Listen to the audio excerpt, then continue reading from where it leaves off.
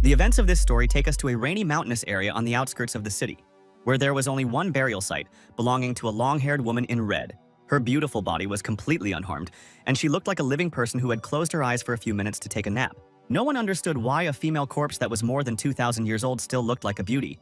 The experts threw up their hands and said that they were still waiting for evidence. Many people thought that this event would shake up the global archaeological society, but there were also skeptics who thought it was all nonsense. The driver who was driving him just grinned and asked if the guy hadn't heard the latest rumors, so he decided to tell him a secret. According to this strange man, in fact, the woman's corpse disappeared on the way to the city. These words greatly strained the hero, who understood that the case smelled of something muddy. The story of the gentleman continued. It turns out that he saw with his own eyes how the car with the woman turned over in a ditch, and then the coffin simply disappeared. In his opinion, such news could not be published because it was a national cultural relic, the loss of which could lead to disaster. Soon, the guy got out of the taxi and thanked the driver for working so hard. Holding a beautiful bouquet of red roses in his hands, the hero began to look worriedly at his phone, because the one he was expecting was already well delayed. A few minutes later, he saw a familiar female silhouette, the beauty standing next to a man who clearly wanted more from her than just going to the movies or having dinner. Looking at the fact that the girl does not mind being near this man at all, something inside the guy broke, it seemed, and his heart broke into small fragments. The bouquet in his hands trembled because he could not calm down. To see this with his own eyes was the most terrible thing that he could even imagine. When the lady turned her head, she immediately noticed Yang Cheng and was confused, asking what he was doing here. The anger inside our hero was so strong that he could barely contain it, and he reminded her that he had come here to give these flowers to her for her birthday. But the girl also flared up, saying that she followed him all these years, and he did not give her anything, after which she hit him with a bag that she always dreamed of. But another man gave it to her. In her opinion, if a guy was not motivated to do something for her, then he can forget about her and give way to those who can really give something. After saying this, a grown man came forward and said that after hearing all these details, he felt that Yang Cheng really wasn't worthy of women like the one in front of them. It was obvious that the beauty absolutely agreed with every word of this man. Her love for wealth exceeded real feelings. The self-confident master said that he was sorry to spend so much time on such an unpleasant acquaintance, so he ordered the guy to get out of here immediately. Otherwise, if our hero stays in Changnan City, it will be a huge problem for him. Yang Cheng listened carefully to all these insulting words and asked in a calm tone if his opponents had finished their stream of thoughts. The stoic calmness of the guy made the man very angry. He ordered him to be obedient, threatening that his identity was incredibly dangerous. These words did not frighten our hero at all, especially now, when the anger inside him was boiling like a violent river. So he did a little rash thing and rushed at the enemy with his fists. What he didn't think was that he would encounter a very serious resistance that would cause him to fall on his back and groan loudly in pain. Cracking his fingers, the man said that he couldn't wait to punch his opponent's shameless face again. Yang Cheng was really angry, so there was only one goal in his mind now, to take revenge on the person who was standing right in front of him. Mixed feelings began to form inside her, and she felt sorry for Yang Cheng, despite all the unpleasant things she had said a few minutes ago. It pained her to see the man she'd spent so much time with and considered close to her now sitting on the cobblestones and bleeding profusely. But Yang Cheng wasn't sad, because he knew that revenge was a dish that should be served cold. Seeing his smile, the man thought that he was crazy, and the girl began to urge Yang Cheng to leave immediately, because her companion was engaged in the martial art of Muay Thai. Finally, the young man wiped the blood from his face and shouted to his ex-girlfriend Zhang Long that she had disgraced herself and now their couple would definitely not be easy. After this unexpected fight, it was extremely difficult for the guy to walk, because every cell of his body ached and burned with fire after a heavy landing on the paving stones. He decided to somehow drown out his physical and moral pain, so the old and not very useful method was used. But even alcohol did not help him drown out the emotions he experienced, so at some point the guy tripped and fell to the ground among the trees. Deciding that lying on the grass wasn't too bad, Yang Cheng spread out his arms and thought about how his happy life was now over. It was hard for him to even breathe, so he still didn't understand how he could survive the betrayal of the closest person. And then he saw her, a beautiful, long-haired woman in a red dress, the space around her literally glittering. When she brought her face close to him, the guy's body began to tremble violently and he could not even move. It was so cold that it seemed that you could die from it. He just lay there, not moving at all, only his eyes following closely every movement of this strange, cold stranger. She behaved very strangely, because at some point she stuck out her tongue and licked the dirty cheek of our hero. The girl said that a body that survived for several thousand years and then disappeared without a trace reacted quite well to external stimuli. After that, she showed off her sharp fangs, which resembled the teeth of a wild beast, and said that she would help the young man become a zombie. Various rumors and memories began to flash through the boy's already drugged head, and now there were suspicions inside that this was the same woman whose body was recently found in the city, but lost. His eyes widened in fear, because it was hard to believe that this was a real female zombie who was lying in a coffin earlier this morning. Now it was very much alive, moreover.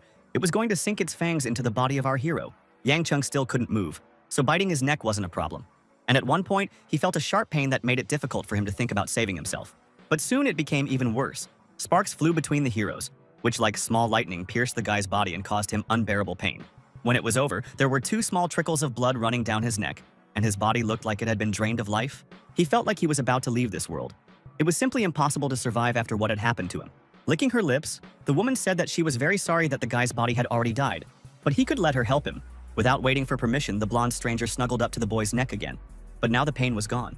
He was so sick that he didn't really care what was going on, and at one point his pupils turned red, just like the blonde woman's. After that, the trembling in his body increased. It seemed that he was filled with life, but it was somehow different, absolutely otherworldly and cold. But this unexpected surge of strength was enough to swing at the woman and throw her off. She managed to jump back in time and flew into the air. Looking at the fever that was hitting the young man, the blonde thought that he was even stronger than she expected. Yes, that was exactly what it was. She was convinced of this statement when the guy flew up so fast that it was almost impossible to follow his movements. Our hero himself was surprised that he had a sudden talent for jumping so high, because before he did not have such physical abilities. He was afraid, because the reason for such changes could only be the bite of that strange lady. When he landed, he immediately crouched down, wishing that the haze in his head would disappear and he would have a chance to analyze what was happening, because something very strange was happening. As the woman flew closer and closer to him, all he could think about was that he had just taken off and broken the tree with a single blow, as if he had developed some strange superpowers. Finally, Yang Cheng's common sense gradually began to return, and he realized that a ghost was approaching, so he began to run away, wanting to escape as quickly as possible. But this behavior caused the blonde only to laugh. She understood that the one she chose was unlikely to be able to escape from her somewhere. Yang Cheng soon realized this as well, because when he turned his head, he saw that the blonde was flying beside him and wouldn't leave him alone. Falling to his knees, he begged the ghost to let him go. The guy even promised to burn money on holidays as a sacrifice. It was clear that he was ready to do anything to be left alone. Once again showing off her fangs, the blonde said that she didn't need money. She was a zombie. And the guy was now too. They belonged to the same species. Getting even angrier, the guy asked why she was bullying him. Because a zombie couldn't have a heartbeat and breathing, and he also didn't have terrible teeth and nails. Turning her back on the guy in exasperation, the woman said that they hadn't reached that level yet, so they just had a nice body. Seeing the guy's upset face, the beauty said that after turning into a zombie, he would have an endless life and a strong body, so there was no need to create drama. The words made the hero wonder if this was the beginning of his new life, without past attachments and with new abilities. After these thoughts, confidence began to spread inside him, not only that he would continue to live, but also that he could take revenge on his stronger abusers. When the guy asked if the woman was really a zombie, she replied that he should not be afraid, because in this world there were monsters much more terrible than those that they were. For Yang Cheng, this was not so important, but now he was much more interested in the name of the person who decided to give him an updated version of life. The beauty's face took on a strange expression, as if she hadn't expected to hear such a question. She uttered very strange words that were hard to believe. It turns out that so much time had passed since her life that it was impossible to remember her name. After a little thought, our hero asked why not then choose a new name for her. This idea appealed to the woman. After looking at the beauty carefully, the young man said that she reminded him of a fairy in a painting. So he came up with the idea of naming her Xian Ling.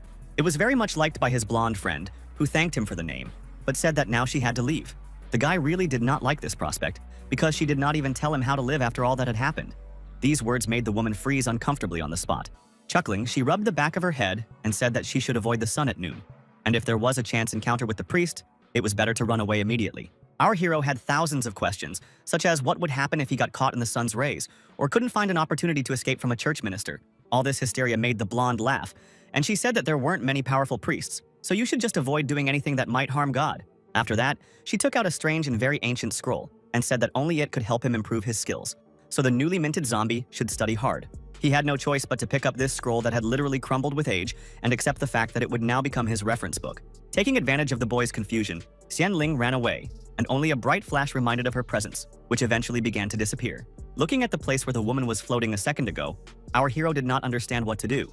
He assumed that he could file a complaint somewhere, but the next second he realized that this was complete nonsense. After resigning himself to his deplorable situation, Yang Cheng decided to unroll the ancient scroll and familiarize himself with what was written there. It only took him a few seconds to realize that his situation was much worse than he might have thought. He didn't understand a single word of what was written in the scroll, so he desperately wanted to go back and tell his new friend who had come back to life. After hailing a taxi, he sat in the back seat and drifted off to sleep. The exhaustion of what he'd been through so overwhelming that he couldn't keep his eyes open. In his mind flashed thoughts about what an incredible day today was.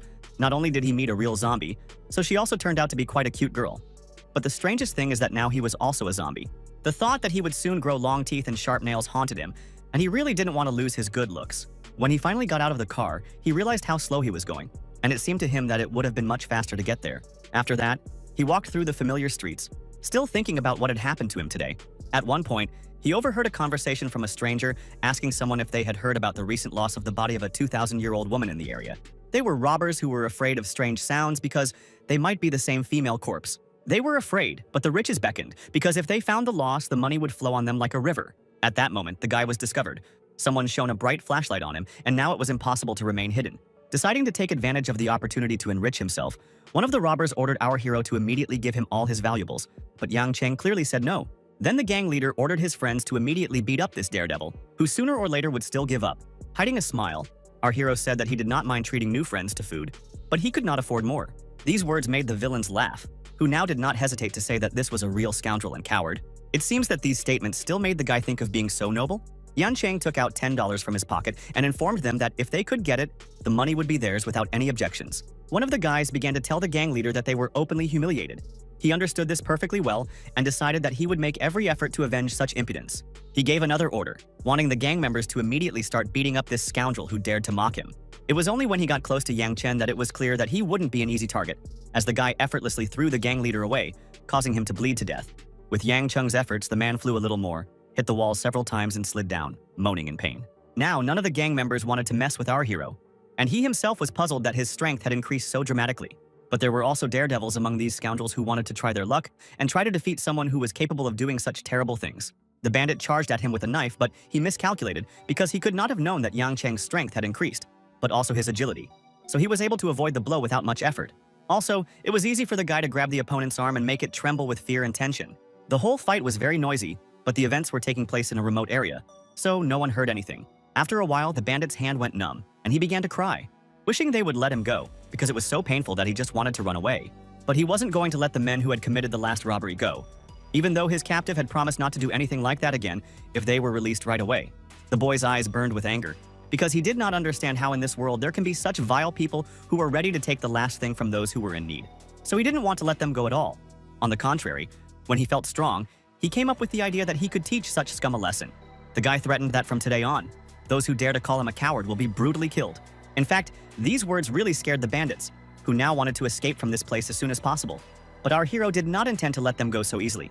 So he gave chase and made his opponent scream in fear, moving at an incredible speed, and it seemed impossible to escape from him. After catching up with the scoundrels, he began to beat them up to show that there was no permissiveness in this world, and sometimes he had to pay for his mistakes. After landing on his feet after a quick jump, the young man began to look around and analyze whether he can catch up with those who managed to escape from him. Despite the fact that it seemed impossible, the guy decided to try, and his idea was successful, because some villains were caught and punished. Soon, every single person who had touched Yang Cheng's dignity in any way tonight was responsible for their actions and clearly regretted the mistakes they had made.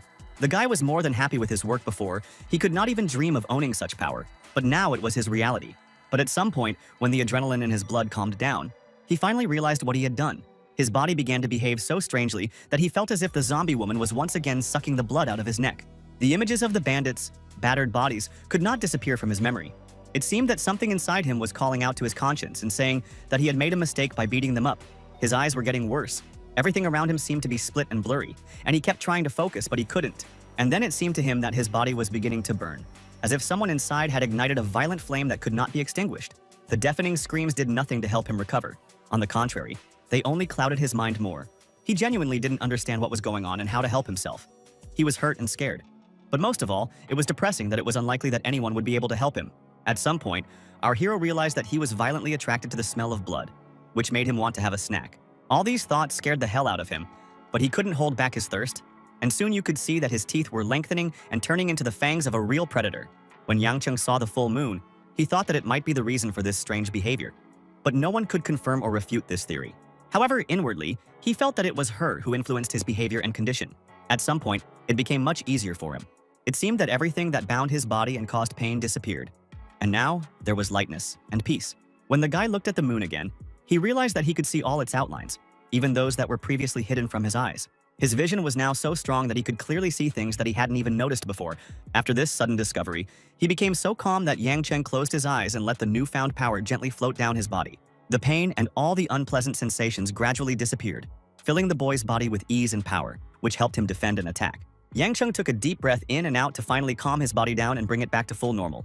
Opening his eyes, the young man turned to his enemies and said that this time they were really lucky, because in the future he would not let anyone go so easily. After saying that, He slowly walked towards the exit of the alley where the fight was taking place. When he reached his house, he opened the door and went inside without turning around. He had absolutely no fears that someone might follow him. He went straight to the shower because he wanted to wash away all traces of today, which had brought him a lot of emotions, mostly negative ones, as soon as possible. Coming out of the bathroom, the guy found himself in the bedroom, where there were many beds. He thought that he was tired of living in such a place. His soul wanted something completely different. He settled down on his bed and read the ancient scroll he had received from Xianling, wanting to understand something about who he was now and how to live with it. But there was only one problem. He couldn't even read the words, and there was no question of understanding anything at all. And he had one thought in his head. What would happen if he tried to copy the movements? The parchment was covered in drawings of human bodies that were bent in the most intricate poses. The guy thought what would happen if he repeated this crazy dance. Somewhere inside him, the boy knew that he should try different methods of deciphering this manuscript. But it was difficult for him to accept that now he was going to learn dance from pictures. But what can we do? If this was the only way to understand something, our hero was determined to try to do everything as it should be. All this acrobatics was quite tiring. So after a few minutes, the young man was already sweating profusely, opening the window to let in fresh air. It was hard not to notice how full and bright the moon was. The moonlight seemed somehow to beckon, as if it were something familiar or long lost. As Yang Cheng breathed in the night air, there was something new about it, something strange that he hadn't noticed before. After that, his eyes flashed with an otherworldly reddish light, and his body was filled with a strange energy. So good the hero had never been before. Then he thought that the reason for this blissful state could be those strange movements that he performed just a few minutes ago. Without hesitation, our hero decided to repeat the cycle of these tricks in order to finally understand whether it was really them. Now it was much easier to perform them.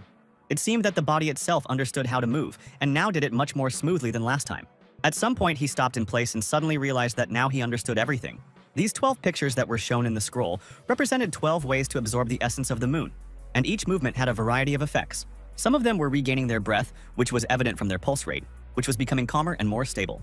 Thanks to this calmness, the guy finally realized that the old him would have been long dead. But his new identity was not just alive. She would never feel fear of anyone again. Morning came, and Yang Cheng's room rang, asking him why he wasn't at work. Hurriedly leaving the house, the young man said that he would soon arrive at the place, after which he hung up, not wanting to waste his time on meaningless conversations. Once on the street, the guy realized that he simply could not be under such scorching rays of the sun. It was only 9 o'clock in the morning, and the sun was shining as if it was already noon. And at one point, he heard a faint hiss, and then realized that it was the skin on his hands that was melting. It was then that he realized that he was so hot that it was simply impossible to stand it. So our hero immediately hurried into the shadows. The first thing he decided to do was take a pair of sunglasses and a cap to create some shade and protection for his vulnerable skin. People turned to look at him and were startled, because without noticing it, he was passing by the same bandits he had beaten up last night.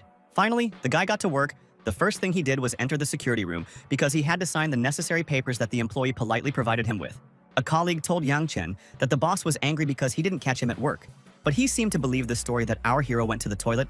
While the boys were talking, a strange sound was heard somewhere behind them, as if something very heavy had fallen.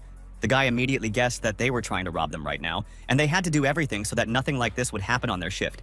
The sounds came directly from the part of the building where the diamonds were being processed. It was there that bandits were already hunting. They took employees hostage and ordered them to keep quiet and not resist. Otherwise, they would get acquainted with the muzzle of a gun. The ringleader's henchmen started saying that there were a lot of diamonds to get rich with. But the boss ordered everyone to shut up and pack up quickly. But at some point, a sound was heard that began to strain the man very much, because something not very good was clearly happening outside the door of the room. When the door opened, a gun was immediately pointed at the employee, and the leader of the bandits said that some daredevil must have decided to find his death from his bullet. Yang Cheng had no idea why the man was so confident. Perhaps it was the effect of the weapon in his hands that affected him so much. Suddenly, a hand appeared right in front of his body, blocking the entrance to the room where the bandits and hostages were being held. A personable man in a suit said that the criminals could take the diamonds, but they had to guarantee that the hostages would not be harmed. Otherwise, the escape would not succeed. The leader of the bandits said that Boss Yu was really the king of jewels, and he was also very generous. Previously, it was planned to take only jewels, but now the plan has changed dramatically. After all, the man in the suit was much more valuable than some trinkets. So now the muzzle of the gun was pointed at Boss Yu's forehead. The man swallowed nervously, but behaved more or less restrained. He asked if the criminals knew who he was. Without taking his eyes off him, the bandit said that he was aware that the person in front of him was a well-known entrepreneur in Chang'an. The scoundrels wanted to make the boss go through hell with them. But our hero wasn't going to let that happen. So he threw the first thing that came to hand at the robber and knocked the gun out of his hands. The blow was so precise and strong that the scoundrel's hand was shaking from the sharp pain caused by the employee of the company. While the gang leader was disoriented, our hero decided that there was not a second to lose, so he immediately rushed to the attack. His next blow landed squarely on the scoundrel's solar plexus, who now spat all the air out of his lungs and couldn't take a breath. Spoiler alert, he never managed to take a breath because then he was sent flying, followed by a hard landing and hitting his back against the elevator door. Mr. Yu was extremely impressed by the employee's strength, and at first he didn't even believe what he saw because he couldn't have imagined that such talents worked for him. The scoundrels became more active. They were angry because some boy dared to attack their boss, who was a huge authority for them. So soon, a stray bullet was already flying at our hero, which was aimed directly at those places that could cost the guy his life. Everyone thought that our hero was finished, but the bullet bounced off his body as if it were a piece of paper. This sight made the formidable scoundrels tremble with fear, because at that moment they realized that they were facing not just a person, but someone who was a serious threat to them. The boss looked at his subordinate and only thought about what it was. He even assumed that the guy had a legendary martial art body armor.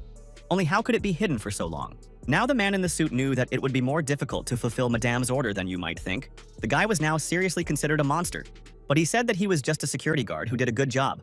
So good that he made the bandits scream in pain and fear. One of the criminals decided to attack the guy, but instead of hitting him, he felt only a faint touch of something hard on his back. Holding a huge hammer in his hands, the attacker was shaking with fear, because his weapon not only did not cause any harm to the enemy, but also cracked due to the recoil. Very soon, this person regretted that he dared to attack a guy who was many times stronger than him.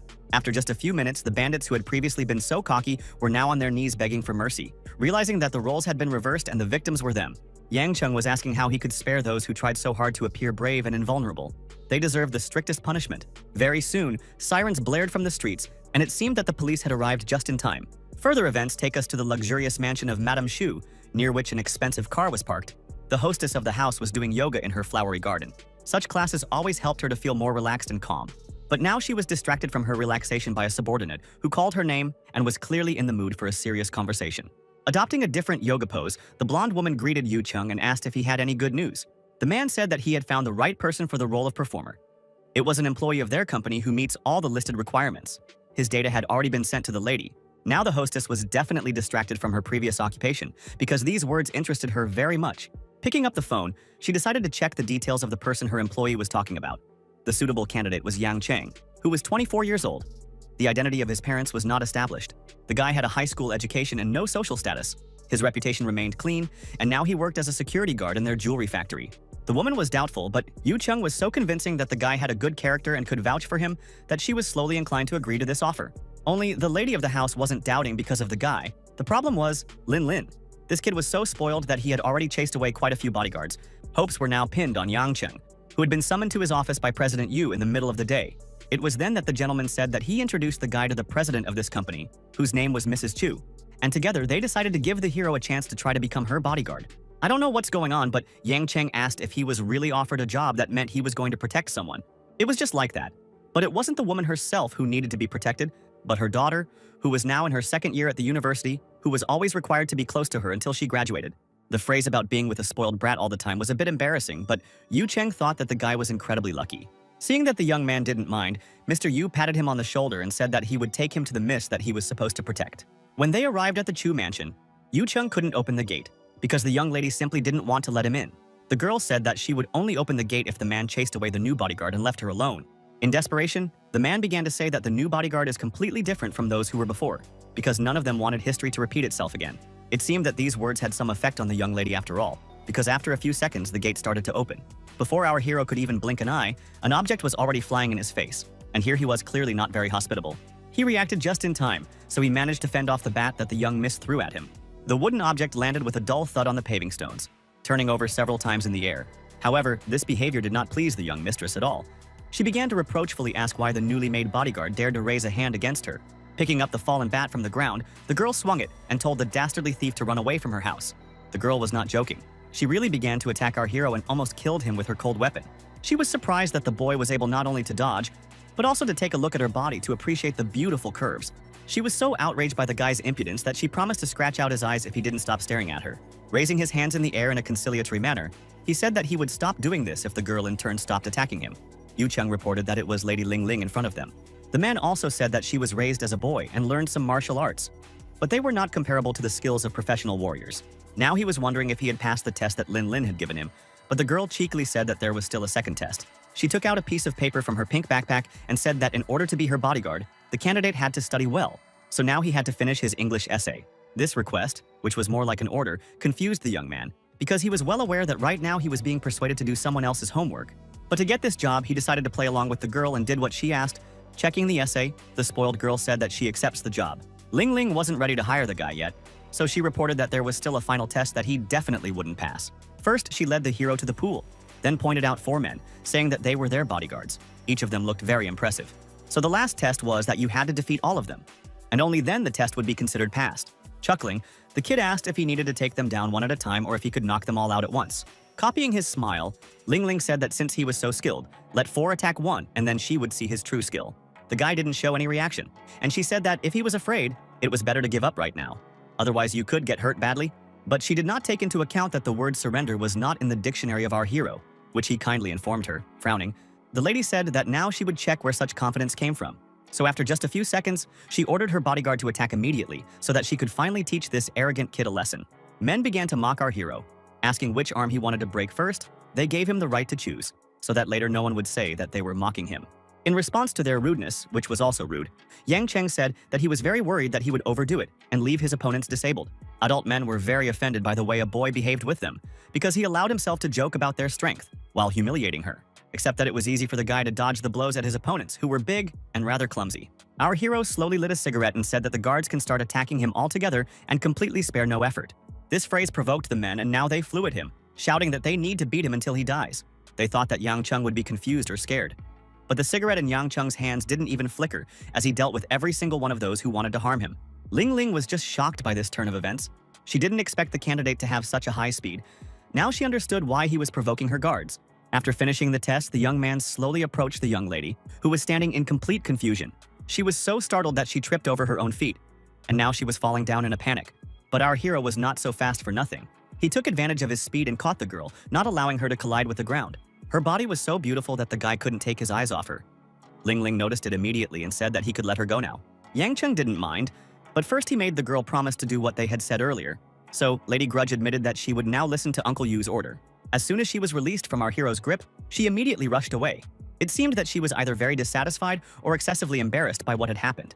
Then she suddenly stopped and said that she would remember today and the guy should just wait, because when he becomes her bodyguard, he will find out what she is capable of. Night had finally fallen, and now everyone had a chance to take a break from this hard and very busy day. But our hero was not just going to rest. On the contrary, now, in his opinion, was the time to develop their skills and strength.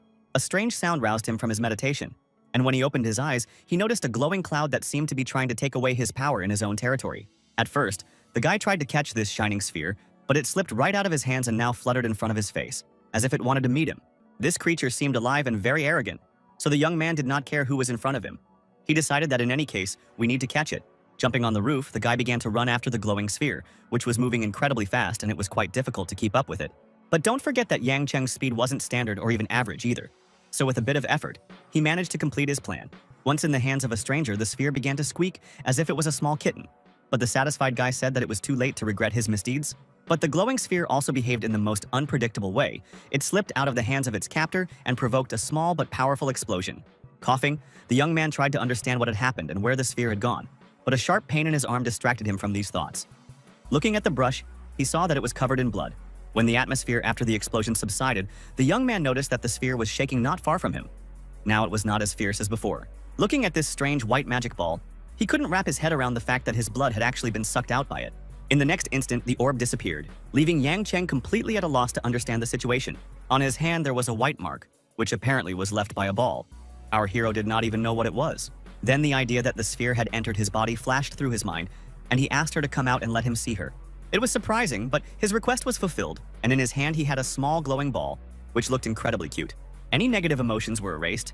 Yang Cheng literally melted at the sight of this creature and suggested that he go along with it, poking a finger into the nose of his new friend.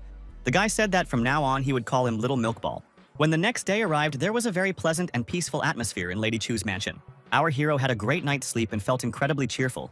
Not far from him, on the mat rested the same ball that had nailed to him at night. Yang Cheng picked him up and stroked his tiny body, telling him to wake up, because it was time for them to go to work. Today was his first day of work, and the first thing to do was to find Xuan Lin. After wandering around the mansion, which was just an incredible size, the guy found out that the person he needed was absent today. Wandering through the corridors, our hero noticed one very strange door, at the top of which was something that resembled a bucket. It was so childish that there was only one thought in the guy's head about who could have owned such an outburst. Sure enough, as soon as the door opened, the bucket of water immediately fell to the floor, knocking over its contents with a crash. However, when Ling Ling was setting up the bucket, she didn't expect that her new bodyguards would be so fast and would be able to run before the water ran out. Chuckling, the guy asked why this girl was so sullen, to which she replied with displeasure that he should go and do his own business. Following her down the hall, the hero found out that their rooms were on the same floor, but his was in the easternmost part of the house, while Lin Lin lived in the west, which means he will have to go around the whole house. They were about to go their separate ways when suddenly a desperate squeak was heard from the guy's pocket, which made the young lady freeze in place. The girl immediately jumped up to her bodyguard and began to ask where the source of this sound was, but he pretended that he did not understand anything. Ling Ling stood her ground because she was sure that she heard a squeak, even though they tried to convince her otherwise. However, she continued to confidently state that the squeak came from the guy's direction, which means that he was obviously hiding something strange from her. Recoiling from the girl, the young man began to say that she was just looking for an excuse to touch him. He even pretended that he was very offended by this behavior. These words worked and made the girl run away in embarrassment towards her room. Finally, the guy could exhale with relief, because at some point he thought that his secret would be revealed. Turning to the white ball, Yang Cheng said that this lady was a real disaster and if she found the sphere, then both of them would be finished. As night fell, the zombie convert once again began to meditate to absorb all the energy of the moon, giving him an incredible sense of cheerfulness. At some point, he opened his eyes because he realized that something was blocking the light from the moon. Looking out the window, the guy noticed a strange silhouette that hung upside down. It became absolutely obvious that this was some kind of hoax. It was not difficult to guess who exactly became the author of this brilliant idea and brought it to life. Of course, a very realistic mannequin was involved. Grinning, our hero mentally asked for forgiveness for the fact that the Joker would have to devour the consequences of his actions. So it was only a few minutes later that he made his way into the room of a girl who was sleeping peacefully on her bed. She was so beautiful that it was almost impossible to look away from her, but there was no time to be tempted. So the guy pulled himself together and began to quietly make his way around the room, holding the head of the mannequin in his hands. Crawling to the head of the bed, the young man hung it right there, catching it by the hair. And then he found that he had an interesting ability to see through things. When morning came, the walls of the house shook with the young lady's deafening scream. Half asleep, our hero completely forgot about his nighttime joke, so he got scared and burst into the girl's room, wanting to find out what caused such a deafening scream. And then he saw the mannequin's head, and everything fell into place. The evil girl threw this doll right in his face, since he was able to dodge and not get hurt. Yang Cheng completely didn't understand why she was so angry at him for just repeating her trick. Without waiting for an explanation, he received an order to get ready for school. After a short period of time, the children have already reached the building of the educational institution. The entire time, the girl hadn't spoken to him or paid any attention to him at all. But even with the naked eye, one could see how angry she was. Today, she looked simply amazing. And this did not go unnoticed by the male part of the students, who began to shower the beauty with compliments. A guy appeared on the horizon, whose clothes spoke of a very interesting style. And he didn't really like the way some guys reacted to Ling Ling's appearance. When he came close to some of them, the guys began to get lost and say that they were just joking, not meaning anything bad. Glaring angrily at the other students, the young man said that he did not care about the words of others because the girl would only love him alone. Hearing these words, the girl called out a guy named Bob Joe and asked what nonsense he was talking about. She confidently stated that she didn't like the guy at all, so he could tone down his arrogance and stop saying such things. Of course, Bob Joe didn't like these words because they hurt his ego, and when he saw that there was a stranger next to his beloved, his eyes narrowed with anger. The guy immediately began aggressively asking who dared to approach his girlfriend and stand next to her. Yang Cheng left this question unanswered and calmly led Ling Ling away. He had heard that this would-be lover was asking questions about where they were going.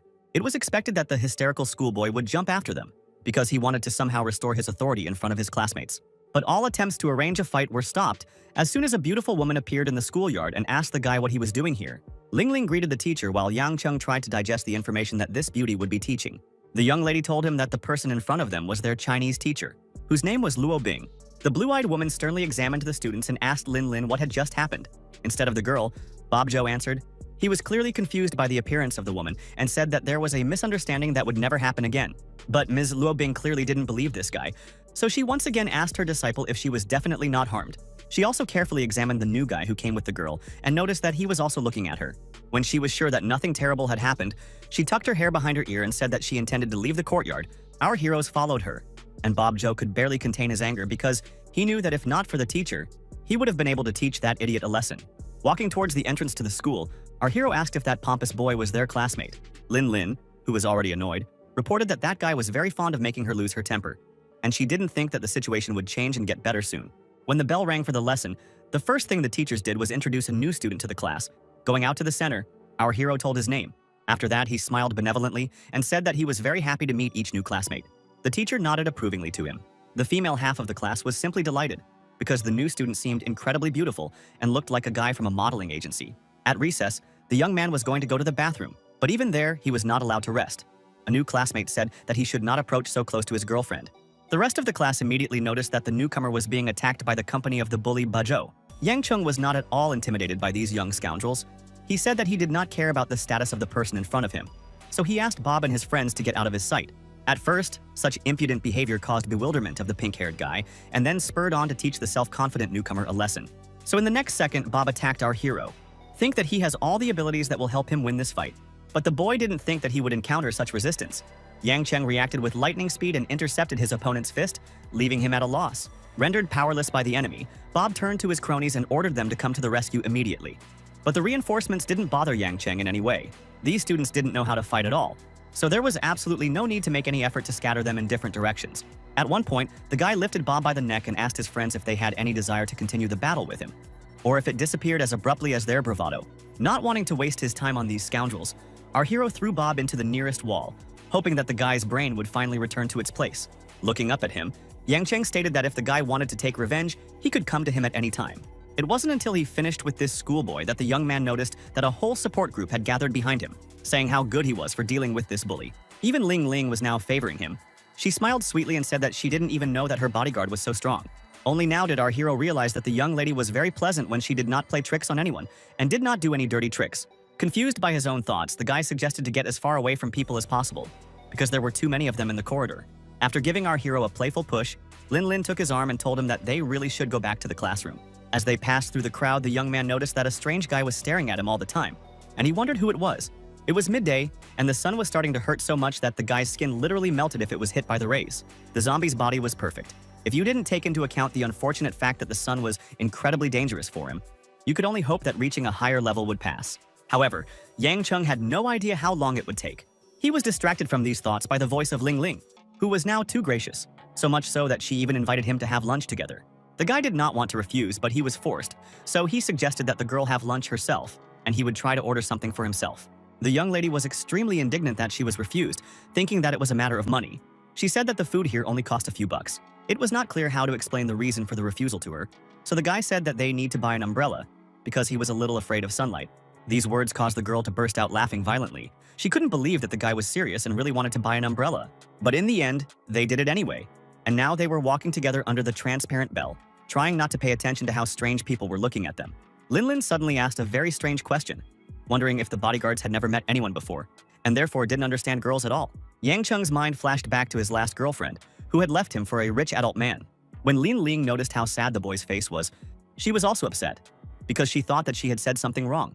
Walking along an empty street, our hero noticed that it was somehow unnaturally quiet. The only sound was the creaking of the sign of the nearest store, and at some point, it became absolutely clear that the guy's fears were not in vain.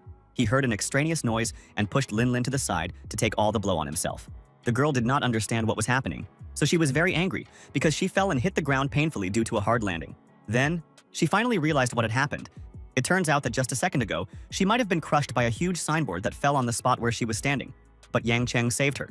The object was so heavy that our hero barely held it, of course, because he also fell from the very top of the task. Ling Ling noticed that the guy's shoulder was the main target, so she worriedly asked if he was okay, and the young man nodded his head in the affirmative. Now he was busy with a thorough inspection of the building, after which he came to the conclusion that the sign was installed only recently and the work was not done well. But the thought that the decorative element couldn't just fly off on its own didn't leave his head. Meanwhile, the young lady still couldn't accept the fact that her bodyguard actually picked up and caught something that fell from the roof itself. Without paying any attention to the girl, our hero tried to see who was on the roof. But to his surprise, there was no one there. Looking at the guy's behavior, his ward asked if something was really wrong. But of course, no one shared the terrible guesses with her. Yang Cheng said that they should get out of this place. The guy also said that today they will not go home by car. The girl was surprised and asked how they will get to the mansion. Yang Cheng pointed at her bike and told her that they would just follow her car. It was already evening, and our heroes were still making their way to the Chu mansion. The weather was just incredible, so even the fastidious lady was not against such a walk. Our hero's premonition, as usual, did not fail him. He knew that it was dangerous to drive in the car, and when the truck rammed it, it only proved his theory. Both he and the young lady stared dumbfounded at the scene that was unfolding right in front of their eyes. Mr. Yu Chung was driving the car, and when the girl approached him, she saw that he was unconscious and bleeding profusely. But the truck was empty. Now the guy understood that his ward was in big trouble, and he had to help her get out of it. He clearly knew that he couldn't leave the girl in danger, so now he pedaled even faster, and a plan to protect Lin Lin was maturing in his mind. As soon as they arrived at the mansion, the hostess immediately began to question our hero about whether he immediately suspected the danger as soon as the sign fell. It was just like that.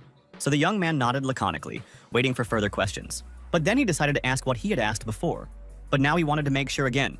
He wondered if Mrs. Chu had started any conflicts recently, or if she knew that someone had an open dislike for her.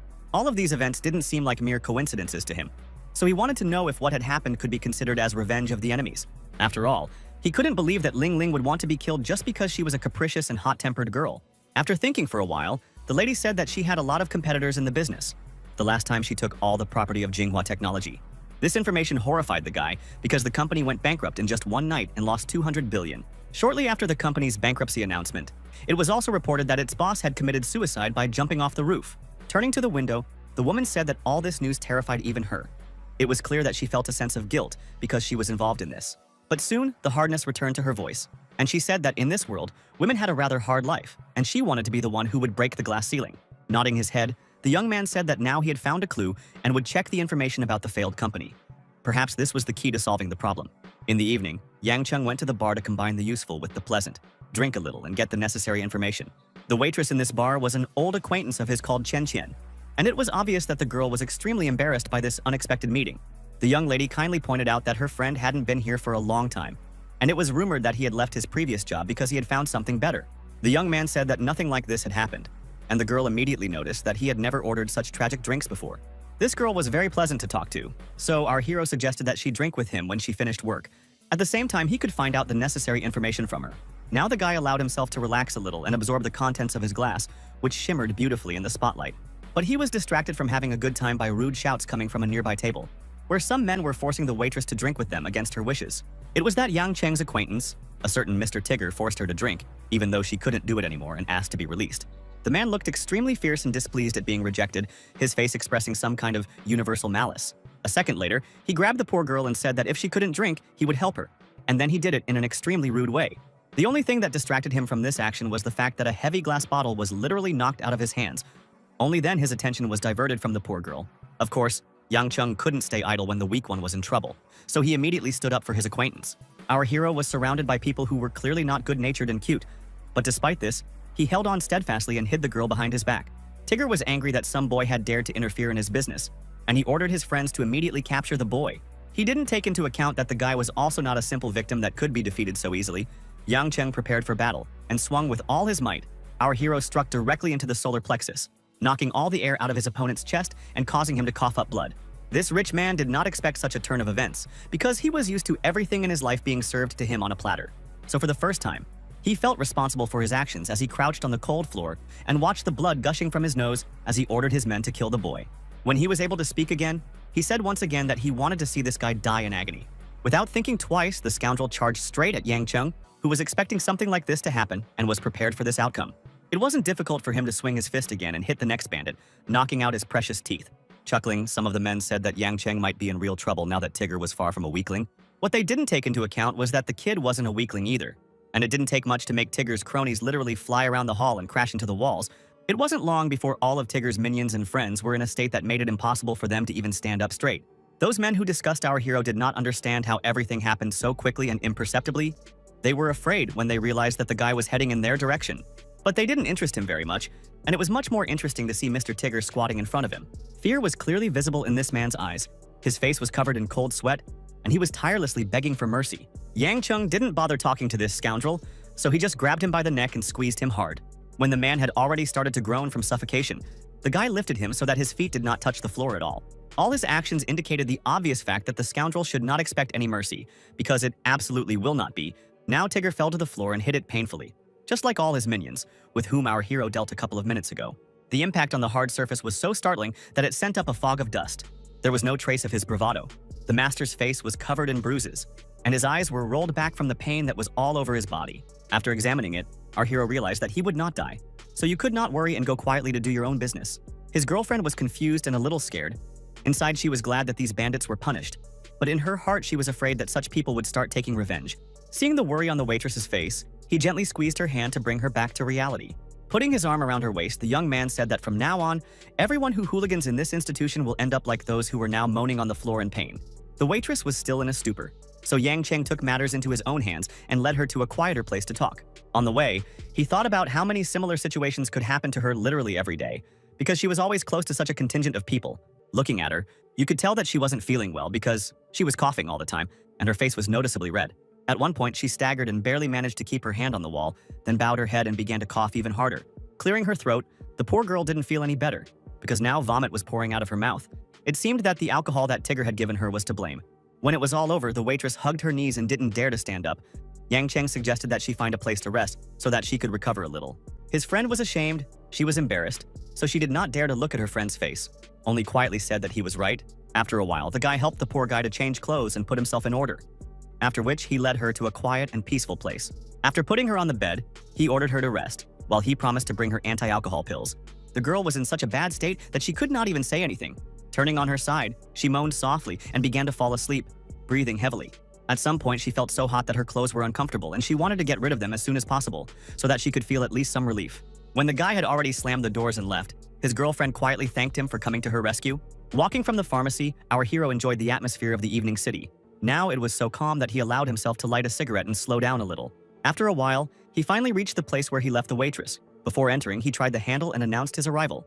But when the guy was in the room, he found that the bed was empty and the girl had disappeared somewhere. She seemed to have recovered a little because a second later she responded and said that she had been in the bathroom, washing and tidying up.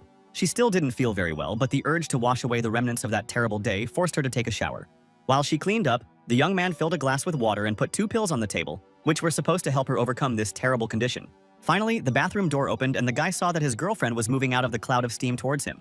He cautiously turned his head to see if the girl could stand on her feet, which had been a problem for her before. It turned out that she was quite well on her feet.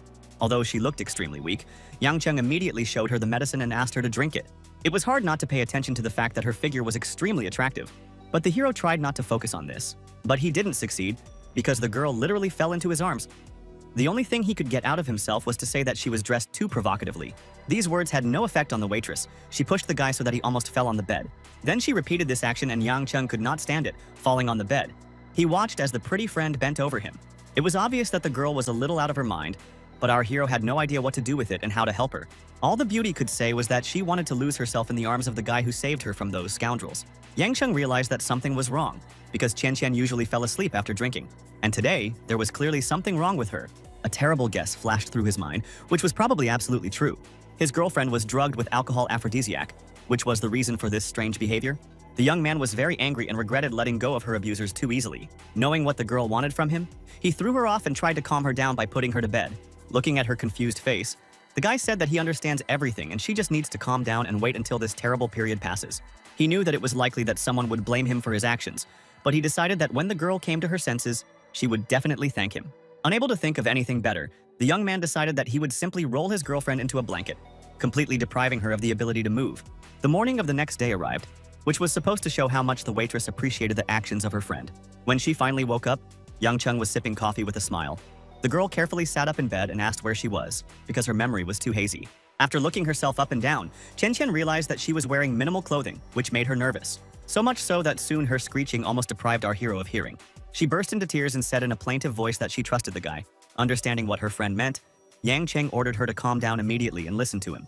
When he told her the whole story from beginning to end, Qian Qian sobbed one last time and apologized for getting it wrong, then thanked the youth for his help. Yang Qian said that he didn't hold a grudge against her, then handed her some clothes and said that she could clean up. Turning away, he gave the girl space. But after a few seconds, curiosity won out and the guy asked how she knew the man named Li Hu. According to Qian Qian, she had no idea that he was from the Dragon Gang. This person came to drink all the time and she often served him. After analyzing the situation, our hero came to the conclusion that the whole yesterday's show was rigged. The victim said that she really wanted to quit, but now there was a fear inside her that no matter where she went, the Black Dragon would still find her. Frowning, the guy said that it looks like these people need to be eliminated. The girl in horror said that the strength of the gang was too great and one person is not able to defeat them. Yang Cheng reassured her by telling her that he had absolutely no plans to die, especially since he was no longer the same person she knew before. The sudden phone call surprised young Miss Lin Lin, especially when she found out that I was a new employee who wanted to get an advance. She asked if his salary would be enough for 6 months, joking that the guy was probably preparing to become a father, since he so suddenly needed money. But this joke was devoid of any logic, because he needed this money in order to help his girlfriend, who was stunned to ask where he got such sums. With an awkward smile, the guy said that it was just his income, so she should just take the money and not worry about anything. You'd think the guy only did it because they shared the same room, but no, he was just being too noble. He hadn't slept well that night, so he was yawning now. But even in this state, the thought of this Dragon Gang leader never left his mind for a second. The guy followed the address that his girlfriend gave him. and when he got to the right place, he realized that he really got to the right place.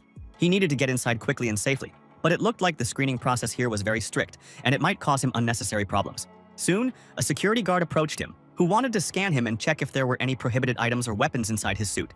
Having found out that our hero did not pose a threat, he was allowed inside. The guy was glad that he had tricked everyone around his finger. Now all he had to do was figure out who to bankrupt. The rich swooped down on him as if they were vultures, asking him to play with them. But they didn't tell him how much they wanted his money. Hugging a strange man and woman, our hero asked them to help him learn to play, because he did not understand anything at all. New friends kindly agreed to help. Soon they had already started the first game, and a combination of cards could be seen on the table, which indicated a royal flush. It was not for nothing that they said that beginners were lucky. The winnings were in the pocket of Yang Cheng, who winked at the guys who taught him how to play. At some point, the club became too noisy. Some strangers called everyone to disperse and make way for them. It was clear that they did not come with good intentions. A man entered the hall accompanied by his entourage. Everything about him said that he was a bandit. This was confirmed by the words of the club employee when he greeted the Black Dragon. Our hero was very happy with this turn of events, because he did not have to do anything to lure the dragon out of his lair. The man turned his head in concern. He didn't want his identity to be revealed so soon, because he clearly had some ill-wishers present. Not for nothing, because a second later a man jumped up to him, who angrily said that he would never forgive the Black Dragon because he had bankrupted it. Security immediately began to perform their functions and protect the head of the gang, who was threatened by some strange people. Without understanding the situation, they decided to act radically and beat the attacker to death. These serious guys wanted to destroy anyone who tried to harm the head of their community, so they acted very decisively. Suddenly, a young boy jumped out of the crowd, calling on everyone to stop and stop hitting his father, because he was already in despair after what happened. And these words meant nothing to the guards. They said that they would finish off their son together with his father. The boy was already preparing to strike when our hero suddenly intervened, who intercepted the fist of one of the guards and asked if they would not even let the child go. Swinging his second fist, the Black Dragon's henchman asked who dared to stop him. Instead of responding, he was hit hard in the face, which caused him to spit blood and fly to the side. This blow, like the one that nearly took Tigger's life, caused a small explosion and sent up a column of dust. There was so much anger burning inside these thugs that they were willing to do anything. So one of them didn't disdain to attack the enemy from behind. Fortunately, the injured man noticed this, and he warned Yang Cheng that his enemies were planning to take his life by attacking from behind. But the enemy was moving so fast that it made him wonder if there was anything he could do to save his life. Turning around, Yang Cheng realized how little time he had to maneuver, but he knew that he could handle such difficulties. He had enough time to make a clear kick that would knock out his opponent and knock the weapon out of his hands. Of course, the bandit didn't expect that someone would be able to react so quickly and strike so clearly to disarm him. Another explosion was an indication that the guy was not just strong, but could defeat anyone who attacked him. The bandit was finished before his knife even landed on the ground. Yang Cheng caught it and decided to keep it for himself, since it was a good trophy, which at least made up for the effort he put in. After carefully examining the remaining guards, our hero said that they should tell their boss, who ran away too quickly, that he would finish him off if he annoyed him. The explosion was so powerful that the fire extinguisher fell off the wall, unable to withstand the shockwave. The guards stood dumbfounded and didn't know what to do, only thankful that they hadn't been beaten up. The day was drawing to a close, which meant that the main adventures were already over. It was finally possible to say goodbye to the Black Dragon gang, but the injured man's hands were still shaking from what had happened. With tears in his eyes, he thanked our hero for helping them, because otherwise A and not his son would have been already dead. The guy said that he just did it in good faith and then asked why the man needed a black dragon. He told him a story about his addiction and how his wife borrowed money to cure their son's illness. But in the end, it was not enough, and because of this, she committed suicide. Now the man was begging the young man to help them take revenge, because apparently, only he could resist the black dragon. Nodding his head, Yang Cheng said that this was exactly how it was, so he didn't mind helping to eliminate these rascals. These words made his new acquaintances literally cry with happiness, because for the first time in a long time they had hope for the restoration of justice. The guy began to convince them that even if their plan failed, he would not give up until the villains were finished once and for all. Hugging his son, the crying man said that Yang Cheng's words were already enough to make him believe in the kindness of people again. Waving to his new acquaintances, the young man decided that he should go on business because he had to fulfill his promise. But first of all, he decided to make a phone call because he hadn't spoken to his superiors all day. Sure enough, the first thing he heard was the indignant voice of Lin Lin, who was wondering where her bodyguard had been all day. It became clear that he had to go to Lady Chu's mansion immediately, because if he didn't, her daughter would kill him. Looking at the time, the guy realized that he got there in a record half hour. But his attention was drawn to a man who was sitting on the side of the road and begging for alms. Our hero was a very kind person, so he could not just pass by someone who needed help. After a moment's thought, he realized that he had met this man before, and was glad to see that he was all right. After handing the man a few bills, the guy told him to buy food and find him when he needed something again. These words somehow strangely affected the man. Instead of gratitude, he looked ahead and clearly thought about something. When Yang Cheng entered the mansion, he was met by a disgruntled young lady who was holding a poker and asking where her bodyguard had been all day. To change the subject a little, the guy smiled broadly and said that he came back when he felt that the girl really wanted it. After that, he quickly closed the door behind him. Not wanting Lin Lin's displeased shouts to be heard by the entire street, he miraculously managed to slip into his room, but the girl chased after him and tried to kick down the door, wanting to get an explanation of where Yang Cheng was. When it became clear that she did not have enough strength to break down the door, our hero felt a little better, and he breathed a sigh of relief. Stretching, he went to the open window and looked out with pleasure at the full moon that was shining down on his room. It was at this moment that the sphere that had recently become his companion broke free. Our hero examined the happy ball and asked if he wanted something to drink. He offered a new acquaintance a delicious wine, but before tasting it, he must answer a few questions. What he was most interested in was how the creature could enter his body, and whether he could use its energy. To each of these questions, the sphere answered in the affirmative, which surprised our hero very much. Only when he wanted to try using these powers, his little friend turned away and puffed out his plump cheeks. Then cunning persuasions were used.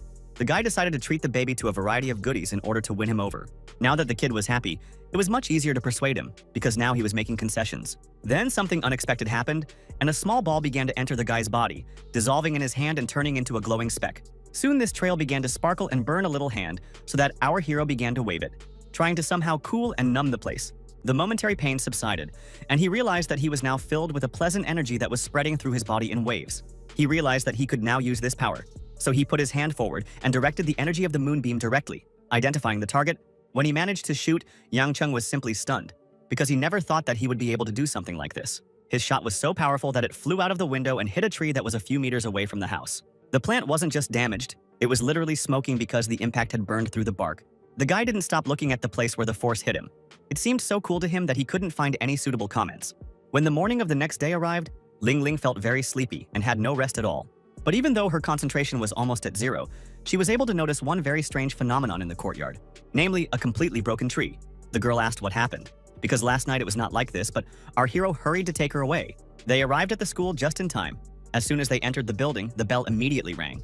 In order to arrive at the office on time and not be late for class, Yang Cheng had to hurry his companion, because she was walking quite slowly. But soon something happened that our hero did not expect at all. In the schoolyard, he met his ex-girlfriend, who was stunned and asked what the guy was doing here.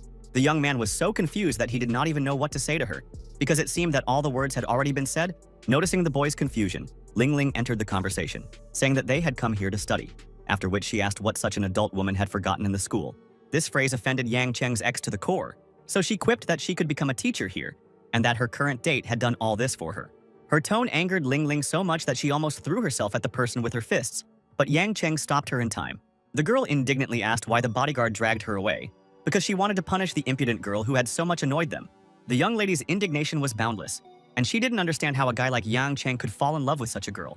Meanwhile, another love drama was unfolding on the university grounds, and Luo Bing was being courted by a man who liked her very much. But the teacher at the moment was not interested in the relationship and asked to stop bothering her. She apologized and honestly spoke about her reluctance. But her boyfriend was not going to accept refusals. Grabbing her hand, he was going to convince the beauty, who did not leave him indifferent.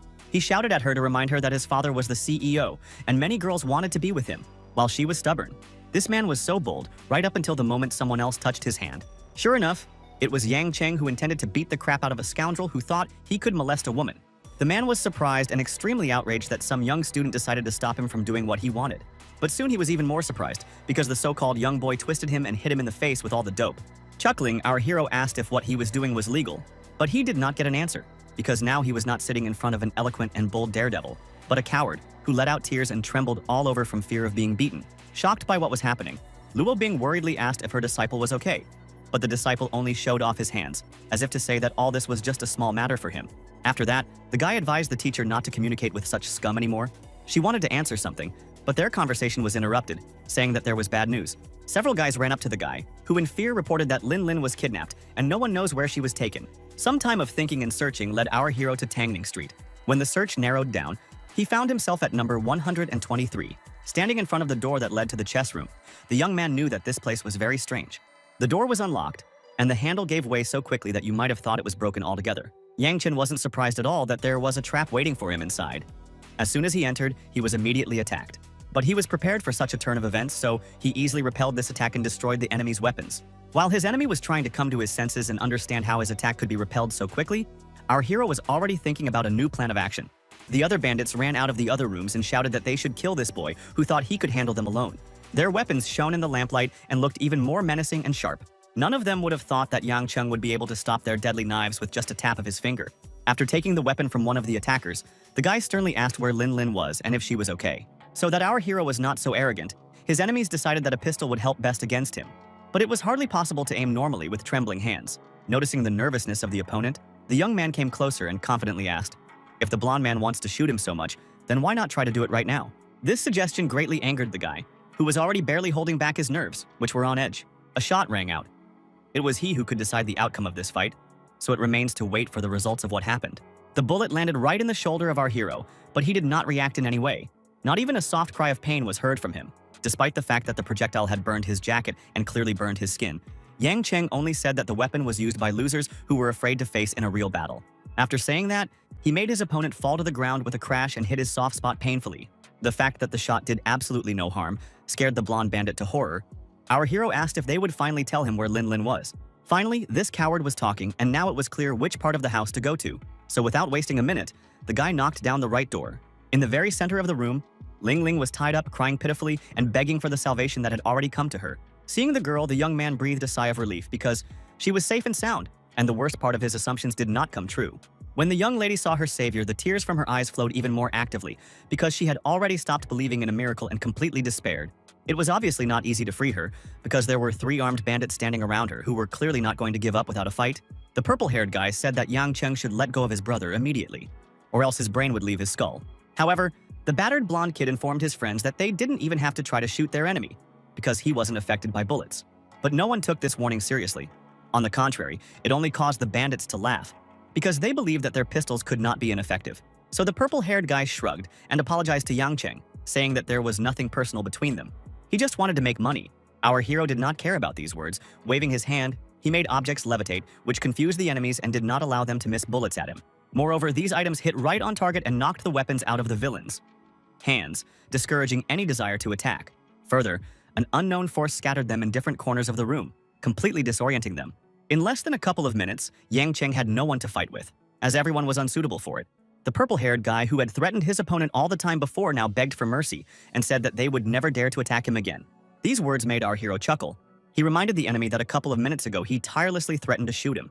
The bandit started to make excuses, saying that his hand was just itching and he wanted to scratch it with the gun. But Yang Cheng just felt like he was threatening.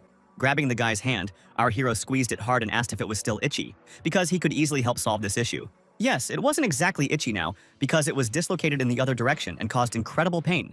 After examining the other villains, he asked them if their hands were itchy, because he would have been happy to help with that. But they just nodded their heads. Despite his answer, he couldn't just let these scoundrels get away with stealing the ward he was supposed to protect. After seating the prisoners in front of him, Yang Cheng decided to ask them a few questions. The first thing he was interested in was who had ordered Lin Lin's abduction. No one was even going to hide this information because the guys immediately called Zhou Liren's name. But it didn't tell our hero anything at all, so he had to clarify who this person was. It turned out that this was the father of Zhou Bob, the same classmate who wanted Lin Lin to be his girlfriend. Why the family of this guy did this, the bandits did not know, because it is unlikely that the performers of dirty work were informed about the plans. The purple-haired guy was so terrified that he almost tearfully claimed that he really didn't know anything. His hysterical voice only confirmed it. The last thing Yang Cheng was interested in was which gang they belonged to. Stammering, one of the guys said that they were from the Dragon Head gang. After finding out what he needed, he began to untie the crying Lin Lin so that he could finally take her home. As soon as her body was released from its bonds, she immediately threw herself into the arms of her savior, thanking him for coming to her rescue. While the girl gradually relaxed in his arms, the young man soothingly stroked her hair and said that it was his job to save her. As they were walking down the stairs, Lin Lin said that she had heard that the guy was not afraid of bullets, to which Yang Cheng replied that he did not have such superpowers. As soon as the young man brought his ward home, he immediately went to the Changnan City Hospital to find out which ward Bob Zhou was in. Without wasting a second, he immediately went to the 5th floor and the 13th ward. His uncanny vision allowed him to see through the walls exactly where the guy was and that he wasn't alone in the room. Our hero noticed that Bob Zhou was accompanied by his father, who looked at the nurse and said that his son should take care of himself and leave other things aside. It was obvious that the boy was uncomfortable, so he tried to convince his father that he was completely fine, so that he finally left the ward. The man was talking about how Yang Cheng should die for daring to bully his son, and the boy lying on the bed was wondering why there was still no news. Mr. Zhou urged his son not to worry about trifles, because once their enemy went to save Ling Ling, he would not come back, and his son could do whatever he wanted with the girl. But the guy was worried, because Yang Cheng might not fall for their trick and just call the police. But according to his father, they have nothing to fear, because connections could solve all problems. All this haughty talk irritated our hero so much that he could barely contain his anger, clenching his teeth in anger. The young scoundrel liked his father's words very much. He thought that Ling Ling was ungrateful, and this time he would make her beg for mercy. His parent only encouraged such behavior. Just then, the door opened with a bang, and Yang Cheng, who no one expected to see here, entered the room. He haughtily surveyed everyone present and asked if they were really that surprised by his appearance. While the Zhou family was in shock, our hero hastened to report that he had heard their conversation from beginning to end. First of all, the gentleman asked why the guy did not go to save his ward, to which he received the answer that it had already been done. Seeing that the man did not believe him, our hero said that there were about 20 people in that house, and all had weapons with them. This was true, and the person standing in front of him knew it. Seething with anger, Mr. Zhou said that he would do his best to take revenge on the person who bullied his son. This idle chatter irritated our hero so much that he finally decided to beat up the one who so much annoyed him. His punch was so powerful that the man couldn't stay on his feet and flew to the side. Not wanting to be left out, Bob Zhou pushed himself up from his bed to grab a gun and attack whoever dared to offend his father. The attempt to harm was so worthless and pathetic that Yang Cheng didn't even know how to comment on it. Deciding to deal with the guy without further ado, the young man took the weapon from him and hit him directly in the chest, knocking out all the oxygen from it.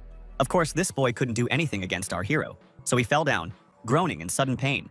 But our hero was not going to stop, because he heard what nasty things this man said about Lin Lin. He really wanted to make this guy regret what he said, so the first blow landed on the scoundrel's face. His daddy groaned and got up on his knees, wanting to do something to help his son, but he didn't have the energy to do it. The man shouted and begged Yang Cheng to stop hitting his son, but all of these words were completely in vain. Continuing to beat the boy, the young man said that their family did not spare someone's daughter, which means that he will not spare his son. These words made Mr. Zhou swear to take revenge on the offender for all this. Yang Cheng coldly looked at the man and said that his son would not suffer any less damage, and only because of his daddy's great strength. As if to prove the truth of his words, the young man hit Bob Zhou even harder, hitting him right in the solar plexus. The battered guy was so sick that it felt like every bone in his body was broken and unfit for functioning.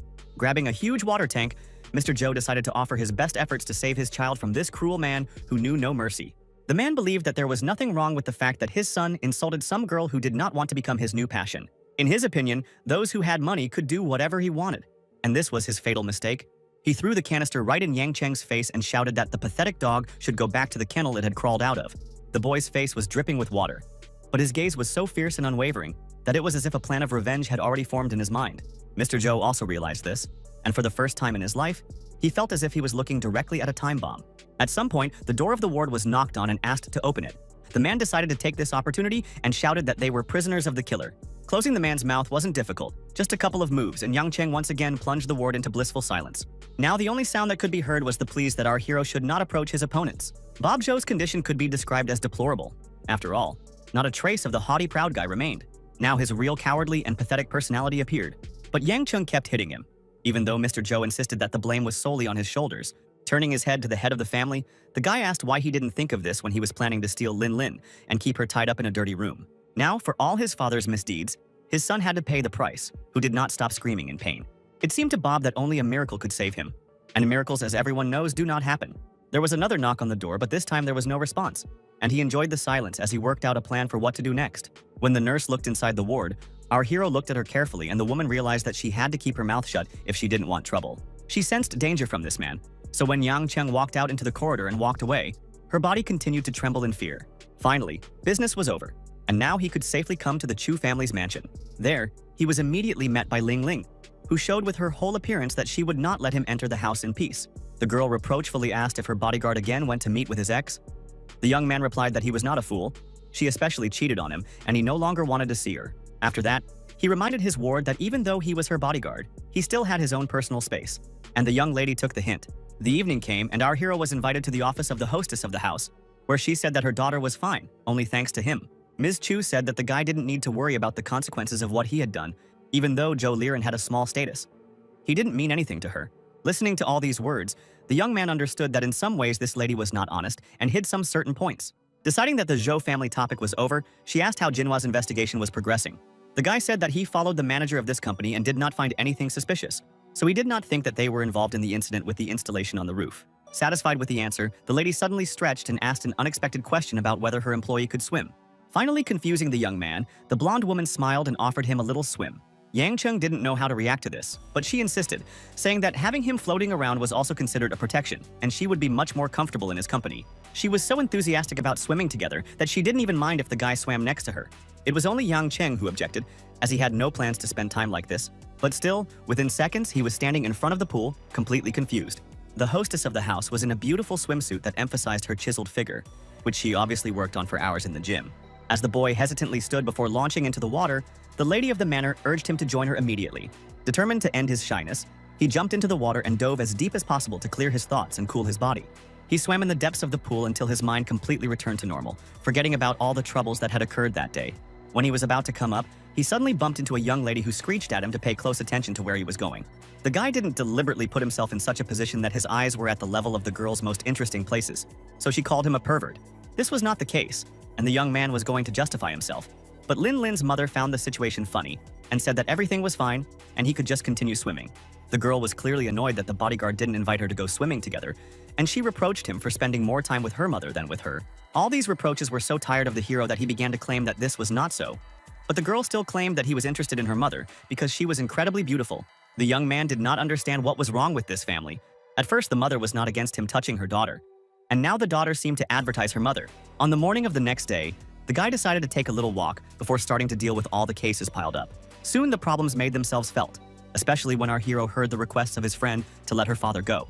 It was teacher Luo Bing, who was talking to someone on the phone and was extremely alarmed by the situation.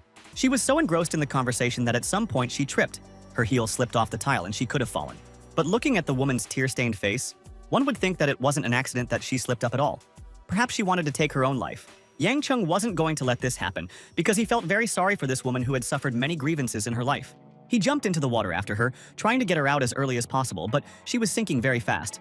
He finally managed to grab her, and immediately after that he started to rise to the surface, but it wasn't so easy to swim together. A few seconds later, he pulled Luo Bing onto the ground, trying to put her down as carefully as possible so that she wouldn't cough and choke on the water. Realizing what he would have to do, the boy quietly apologized to the teacher because his actions might be considered indecent by someone. But he needed to save her life and pump the water out of her lungs, so he unbuttoned her jacket and blouse to give her access to her ribcage. After that, he began to push hard in the right places to pump water out of the poor woman's body. Little by little, the liquid came out, which means everything was not in vain. But this was not enough to bring the teacher to her senses. It was necessary to give her artificial respiration. This action was more effective, because after a few seconds, the lady opened her beautiful blue eyes. Little by little, she began to recover. And when she realized that Yang Cheng had actually saved her life, she was extremely embarrassed. The crying woman began to hug our hero, and he tried to somehow support her, saying that any problems can be solved and you should not think about suicide.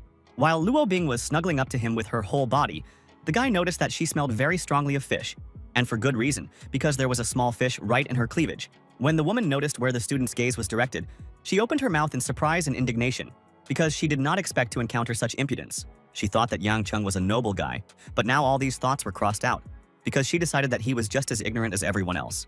Understanding what Luo Bing was thinking, our hero showed her the fish, and then asked her why she wanted to commit suicide. Calming down, the young teacher said that her father did not know what he was getting into when he got involved in gambling. He lost all the money, and now their family was up to their ears in debt. Today, people called her who kidnapped her father because he could not pay them. And this is the reason for such a reaction on her part, because she felt hopeless. Tears rolled down her cheeks as she told her that now, these people wanted her to sell her body until she paid them the debt. And if she didn't agree, they would kill her father. This story seemed terribly banal, so the guy asked why the teacher did not contact the police, because they could help with this situation. Yang Cheng was surprised to hear that the Luo Bing family had contacted the Dragon Gang, which had connections in both the police and government, so it was extremely dangerous to report them. Frowning, the boy said firmly that from now on, the teacher could stop thinking about it and put the case in his hands. Luo Bing was shocked when she heard these words. She couldn't believe that she could really put her problems in the hands of a student, and he would try to help her. But this guy was so serious that he inspired the woman with some inexplicable confidence, so she decided to do as he says. Our hero asked where the villains kept her father. After a little thought, the teacher said that they went to get her to come to the bathing center XXX.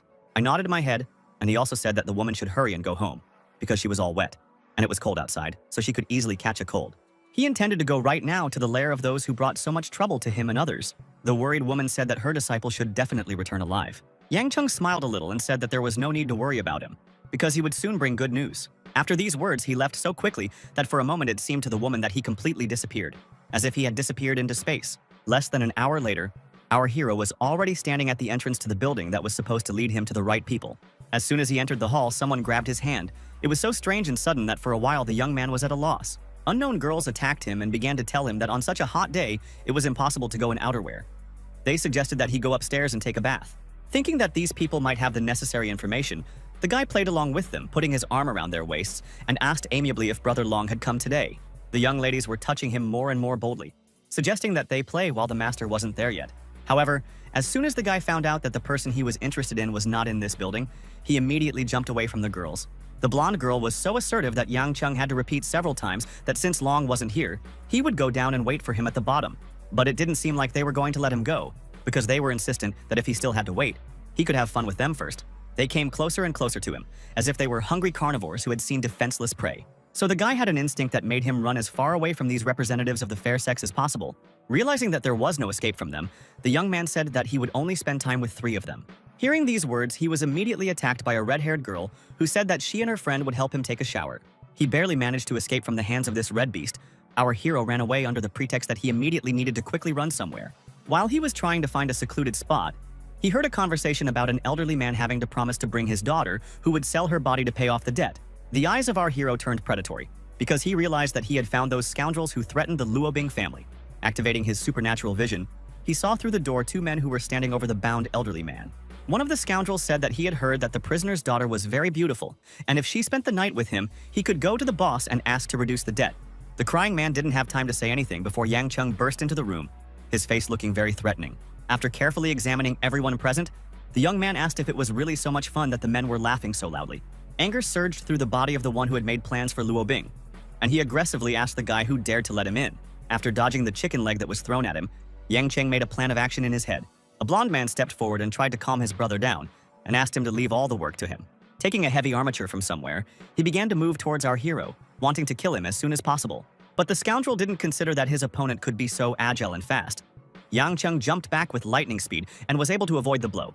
The guy landed right in front of Luo Bing's father, who was blinking helplessly and looking extremely worried.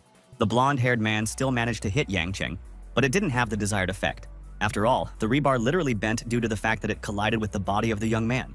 Taking advantage of the enemy's confusion, the guy quickly counterattacked, hitting his enemy on the arm, which caused the limb to be dislocated. Another bandit appeared in the room, holding a gun in his hand, and said that all his brothers should step aside and let him solve the problem. Putting his finger on the trigger, he aimed at Yang Cheng, not even knowing that his attack was the most useless thing that could be thought of. Having activated his power, our hero decided to use the Moonlight Blade to teach these scoundrels a lesson and discourage them from killing anyone. Suddenly, the dark-haired man with the gun found that his legs were bound by an unknown force, which did not allow him to take a step. When the magic stopped working, the man's legs still wouldn't obey him, and he began to stagger. Finally, it was time to release Luo Bing's father. Grabbing the man by the scruff of the neck, the guy ordered him to sit quietly and keep a low profile. But first they had to get to a place that could serve as a shelter. So the young man grabbed the man, and they ran. Of course, it could not do without adventures, because our hero was already met by armed men who sent a huge number of bullets at him. After ordering the teacher's father to lie down on the floor, the boy activated magic power to build a protective barrier around himself that would keep bullets out of their way. After this bombardment was over, he directed the projectiles to the side so that they couldn't even scratch their bodies. After getting to his feet, the youth ordered the man to remain calm and not disturb him. The man only nodded his head weakly. This young man seemed very intimidating to him. As he got closer and closer to the open door, he thought about whether he should stay or take the opportunity to escape while all the enemy's attention was focused on the kid. It was difficult for him to make the right decision, because the fear and pain at the moment exceeded any nobility. In the end, he decided to stay in the room, knowing that if he did something wrong, he might make new, more powerful enemies. After a few minutes, the armed guards were finished, all of them sitting in a pool of their own blood. Only then did Yang Cheng say that they could leave now. Seeing the shock on the man's face, the guy said that it was not necessary to look around too closely. They had to hurry, because there were still people who blocked the stairs. So now they just had to run as fast as their legs would allow. Noticing that they were running straight to the window, the man asked his rescuer if they were really going to jump down, and the latter nodded in concentration. Luo Bing's father asked if he was saved just to be thrown down from the 3rd floor. Then our hero said that he was a friend of his daughter, so he can relax. Not wanting to listen to the man's screams anymore, our hero grabbed him by the shirt collar and jumped down with him. They landed quite gently, but Mr. Luo still screamed like a madman because he didn't want to die from hitting the ground. The bandits were shocked by this trick, but despite this, they began to shoot from the windows at the fleeing enemies. A few minutes later, our heroes arrived at Luo Bing's house. There was no limit to her happiness as she hugged her tearful father, who promised her never to gamble again. The girl approached Yang Cheng and apologized for how much she had bothered him today. But the guy said that he was happy to help her in this difficult situation. Laughing, the head of this family said that our hero was a very good person and could make a great match for his daughter. These words very confused the teacher. The man said that he did not see anything wrong in being her student, because in these days it is not necessary to be narrow-minded. Clearing his throat out of embarrassment, the boy said that they needed to hurry up and pack up their things. Then, he would take the family to an inn where the dragon gang wouldn't be able to cause trouble. The next day came, which promised to be much calmer than the previous one. In the morning, Luo Bing arrived at Lady Chu's manor and carefully brought Yang Cheng's breakfast, wanting to show her gratitude in some way. With a smile, the guy said that he had already eaten, so Miss can leave the containers in the kitchen and contact him if she has any problems. His attention was caught by the sharp reaction of Lin Lin, who had blown up from her seat and wanted to leave the kitchen as soon as possible. But before that, she turned to the guy and aggressively asked why Luo Bing was treating him so well. Shrugging his shoulders, the young man pretended that he had no idea what she was talking about. The girl didn't slow down. She wanted to know if her bodyguard was having an affair with the teacher. After finishing this stupid conversation, the guys went to school. The first lesson was physical education, so our hero gladly joined the game of volleyball. However, the game was interrupted by a loud shout that called for Yang Cheng to come forward and receive the punishment he deserved.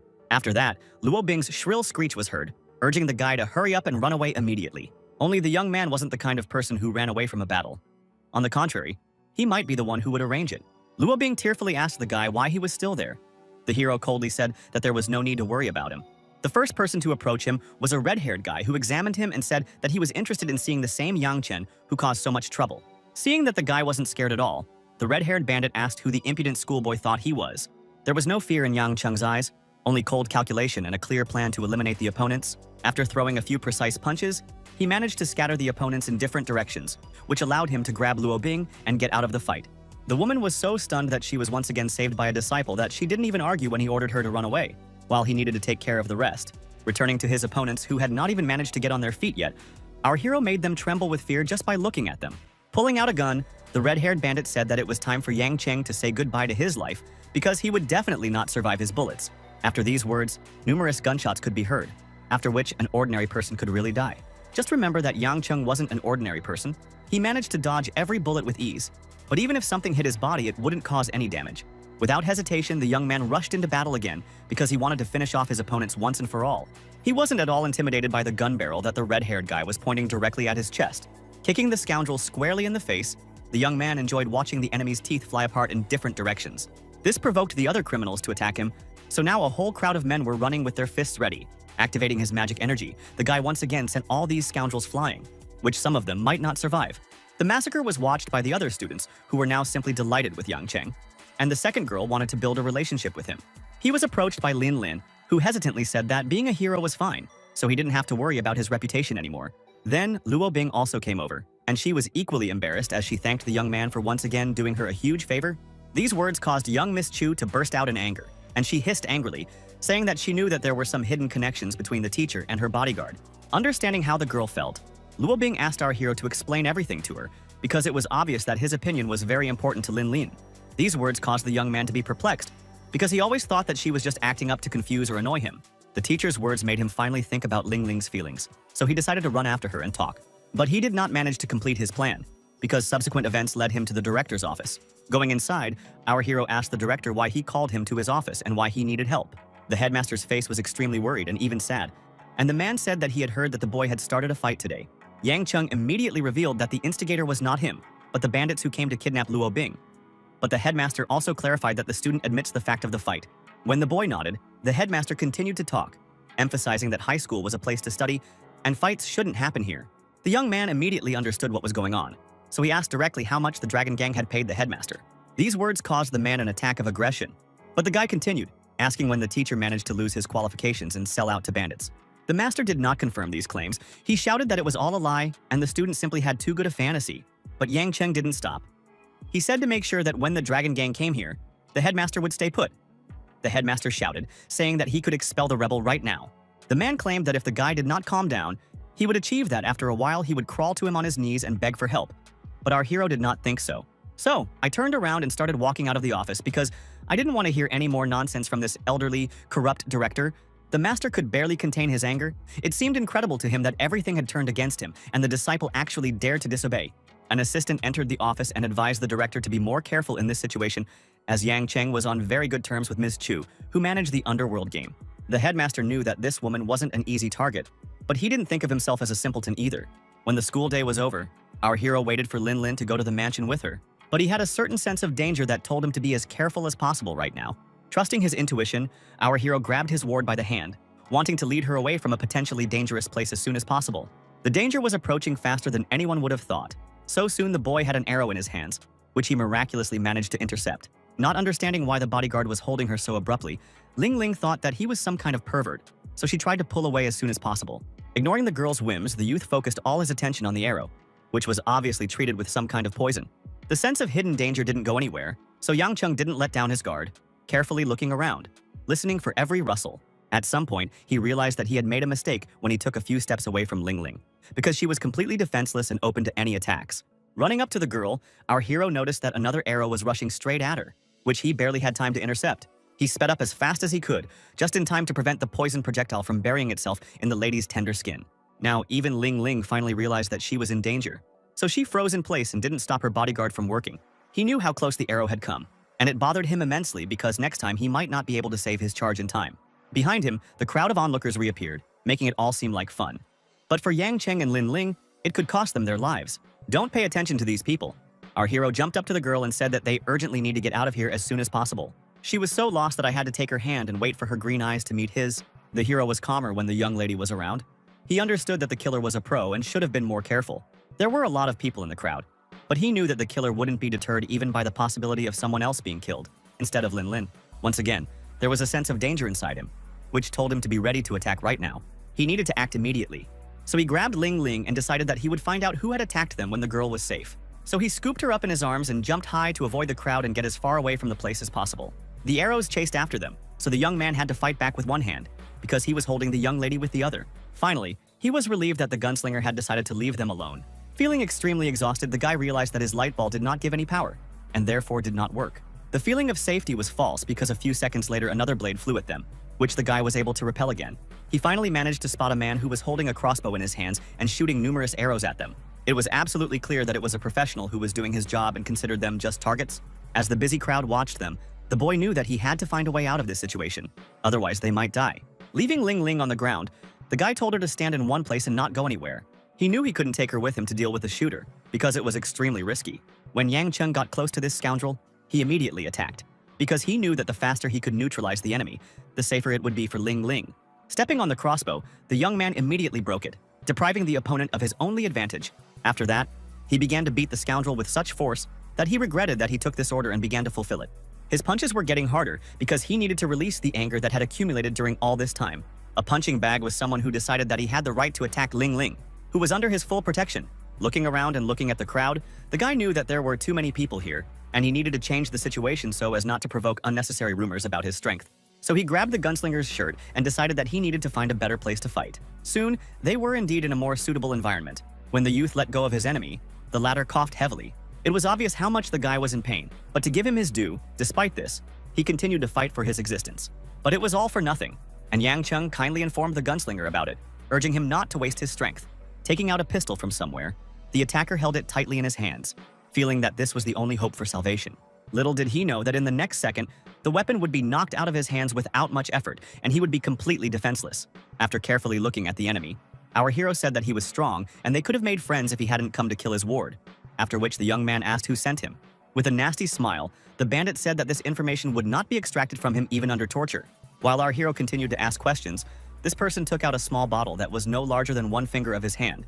Yang Chung went over to open threats, but they also didn't work, because his opponent said that he would never reveal this secret. After examining the opponent, the guy realized that for the first time he met such a stubborn person who could not calm down and accept his fate. After activating his magic power, he decided that he would do his best to make this rascal hurt as much as possible. But before he could, the strange little bottle was opened, and the white powder spilled directly into the gunslinger's mouth. Then the young man realized that this man was ready to poison himself, just not to reveal the secrets of his gang and the one who hired him. After only a few seconds, the poison took effect, and the lifeless body fell to the ground with a crash. It looked like some secrets could really cost a life. Looking at this strong man who could live a long life, he couldn't help but wonder what made him take such a desperate step. After examining the body, the hero realized that there were no identifying objects, literally nothing that would help to understand who was in front of him. Leaving the body lying in this alley, Yang Chung knew that he would have a very difficult time in the future, because someone clearly had a grudge against Mrs. Chu's family. Finally, the guy returned to his ward, who anxiously asked what happened to the killer now. But she did not get an answer to her question. The girl kept trying to find out if the shooter had escaped, or if her bodyguard had dealt with him in the most brutal way. She didn't get any response as they walked in silence all the way to the mansion. There, they were already met by Mrs. Chu, who immediately asked Yang Cheng if any of them were injured. It seems that the woman had already been reported. Ling Ling shrugged and said that if the guy was always there, she wouldn't have been kidnapped, to which her mother replied that it was very naive to think that the bodyguard should become her shadow. The girl flared up, saying that if she was destined to live a short life, then even without an attack, she would have already died. But she was destined for a long road, and even murderers would not change this. It was very strange to listen to these speeches, because our hero could not even think that his ward believes in fate. After sending her daughter to bed, the head of the family looked at the guy and ordered him to go after her. Apparently, she wanted to discuss the details of what happened. As he entered the spacious room, all he could think about was how exactly this woman was connected to the entire underworld. Looking slyly at her employee, the blonde mistress ordered him to wait, because she had to change her clothes. A few minutes later, she appeared in the room, wearing a tracksuit that accentuated her beautiful figure, which she had been working hard on. Not wanting to waste time, she decided to combine her training and conversations. During the conversation, she admitted that she was a little worried about what was happening during the day. According to her, earlier it seemed to her that it would be much easier. But now it was very scary, and she was worried about her daughter. Embarrassed that his employer was acting like he wasn't in the room, he promised that he would do everything he could to protect Ling Ling from any dangers. Taking a deep breath, the woman said that it looked like she was still a sinner in the past, because now she always felt when something bad was coming. These words seemed very strange to our hero, because he did not believe in coincidence and a simple premonition. It had to mean something. Looking at the blonde mistress of the house, he kept wondering if she really was a sinner and was now reaping the benefits of her past life. The next day, a meeting was held at the university. All the students were gathered in the large assembly hall, and the director was sitting at the department. The man looked tired and extremely dejected, as if he had a problem that he couldn't figure out. The headmaster's face turned stern as he finally spoke up and reported that today's university-wide meeting was organized thanks to one youth. It was Yang Cheng. When he was asked to come up on stage, the guy was already anticipating the fun that was about to begin. Without any further indignation, he got up from his seat and slowly walked forward, approaching the stage where the head of the school was waiting for him.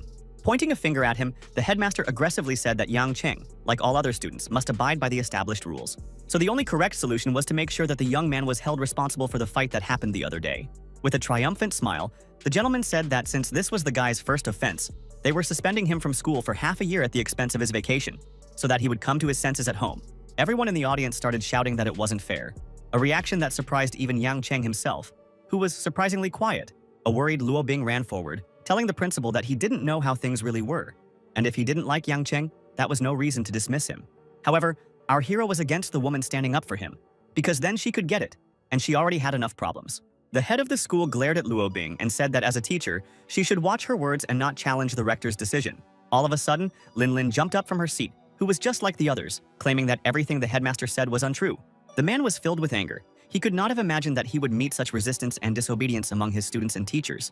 It was almost impossible to restrain Ling Ling as she loudly shouted that the director simply disliked Yang Cheng and didn't want to deal with anything, leaving the matter to its fate. The shocked man began to step aside, saying that Yang Cheng's classmates were now also crazy, because they allowed themselves to throw themselves at the teachers. Looking menacingly at the rector, our hero indifferently said that he can say absolutely anything he wants. Right now, his main goal was to get Ling Ling away from this place, because she really had become aggressive and could do something that she would regret later. Even though the guy was holding her back, Ling Ling could still tell that no one would respect the headmaster after this. When they finally left the classroom, Yang Cheng started walking a little faster, leaving the girl behind, as if he wanted to think about what had happened. Suddenly, a girl jumped up to him, rushing so confidently that it was impossible to stop her. From surprise, our hero swung his leg, preparing to fend off an unexpected opponent. But then he suddenly froze, because he looked more closely, and saw who was standing in front of him. It was a confused Chen Chen who clearly didn't expect to be attacked by anyone. With an awkward smile, the guy said that he didn't recognize her at all, while Lin Lin persistently asked the stranger who she was. Our hero decided to immediately clarify the situation by introducing Chen Chen and saying that they had worked together before. An old acquaintance said with a smile that she had been looking for a young man for a long time. But everything was useless, and now they just happened to meet. It was just amazing. Yang Cheng smiled back and asked if no one was hurting her at work, but the girl nodded her head and said that they could go out for lunch together and just have a chat. When the bodyguard agreed, Ling Ling's jaw dropped in surprise because the guy was going to see her off. But now it was as if he had forgotten about his duties. The girl's reminder worked. The young man promised his old friend to write her a message as soon as he sees off his ward. A couple of hours later, the guys met in a cafe, and Chen Chen asked with interest if she really met Yang Cheng's girlfriend today. He immediately said that Ling Ling was just a classmate with whom they had a good relationship.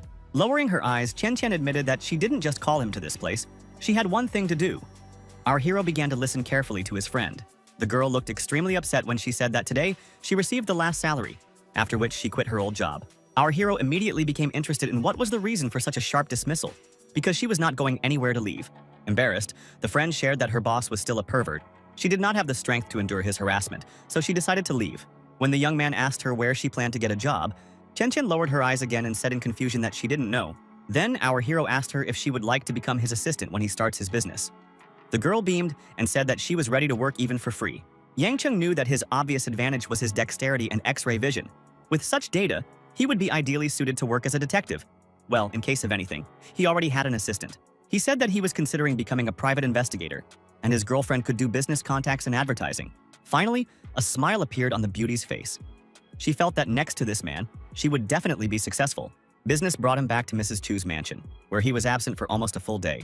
He was just about to go upstairs and go rest, when he suddenly saw a stranger enter the mansion and act as confident as if she was at home. The pretty woman coldly said that she was the new driver in this family. While the surprised Yang Cheng did not know what to say, Mrs. Chu herself came up to them, who said that this girl really was a driver, and not a simple one, but a real professional in her field. While chewing on her sandwich, Ling Ling asked what happened to the previous driver. After all, he only worked for nothing and also drove quite well. The mother condescendingly said that the previous employee was worried about his safety and quit. Coming closer to the new employee, the hostess said that she could start working tomorrow, after which she asked what her name was. The girl said the name of Lin Pan. She wanted to start work today, and the woman allowed her, saying that the mansion was at her disposal, and then offered to meet all the other residents of the house. Lin Pan thanked her, but first she wanted to take her things to the room that was assigned to her. Turning to Yang Chung, the hostess asked what he thought of the new employee. Without thinking twice, the guy said that she didn't really remind him of the driver. The lady shared his opinion, but she really needed to find someone with good driving skills, and the girl was perfect for all the criteria. Who was truly displeased was Lin Lin, who resentfully asked her mother why she had hired such a curvy woman to be the driver. When the mother asked if her daughter was jealous, the young lady replied that she was just worried about the general atmosphere and calmness in the house. Mrs. Chu knew that this was all nonsense, but she decided not to say anything, instead suggesting that everyone get some rest since school was postponed indefinitely. Finally, she informed Yang Chung that something terrible had happened in Changnan. Everyone was extremely worried, and she urged Yang Chung to be careful. Our hero did not know anything about what happened, so he asked the woman to tell him the details. According to the woman, there were a number of terrorist attacks recently, and witnesses claimed that the murder was committed by a man in a black raincoat who was moving quickly. After hearing that the victim's carotid artery was missing, Lin Lin concluded with a strange smile that they had died from blood loss. Laughing a little louder, the girl sat down on the chair and said that it was all painfully reminiscent of the zombie killing style. Her mother complained to her daughter to stop talking nonsense because zombies did not exist. They just had to be careful on the street. However, our hero agreed with Ling Ling. Everything pointed to the fact that the murder was committed by zombies, and among them he was familiar only with Shen Ling. Our hero seriously thought about whether that beautiful woman could have committed such a terrible act. He didn't know her at all, so he couldn't say that she wasn't the culprit, because all their communication was limited to her leaving him a scroll and disappearing. Not wanting to be stewed in these thoughts, the young man decided to get to know the new employee better, so he went to her room. They turned out to be neighbors, so the guy good-naturedly extended his hand to her and said that he was very pleased to meet her. However, the girl didn't share his enthusiasm and chose to simply ignore his friendly gesture. The guy felt so awkward that he didn't know what to do with his hand, which he extended to the new driver.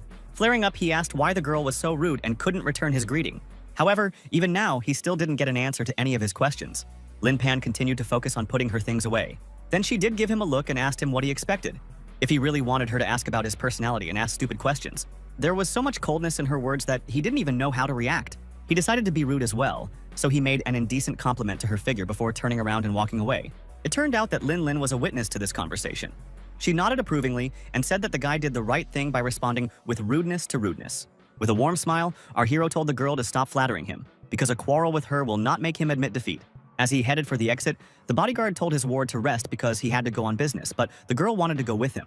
But Yang Chung was against it, because he didn't want to share with her the secret of what exactly he was planning to do.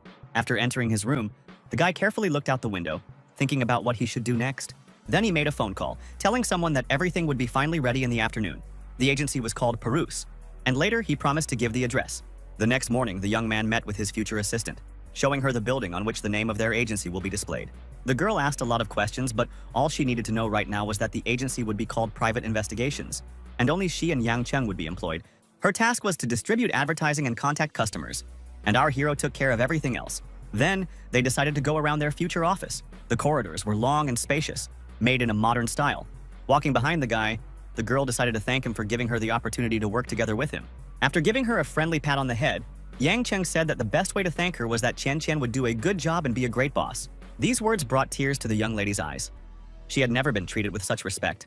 Previous employers considered her just a thing, but in no way equal to themselves. After this meeting, our hero decided to return to the mansion on foot to take a little walk around the city. He was very happy that he had finally helped find a job for Chen Chen.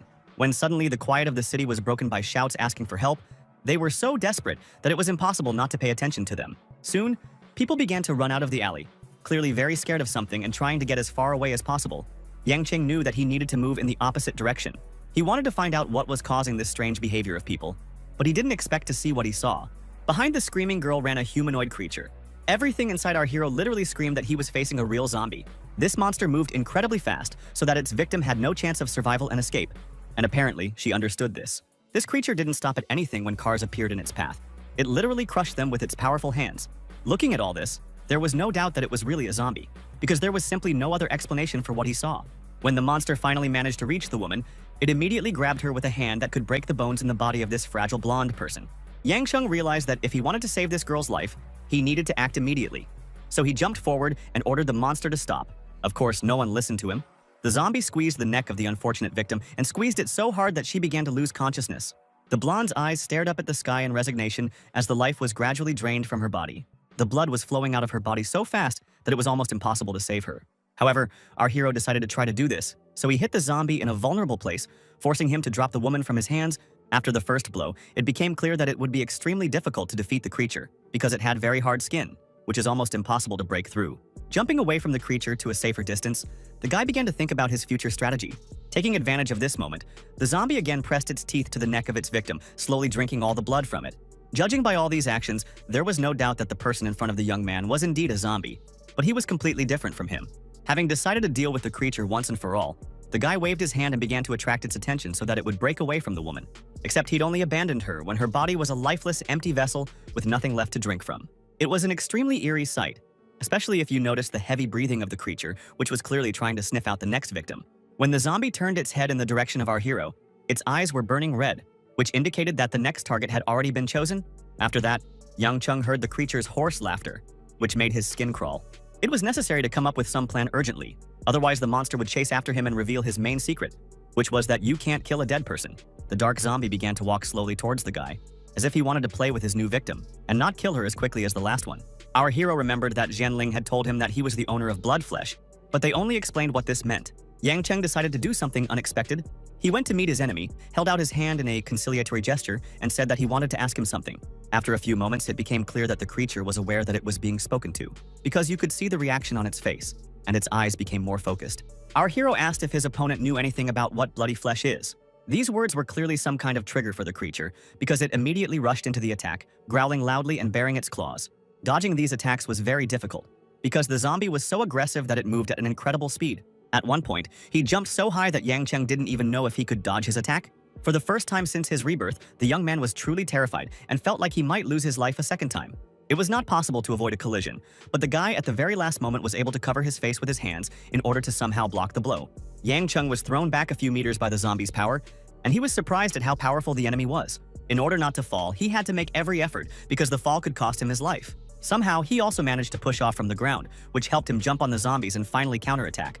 Grabbing the creature by the hand, our hero decided that he would do everything in order to rid the world of such creatures as the one that was in front of him. Tightly gripping the zombie's hands, the guy activated his magic energy, but it took so much strength that his whole body began to beat in small tremors.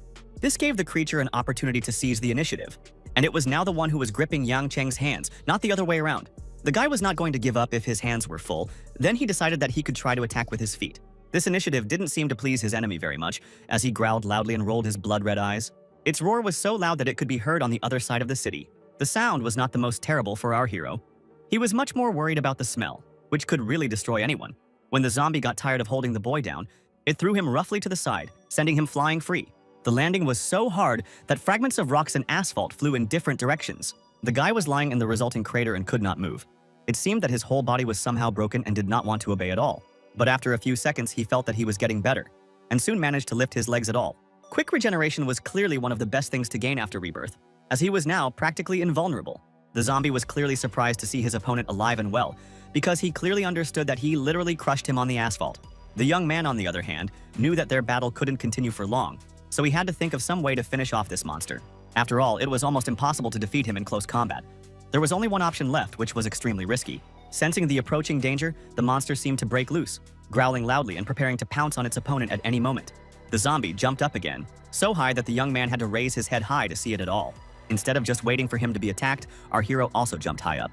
This made it even taller than its opponent, so the monster had to rely less on its luck now. As he neared his opponent, the youth activated his magic power and summoned the Moonblade, which caused his enemy to cry out hysterically. Magic power shot through the creature, causing it to squeal like crazy. The impact was so powerful that the entire area shook and exploded. Looking at the chaos that reigned around him, the young man thought that this should have completely destroyed his opponent. But this did not happen when the fog settled down a little, which appeared out of it. Although it was weakened, but did not suffer too much. Narrowing his eyes in anger, the hero tried to understand how this scumbag managed to survive after his Moonblade. This begged the very unpleasant question of whether the creature was so powerful that it was simply impossible to defeat it. By charging at Yang Cheng, the zombie proved that its body was still functioning quite well and could cause fatal damage. Dodging attacks was harder each time, but our hero tried his best to do it because he simply had no other choice.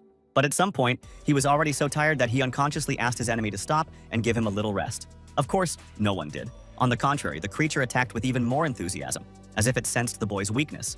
Yang Cheng was thrown to the side and landed again so hard that he couldn't help but cry out. The guy was in so much pain that his body was shaking and wouldn't allow him to take a single breath. The entire focus of attention was focused on the zombies, who now decided to finish him off and were preparing to attack again. The monster's fist made contact with the body of our hero. It hit directly into the solar plexus, knocking out all the remaining air from the young man's chest. The pressure was so strong that he soon realized that all his ribs were broken, and it was impossible to fight in this state. His eyes rolled back in pain, and for a moment he wondered if this was really the end of him. His vision was starting to fail, but no matter how hard he tried to convince himself that it was too early to die, he couldn't focus on the enemy. In the meantime, the vile creature was already close to his face and whispering in its sinister voice that it was very hungry. After activating the last of his magic power, the guy said that he would do anything not to die right now. With a heavy blow to the zombie's belly, he fulfilled his promise to himself and realized that there was still a chance to escape. His hand transmitted magical impulses that hit the opponent painfully and made it impossible for him to move. And then he finally pushed the creature away from him, sending it flying as far as it could. The monster landed very hard, and our hero finally felt a sense of triumph, because now he was not in the place of the victim. With a satisfied smile, Yang Cheng quietly whispered that he couldn't believe that he actually managed to use the energy of the moonball. Instead of finishing off the creature, he decided to get out of here as soon as possible, because when the monster wakes up, it will be the second phase of the battle. Although it was hard to tell from the zombie's condition whether it would ever recover, as it looked very pitiful. His eyes rolled back in pain, but there was still a glimmer of life in them, so the creature wasn't finished yet. It became clear when she screamed again, but it was not clear whether it was a death cry or a promise to continue the battle.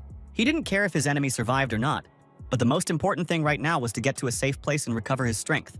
He decided that as soon as he returned home, he would immediately thank his savior with wine, except that when he looked at his hand, he didn't feel the same energy that would normally flow through his body in microcurrents. And then he suddenly realized that he didn't feel any pain at all. It was so strange that our hero didn't understand what had happened. Then he carefully examined his palms and realized that all his wounds had disappeared, as if they had never existed.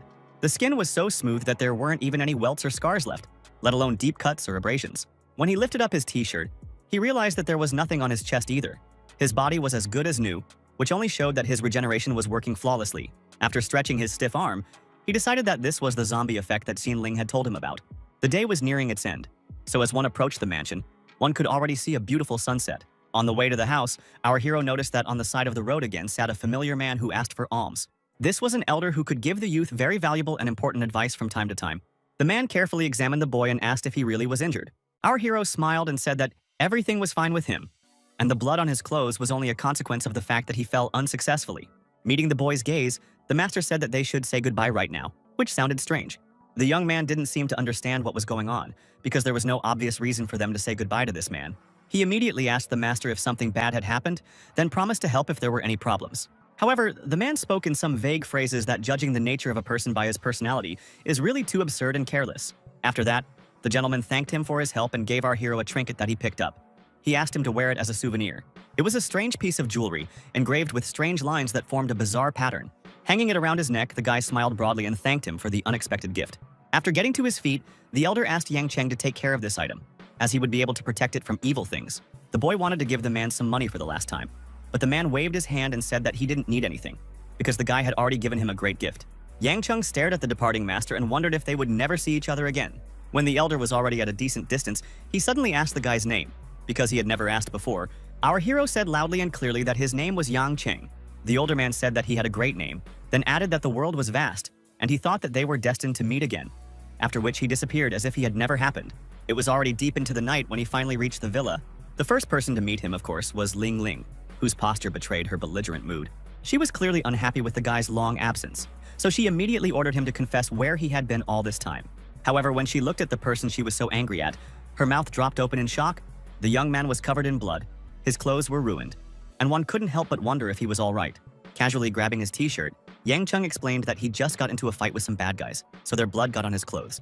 Finding out that her bodyguard wasn't injured made her feel a little better, as evidenced by the way she let out a sigh of relief. But the young lady was not going to calm down. Her questions continued, and now she asked if the guy really went to the Dragon Gang. Wanting to change the subject, Yang Cheng patted her head and asked if his charge really cared about him that much. Of course, the girl denied everything and said that she just didn't want to lose his protection. Smiling, the guy said that he just thought up too much for himself. Confused, Ling Ling smiled faintly and said that she would give a penny for his thoughts. And it was very interesting to know what was going on in the bodyguard's head. With a wink, our hero asked why he should tell her his thoughts. After that, he turned around and strode back to his room, leaving the annoyed girl behind. Before entering his door, our hero turned to the young lady and asked what had happened to the new driver yesterday. After walking a little closer, Lin Ling explained that Lin Pan had some problems at home and would only be able to go to work tomorrow. Our hero thought this was suspicious, so he asked if Mrs. Chu had checked the identity of this woman. The girl nodded in the affirmative and said that the driver grew up in an orphanage. Things got even weirder, because if she was from an orphanage, then what kind of problems could have happened at home? Without answering this joking question, the girl carefully looked at the young man and asked what kind of thing was hanging around his neck. Taking the pendant in his hand, our hero said that it was a very valuable gift from his friend. These words interested Ling Ling as she got closer. She asked if she could look at this value. The boy didn't mind, so he placed the pendant in the young lady's tender palm. The girl liked it so much that she couldn't take her eyes off it, and then asked him to give it to her. Our hero was a little embarrassed by this request, but he was able to find the strength to refuse the girl. But he took the initiative to buy another piece of jewelry. Looking down in frustration, Ling Ling asked if it was a gift from some woman. After putting the pendant back on his neck, the young man turned to leave, finally saying that he got the jewelry from an elderly mister. This news made the lady very happy, and she told her bodyguard that in this case, he should keep this item as the apple of his eye. Entering the room, the guy noticed that tonight, the moon was unusually bright. There was a small magic ball sitting on the commode, which was whining softly. Our hero thought that it was all because he used too much of its energy today. He was very grateful to the moon ball, because today his life was saved only thanks to this magical creature. When Yang Cheng said that the creature could ask for anything it wanted, the moon ball made it clear that it wanted a drink. This made the hero laugh so much that he couldn't help thinking that he knew absolutely nothing about this creature. Neither where it came from, nor why he drank so much without harm to his health. He didn't mind letting his new friend have a drink, but warned him that it shouldn't affect the fact that they wanted to improve their interaction. The joyous magic ball beeped even louder, then took a sip of the bottle and held on for a few seconds. Laughing, the guy said that his friend can drink a little slower, because no one is going to take anything from him. For some reason, the creature's company seemed very pleasant to him, and gave him a strange sense of security. Then, memories of the dark zombie that was very strong right now surfaced in his mind, and, at the moment, it was almost impossible to defeat it. However, if he didn't do anything, he would pose a threat to the townspeople, so he decided to get stronger. And to do this, he needed to familiarize himself with the ancient beast skin scroll. Having unfolded it, our hero began to carefully look at each drawing, the meaning of which was still completely incomprehensible to him. It was as if the strange drawings were trying to tell a story, but the essence of it kept slipping away like sand through your fingers. Looking at the drawing, the young man wondered if he really needed to stand in the sun, but he knew very well that zombies were most afraid of its rays. The next fragment showed the collection of rainwater. The essence of this action was completely incomprehensible. Next up was a picture of a clearing of fire, and with each new glance Yang Cheng took at the scroll, he became more surprised and confused. Some strange people were running around with weapons in their hands, and around them everything was covered with ancient symbols, the meaning of which remained hidden. Our hero thought that he had a safe full of money, but he doesn't know the password and can't use what was inside.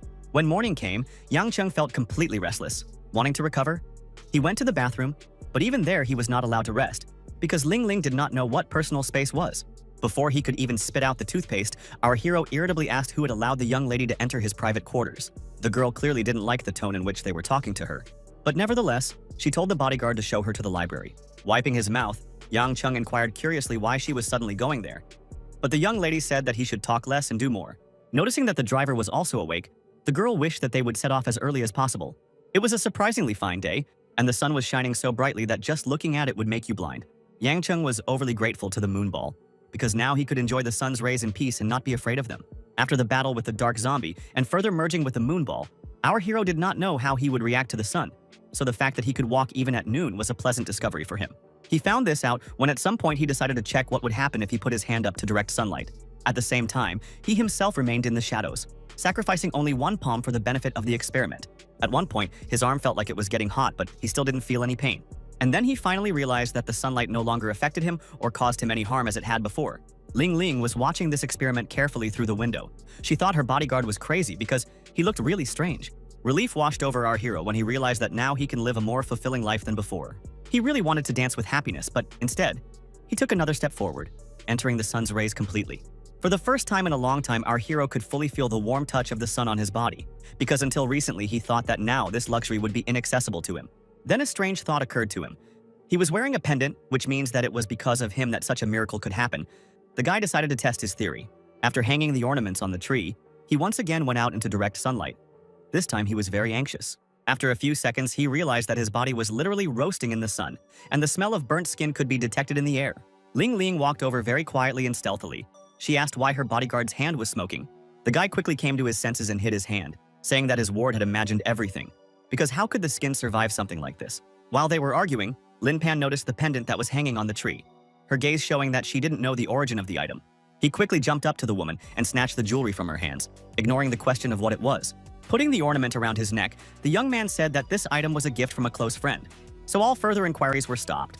Everyone finally got in the car and soon arrived at their destination. The driver wanted to stay in the car, and Ms. Lin Lin said that if the employee gets bored, she can go for a walk, and when they go home, they will call her. Hearing their conversation, our hero was indignant. He asked why the girl was rude only to him. And with everyone else, she always behaved very politely. She replied that he just annoyed her. These words caused such aggression inside the guy that at the moment of communication he wanted to teach the girl a lesson. As they approached the closed elevator, they realized that it would soon arrive on their floor. That's exactly what happened. But none of them expected to see a whole crowd of men who probably didn't come here to read romance novels. Their eyes glittered strangely, as if they were predators who had finally seen their long-awaited prey. Yang Cheng knew that they were in trouble again, so he motioned for Ling Ling not to come out from behind him. Strangers handed our guy a photo, asked if he has seen the woman who is depicted in it. From the photo, teacher Luo Bing was looking at him with a smile. And our hero thought with fear, what kind of trouble this woman was in again? The only logical explanation was that her father had angered someone in the gang again, and now his daughter was the main target. Hugging Lin Lin, the guy pretended that he did not know the beauty depicted in the photo, informing the bandits about this. He began to leave in the opposite direction from them. Clenching his fist in anger, the bandit quietly said that once he found this scoundrel, she would definitely be in trouble. But even these words did not make the young man deal with the scoundrel. He tried with all his might to save face and pretend that he did not know who he was talking about. The elevator finally arrived, and it was safe to get away from all these men who smelled like new trouble. But they were not allowed to get safely to the library because the elevator door was held by someone's heavy hand. Yang Cheng's eyes became more alert as he realized that they would not be able to reach their destination safely. An unknown man asked our hero why he seemed so familiar to him. It was clear that the scoundrel was beginning to suspect something. Pointing his finger at Ling Ling, the scoundrel confidently stated that he had seen her before. These words made the young lady freeze in place. They soon recognized young Mrs. Chu and said that since they couldn't find Luo Bing, they could bring this girl to their master. After carefully examining the men, our hero asked if they were really members of the Lanshaw gang. These words made the men stop. They then viciously replied that a brat like Yang Cheng didn't dare ask them such questions, but instead, the youth asked if they knew who had saved Ling Ling last time. Chuckling, one of the bandits said that they didn't really care, but they knew for a fact that this person wasn't standing in front of them right now. The second bandit was smarter, and he recognized the guy, but before he could say anything, a heavy fist smashed into his jaw.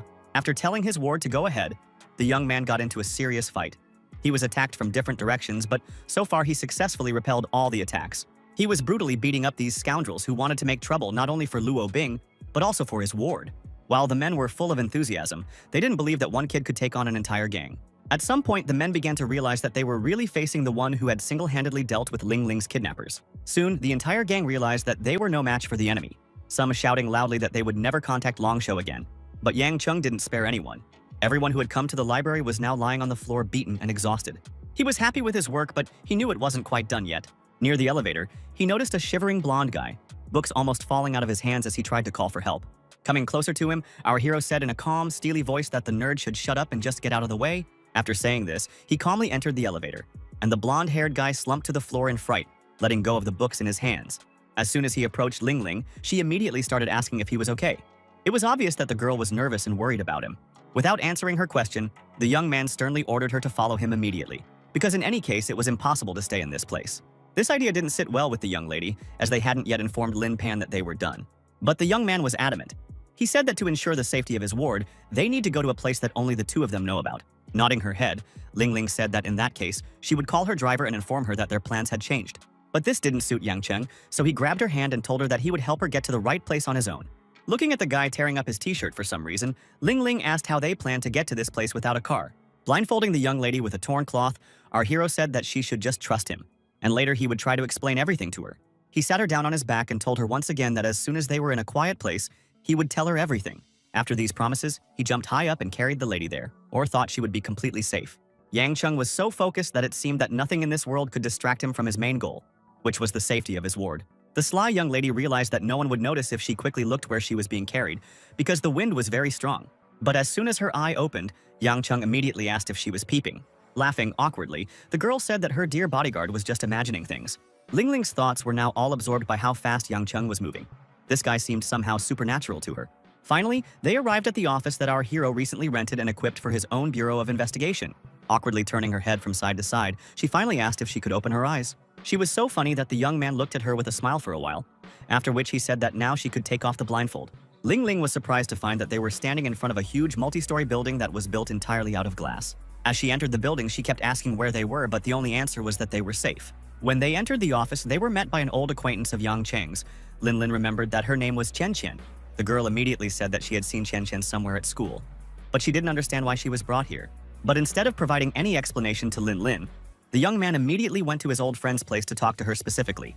This angered the girl so much that she could barely contain her anger that someone dared to ignore her questions. Chen Chen also didn't understand what was going on, but the guy only said that he would leave young mistress here, and then teacher Luo Bing would also come here. The only explanation he gave was that it was time to punish Long Shou's gang.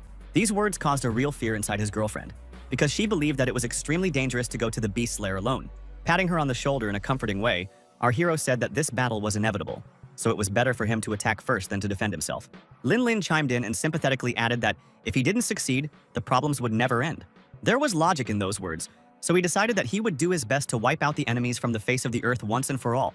Seeing the cold determination in the eyes of her bodyguard, the girl began to say that this was not what she meant. She wanted to emphasize that it was dangerous to go on such a case alone. But the guy was adamant. He ordered his ward to stay here while he picked up Luo Bing at the hotel. Soon, he had already arrived at the place that was his main goal.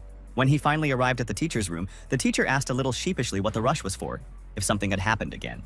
The guy said without further explanation that he was going to pick her up right now and take her to a safe place because the Dragon Gang was looking for her all over the city right now. Coming closer to the young man, the woman took his hand and asked what he planned to do next. Sending her a confident look, our hero told her not to worry, because he would take care of everything and make sure that their enemies would not be in a favorable position. When he finished transporting everyone to safety, it was already deep into the night. During the investigation, Yang Cheng had found out the whereabouts of several important figures of the Dragon Gang and was now near the home of one of them. This manor belonged to a man called Ninth Brother, who was known for being quite lecherous. It was also known that the leader of the White Elephant Gang spent 2/3 of their time either in hot springs or saunas, so it wasn't difficult to take some action because, due to the large number of Black Dragon doppelgangers, no one knew his whereabouts. Well, our hero suspected that today was the day when all this would change and the pieces on the chessboard would switch places. The sleeping man did not even suspect that his peace would soon be disturbed. He thought that no one would be able to distract him from the beautiful ladies, but this was not the case. His main problem was already on the second floor, and she was rapidly moving around the house, looking for the person she needed. Yang Cheng moved so silently that his feet didn't seem to touch the ground at all. The guy was already standing on the balcony of the manor master's room, noting how carefree he was, sleeping with two beauties. Stroking the girls' waists, the man asked if they had already had enough sleep and wanted to continue having fun. But there was no question of any entertainment, because our hero let us know that he was in the room. The girls screamed loudly, and the owner of the manor almost jumped out of bed, asking how the stranger had managed to get into his apartment. After looking at the man carefully, the guy said that it didn't matter who he was. What was more important was that the man would only survive if he answered a couple of questions. Grabbing the gun, the gentleman said that he would not answer any questions, and in general, he planned to shoot the person who so brazenly snuck into his room. The man seemed annoyed with everyone, and even threatened the girls who were in his bed, saying that if they screamed again, he would beat them. Walking forward despite the muzzle of the gun that was looking directly at him, Yang Cheng said that nothing would happen even if his enemy tried to shoot him. However, the man did not take these words seriously, because he did not think that there was someone who would not be harmed by a gun. In vain, he did not listen to the guy, because everything happened as it was said. The bullets literally bounced off the body of the young man without causing him any harm. Shrugging his shoulders, our hero coldly said that he had warned the enemy that he would not be able to kill him. But the persistent man didn't want to give up. He kept shooting at Yang Cheng so intensely that the gun in his hand started to get very hot. Finally, the guy was tired of wasting his time, so he came closer and swung his leg to hit the man. This scoundrel made him angry, so he put all his accumulated anger into the punch. A sharp pain shot through the scoundrel's jaw, causing him to be so confused that he completely didn't understand what was going on. While flexing his fists, Yang Cheng decided to make it clear to him that he was the one asking the questions here. And if the answers were unsatisfactory, then the man would be in trouble. Now there was no trace of the Manor Master's courage left. He was ready to tell everything, so long as he didn't get beaten up. The only thing he wanted to know was where the Black Dragon was now. This question put the man in a stupor because he did not know the answer, and this aggravated his situation. Grabbing the gentleman's leg, our hero twisted it so that the bone cracked loudly, which caused the poor man incredible pain. He shouted loudly and said that he really didn't know where the gang boss was. But then he admitted that he was usually on the top floor of the Zhuangyuan building at this time. Letting go of the bandit's limb, the guy asked if his dear friend was sure that it was the same Black Dragon. Yang Cheng's threatening tone really scared the women, who were trembling in fear and screeching intermittently while sitting up in bed. The man was trembling too, barely able to say that he knew only one Black Dragon. To get truthful answers, our hero once again grabbed the man by the leg and pulled painfully on himself. After that, he squeezed the bandit's throat and asked why he didn't tell him where the gang leader was earlier. The latter could barely say that he wasn't sure that it wasn't his double. Chuckling, the boy said that with the experience that the Manor Master had, he would be able to identify the real Black Dragon without any problems. Crawling back to the bed, the man said that the boss had a black band around his waist, about the size of a coin, which he claimed was a symbol of good luck. As he approached, the young man asked if his brother knew what would happen to him if it became known that he had lied to him. And the young man said that he would not dare to do so. Kicking the man's torso, Yang Cheng said that if he had recognized the lie, then he would have fared even worse than now. After that, he threw the bandit back, he hit the wall and left behind numerous cracks. Running away from the mansion, our hero thought that he had made another useless trip, and now he was thinking about visiting Bai Xiantang. While climbing the stairs that led to this building, the young man was met by a beautiful woman who asked to give her a moment. Without even looking at this person, Yang Cheng said that he didn't have time. The woman was indignant and thought that this kid was a beggar anyway, so she didn't lose anything. Finally, our hero's face lit up with surprise. He clearly did not expect to see what he saw. A beautiful girl who attracted him from the first seconds was running straight to him. She was worried about something and asked for help. She revealed that her older brother was abducted by a man named Adong, who promised to kill him if she didn't pay with her body. The young man couldn't leave the lady in distress, so now they were going up to the 8th floor together. Trying to calm the girl down, he patted her on the head and promised to deal with the scoundrel, and at the same time save her brother. Upon entering the floor that was reserved for the elite only, Yang Cheng was immediately met by security guards who informed him that ordinary people were not allowed to enter. In one of the offices, the head of the house was sitting, telling his guest that he had already given him so much money that it was ridiculous. The man laughed in embarrassment and said that he had already done absolutely everything in his power, so there should be no reason for the boss to be angry with him. Lighting a cigarette, the head of the house said that he had heard that the son of his guest studied well abroad. He wanted to meet this talent. Clearly understanding the implication that his son might be a target, the man said that he understood his mistake and would try to correct it by doing everything in the best possible way. The boss was approached by one of his guards, who told him a piece of news in an anxious voice. She angered the gentleman so much that he jumped up from his seat and slammed his fist down on the table. When he said that his security team should prepare to meet the new guest, the men grabbed their guns and pointed them at the door. Without waiting for it to open, shots were fired that were capable of piercing through whoever was standing behind those doors. You might have thought that some misguided teenagers had come there, but that wasn't the case. The bandits. Imagination was not enough to imagine an equal opponent, as our hero was, who had already managed to deal with one of the enemies. The guy did not wait to be invited into the office. He kicked the door open, thereby killing those men who were closest to it. The owner of the house watched as his guards were neutralized one by one and thought only about taking on a solid garbage job. The man realized that it was time to get out his machine gun and deal with the enemy on his own. Taking aim at the guy, he said that he was going to die today so he could start saying goodbye to his worthless life right now. There wasn't a drop of fear inside our hero. The only thing he did was release the unconscious guard from his hands. After that, he immediately charged at the bandit boss, wanting to deal with him here and now. Yan Cheng grabbed him right by the submachine gun and asked him if he thought that just because he had a gun in his hand, it made him strong. It was clear that right now the bandit changed his mind and now did not want to be enemies with our hero. And this was after he released the entire clip from the machine gun. Reinforcements rushed into the office, and the guards surrounded the young man and told him to immediately move away from their boss. Now the man wanted to negotiate with Yang Cheng because his strength was obvious. He asked what the guy wanted from him. One of the guards was so assertive that he didn't stop ordering the youth to get away from the boss, and even promised to send him to hell. Only now the owner of the house became really scared because he saw what this boy was capable of, so he asked the man to calm down immediately. However, it was already too late. Yang Cheng decided that today he would finish off every single one of these scoundrels who thought they could rule the world. The men's bodies were numb with fear, of course, because the blood of their comrade got on their clothes. Now they understood that the young man was extremely serious and not in the mood to play games. Turning around, Yang Cheng coldly said that if anyone decided to threaten him, that person would be dealt with just like that guard. The pistols began to slowly descend, because those who held them were shaking violently. None of the men wanted to become an opponent of this demon. When our hero got close to the boss, he asked if he knew where the black dragon was, but he claimed that he did not have this information.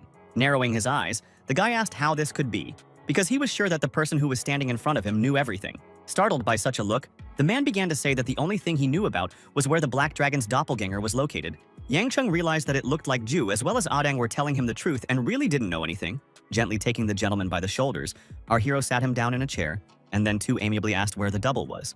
He said that he had heard that the doppelganger was in Ju Tang's underground casino, and the guy told him to start praying that when he got there, the person was still there. After some thought, our hero said that he wanted to leave the same gift to the master that Ju had made. After that, he kicked the man so hard that he almost fell out of his chair and rolled on the floor. Clutching his lucky pendant in his hands, Yang Cheng thought with regret that he would have to go to the casino again. After leaving the building, the young man was extremely upset, because again he did not do what he planned, and did not find the person he was looking for. The only thing that pleased him at the moment was that now the sunlight was no longer a problem for him, so he could bask in its rays as much as he wanted. And it was nice to find something he loved so much again. Entering the building that the last boss of the bandits pointed out to him, our hero began to look around, because the lobby was completely empty. It was immediately clear that something was wrong, because in such places there were usually always a lot of guards, and now there was absolutely no one. Of course, because all the bandits had taken up their fighting positions and were already waiting to open fire on the one who broke in uninvited, they hid in all sorts of different corners so that the enemy would not have any chance to approach them without being noticed. It was lucky that Yang Cheng-en noticed this in time, because even rocket launchers were used against him. The guards were already tired of waiting. Their limbs were numb, and some of them didn't understand why it was necessary to use so many weapons against one person. Pressing a finger to his lips, one of the men said that they should be quiet, because he had heard rumors that this guy was just a demon that kills people with one blow. These words amused the young guard, who asked if anyone really believed such nonsense. Meanwhile, our hero decided that it is best to move not inside the building, but outside, through the windows. He quickly realized that he should try to avoid these guys and find another way, because the rocket launcher is not a joke, and it will be very difficult to deal with it. Having reached the right room, our hero broke out the window and got inside, bypassing all the traps that were set for him. The man who was in this apartment jumped out of bed in horror, asking how the stranger got in here. Rolling his eyes, our hero asked why all gangsters are so fond of asking how he got into their personal space. The dark-haired man clenched his teeth in anger, slowly realizing who exactly was in front of him. Before he knew it, Yang Cheng had already gotten close enough to attack him without too much trouble. Pushing the brunette off the bed, the guy said that he was sure that his dear friend knew why he came here, so he should immediately admit where the black dragon was. The trembling man pitifully asked who the guy was talking about, because he didn't understand anything. He spoke so convincingly that for a moment the young man even wondered if this double really didn't know anything. Suddenly, the man screamed even harder, and our hero caught a glimpse of a bullet somehow hitting him in the shoulder. Seething with anger, the doppelganger turned to the guard and aggressively asked if he didn't see who he was shooting at. For such a mistake, it was possible to die. Chuckling, Yang Cheng asked if his dark-haired friend didn't want the guard to shoot him again. The doppelganger asked the guy not to be so cocky, because after his death, he wouldn't get out of here alive. These words caused the youth to break into a satisfied smile, and he even urged the man to check if his words were true. The doppelganger was clearly braver than his predecessors, because he dared to grab our hero and say that he would send him to hell. Meanwhile, the guard started firing again, but his bullets didn't hit Yang Cheng, who was able to deflect them with just a flick of his arm. The projectiles ricocheted off his fingers and directly hit the doppelganger, who fell to the ground and screamed in pain.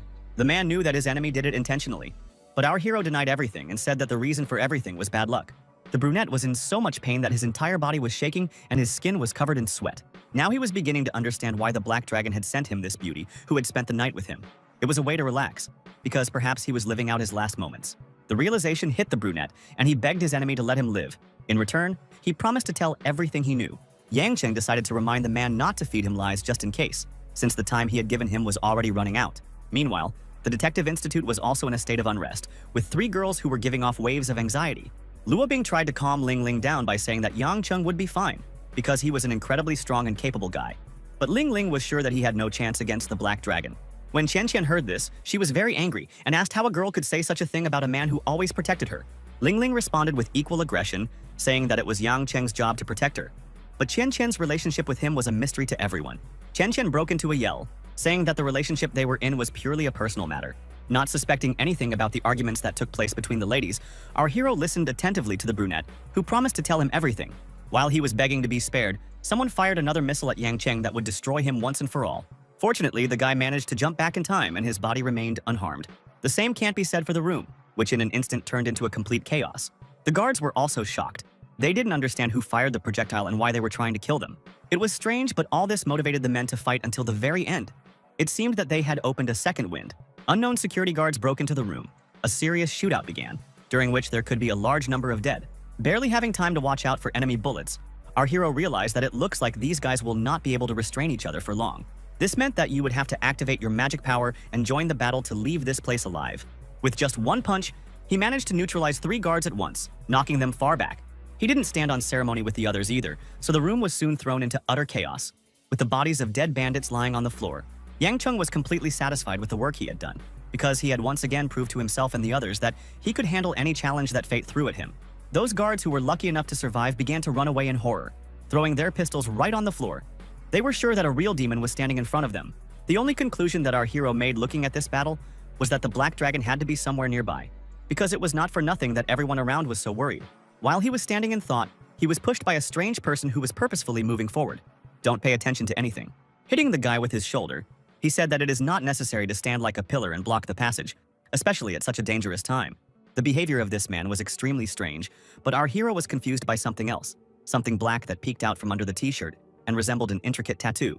With a smile, Yang Chung realized that his guess was correct, and the Black Dragon was even closer than one might think. Grabbing this man by the shoulder, our hero asked if he wanted to apologize, because he pushed him first, to which the strange brunette said that he would do it only if his opponent could survive.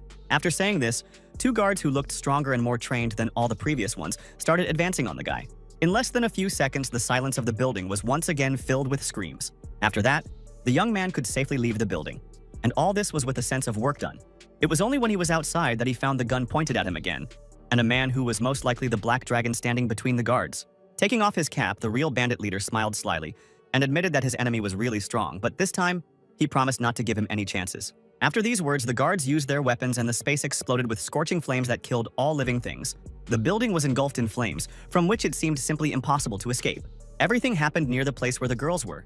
At first, they did not understand what happened and thought that the cause of everything was an earthquake.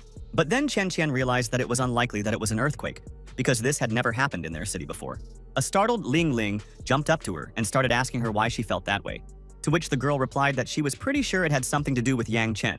It was hard to deny such a possibility, so the only thing his girlfriend could do was appeal to the higher powers with a request that everything would be fine with the guy. Part of the building was completely destroyed and engulfed in flames. It seemed that those who were there could only be saved by a miracle. The Black Dragon laughed loudly and said that it didn't matter how strong his enemy was, because no one could survive such a thing.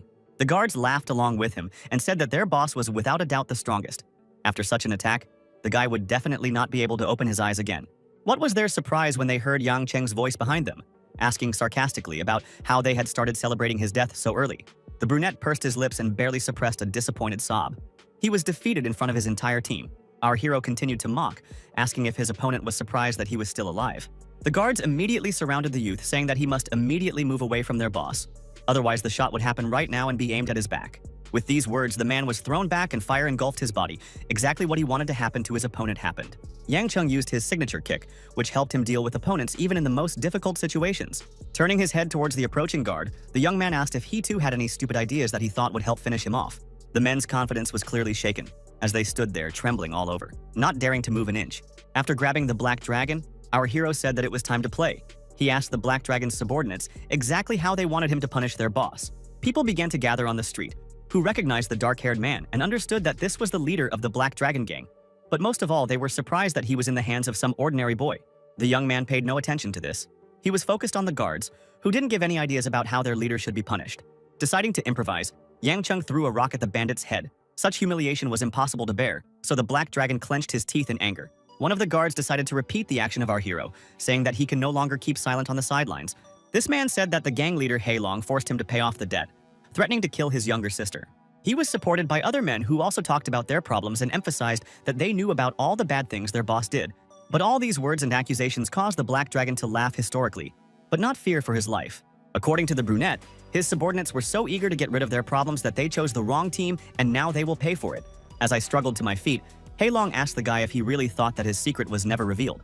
While Yang Chung did not betray this conversation of special significance and used his signature move, kicking the scoundrel, His opponent flew several meters away but somehow managed to stay on his feet, which caused the guy to be perplexed. Of course, this person was able to resist an attack that consumed more than 80% of all the accumulated energy. But the strangest thing was that the bandit could attack after that, and did not fall dead like everyone else. After that, some unknown force hit the youth right in the stomach, forcing him to step back. He flew so far that he crashed right into a passing car, his back cracking loudly, indicating that some bones were broken.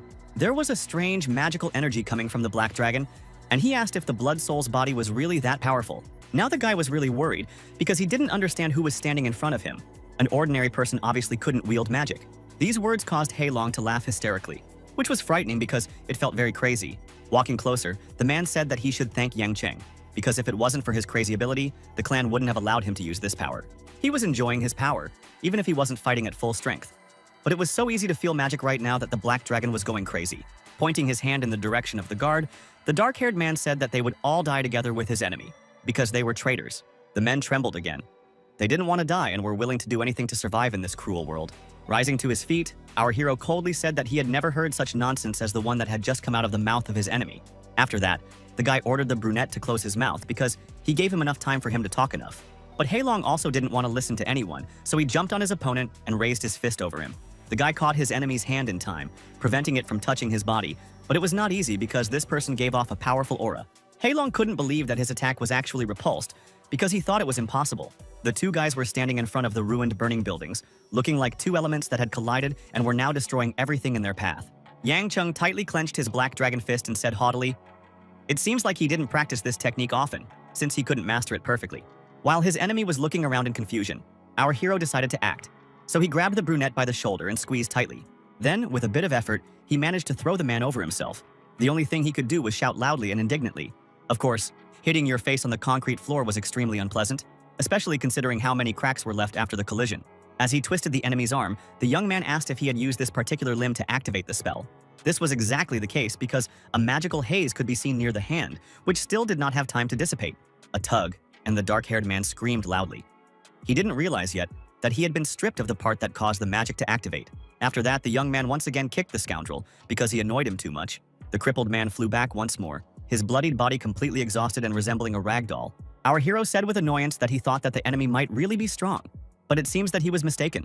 Turning to the guards, Yang Cheng reported that the black dragon had been killed, so if they weren't going to do anything stupid anymore, all their wrongdoings would be forgotten. The youngest bandit pointed with a trembling hand behind our hero's back and said that everything was not quite as he says. Now the boy felt it too. The ancient dark magic was still alive and he could feel it in every cell of his body. Heilong wasn't just alive, he also planned to attack, saying that he didn't want to use this trick. But today, he wanted to destroy Yang Cheng too much. Realizing that this man was in despair because he would not be able to return to the clan, our hero realized that he was in big trouble. Turning to the guards behind him, he loudly ordered everyone to immediately get out of here as quickly as possible. People didn't understand why there was such a panic, because they were standing quite far away and didn't believe that they were in danger, so they didn't hurry to leave. However, when rocks began to rise from the ground, it became clear that Yang Cheng wasn't exaggerating at all, and everyone was in grave danger. It was obvious that Heilong found it quite difficult to activate his magic power, but his stubbornness allowed him to do so. So soon the stones, mixed with magical energy, flew directly towards our hero. Yang Cheng knew that he was in very serious danger, so if he didn't come up with some plan of action, there was a high probability of getting killed. Indeed, it seemed to him that death was inexorably approaching him, so that a kind of humility was already beginning to appear inside him. When the stones and ancient magic began to snake around his body, he was once again convinced that things were very bad for him. The magic was so powerful that it was felt by absolutely everyone, and those who were lucky enough to survive were in a hurry to escape. Of course, because the explosions, which sounded one after another, could not frighten only a suicide. When Yang Cheng opened his eyes after another explosion, he saw Shanling in front of him. At first he thought that he had suffered a concussion, and the girl was just a vision. But then he opened his eyes wider and realized that this was indeed the immortal goddess who had turned him into a zombie. Meanwhile, the girls heard another explosion. Everyone was very worried about Yang Cheng. Only Ling Ling said irritably that he would be fine. Luo Bing hugged Chen Qian and said that their friend was right. You need to believe in the guy, and then he will definitely come back. Our hero was still beside himself with shock, looking at the immortal goddess, asking what had happened to her and why she had come to his rescue. Shanling glared at him and said that she would deal with him later. With that, she quickly moved forward, leaving the newly minted zombie standing there in disbelief. The goddess went straight to the black dragon, who was asking in disbelief who she was. Not wanting to answer stupid questions, Zhenling grabbed him by the throat and squeezed tightly. Wheezing, the dark-haired man barely managed to say that he was a disciple of Mao Shang. So if she killed him, she could also say goodbye to life. Narrowing her eyes, the woman asked if after 1,000 years, his clan had fallen to such a state. The boy's single arm was shaking violently, as if he was about to give up the ghost. Not wanting this man to die in her arms, the woman pushed him as far away as possible. He landed right in front of the guards, who now didn't recognize this weakling as their master, who kept scaring them half to death. Looking at the people who were around, Jianling told them to immediately call their boss and scram away. There was no need to repeat it twice. The men started to run away, especially after seeing the boss' immobilized body. Looking at the whole scene, Yang Cheng could not have imagined that the Black Dragon would end up like this, all alone, because all of his confidants were traitors. When Xianling approached him, our hero awkwardly thanked her because he did not know how to communicate with the deity. The woman raised her hands so quickly and held them out to the guy that he didn't have time to notice it and didn't react in any way. A thin scratch appeared on his neck, and a small trickle of blood flowed out. Collecting the blood on her fingers, the blonde goddess licked them, noticing that the taste hadn't changed at all. The people who were watching this spectacle had no idea what had happened, or where this beautiful woman had come from. To be honest, the guy also couldn't put a puzzle together in his head and fully understand how it happened. The whole situation annoyed the goddess so much that she slapped the young man on the head and asked if he really had the decency to ask her questions. She complained that she was almost killed by a third-rate Taoist priest, and if it wasn't for the blood soul's body, she would have even wanted to look at the guy. Our hero resentfully shouted that he could not be blamed for this, because he had never seen a Taoist priest before, and she, being his teacher, did not say anything about it. Xianling's face became even more stern as she asked if the guy really wanted to blame her for what had happened. After calming down a bit, she added that she had to remind the young man about the fame recently. The Taoist priest Mao Shang made a move, so Yang Cheng should be careful. The young man absently said that he had heard about Mao Shang, but he still didn't understand what it had to do with him, whether it was because he was a zombie. Turning around, the woman said faintly that perhaps it was all because of the blood soul's body. After the battle, there was complete devastation around, of course, because there were so many explosions that were accompanied by fire. People looked at the destroyed buildings and couldn't believe that all this had happened in the last half hour. Those locals who witnessed the battle were immensely happy that they were leaving, so they praised the winner. The families of those who were wronged by the Black Dragon wept with happiness, as they understood that they would no longer be treated like cattle. When they wanted to thank the winner, they noticed that the young man and the strange woman had disappeared as if they had never been there. Our hero and goddess really tried to get out of this place as soon as possible, because they had more important things to do than talk to saved people who will demand answers. Xianling asked why the guy had decided to leave so quickly instead of fighting, wondering if he didn't like being a hero. The guy replied that he never planned to be one. Then the woman asked if he really didn't understand anything yet. With a strange look at his companion, Yang Cheng let her know that he really had no idea what this was about. After meeting his gaze, the goddess explained that there might be something spiritual in his body. But this time, when the guy was in danger, this power didn't show up. After reaching a secluded spot that was in the middle of the forest, the woman turned around and asked why the youth had stopped. She answered that question herself, saying that she could feel the spirit in his body, but he still didn't understand what that meant. He anxiously asked what kind of spirit she sensed, because it seemed to him that nothing had changed inside of him. Xianling then took on the role of a teacher and explained to him that the spirit absorbed the energy of the sun and moon. Normal people could get half of its power when they practiced.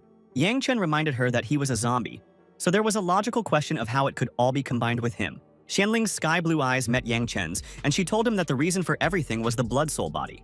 Hope began to glow inside our hero. He asked if he was a normal person, and not a full-fledged monster, like the one he fought.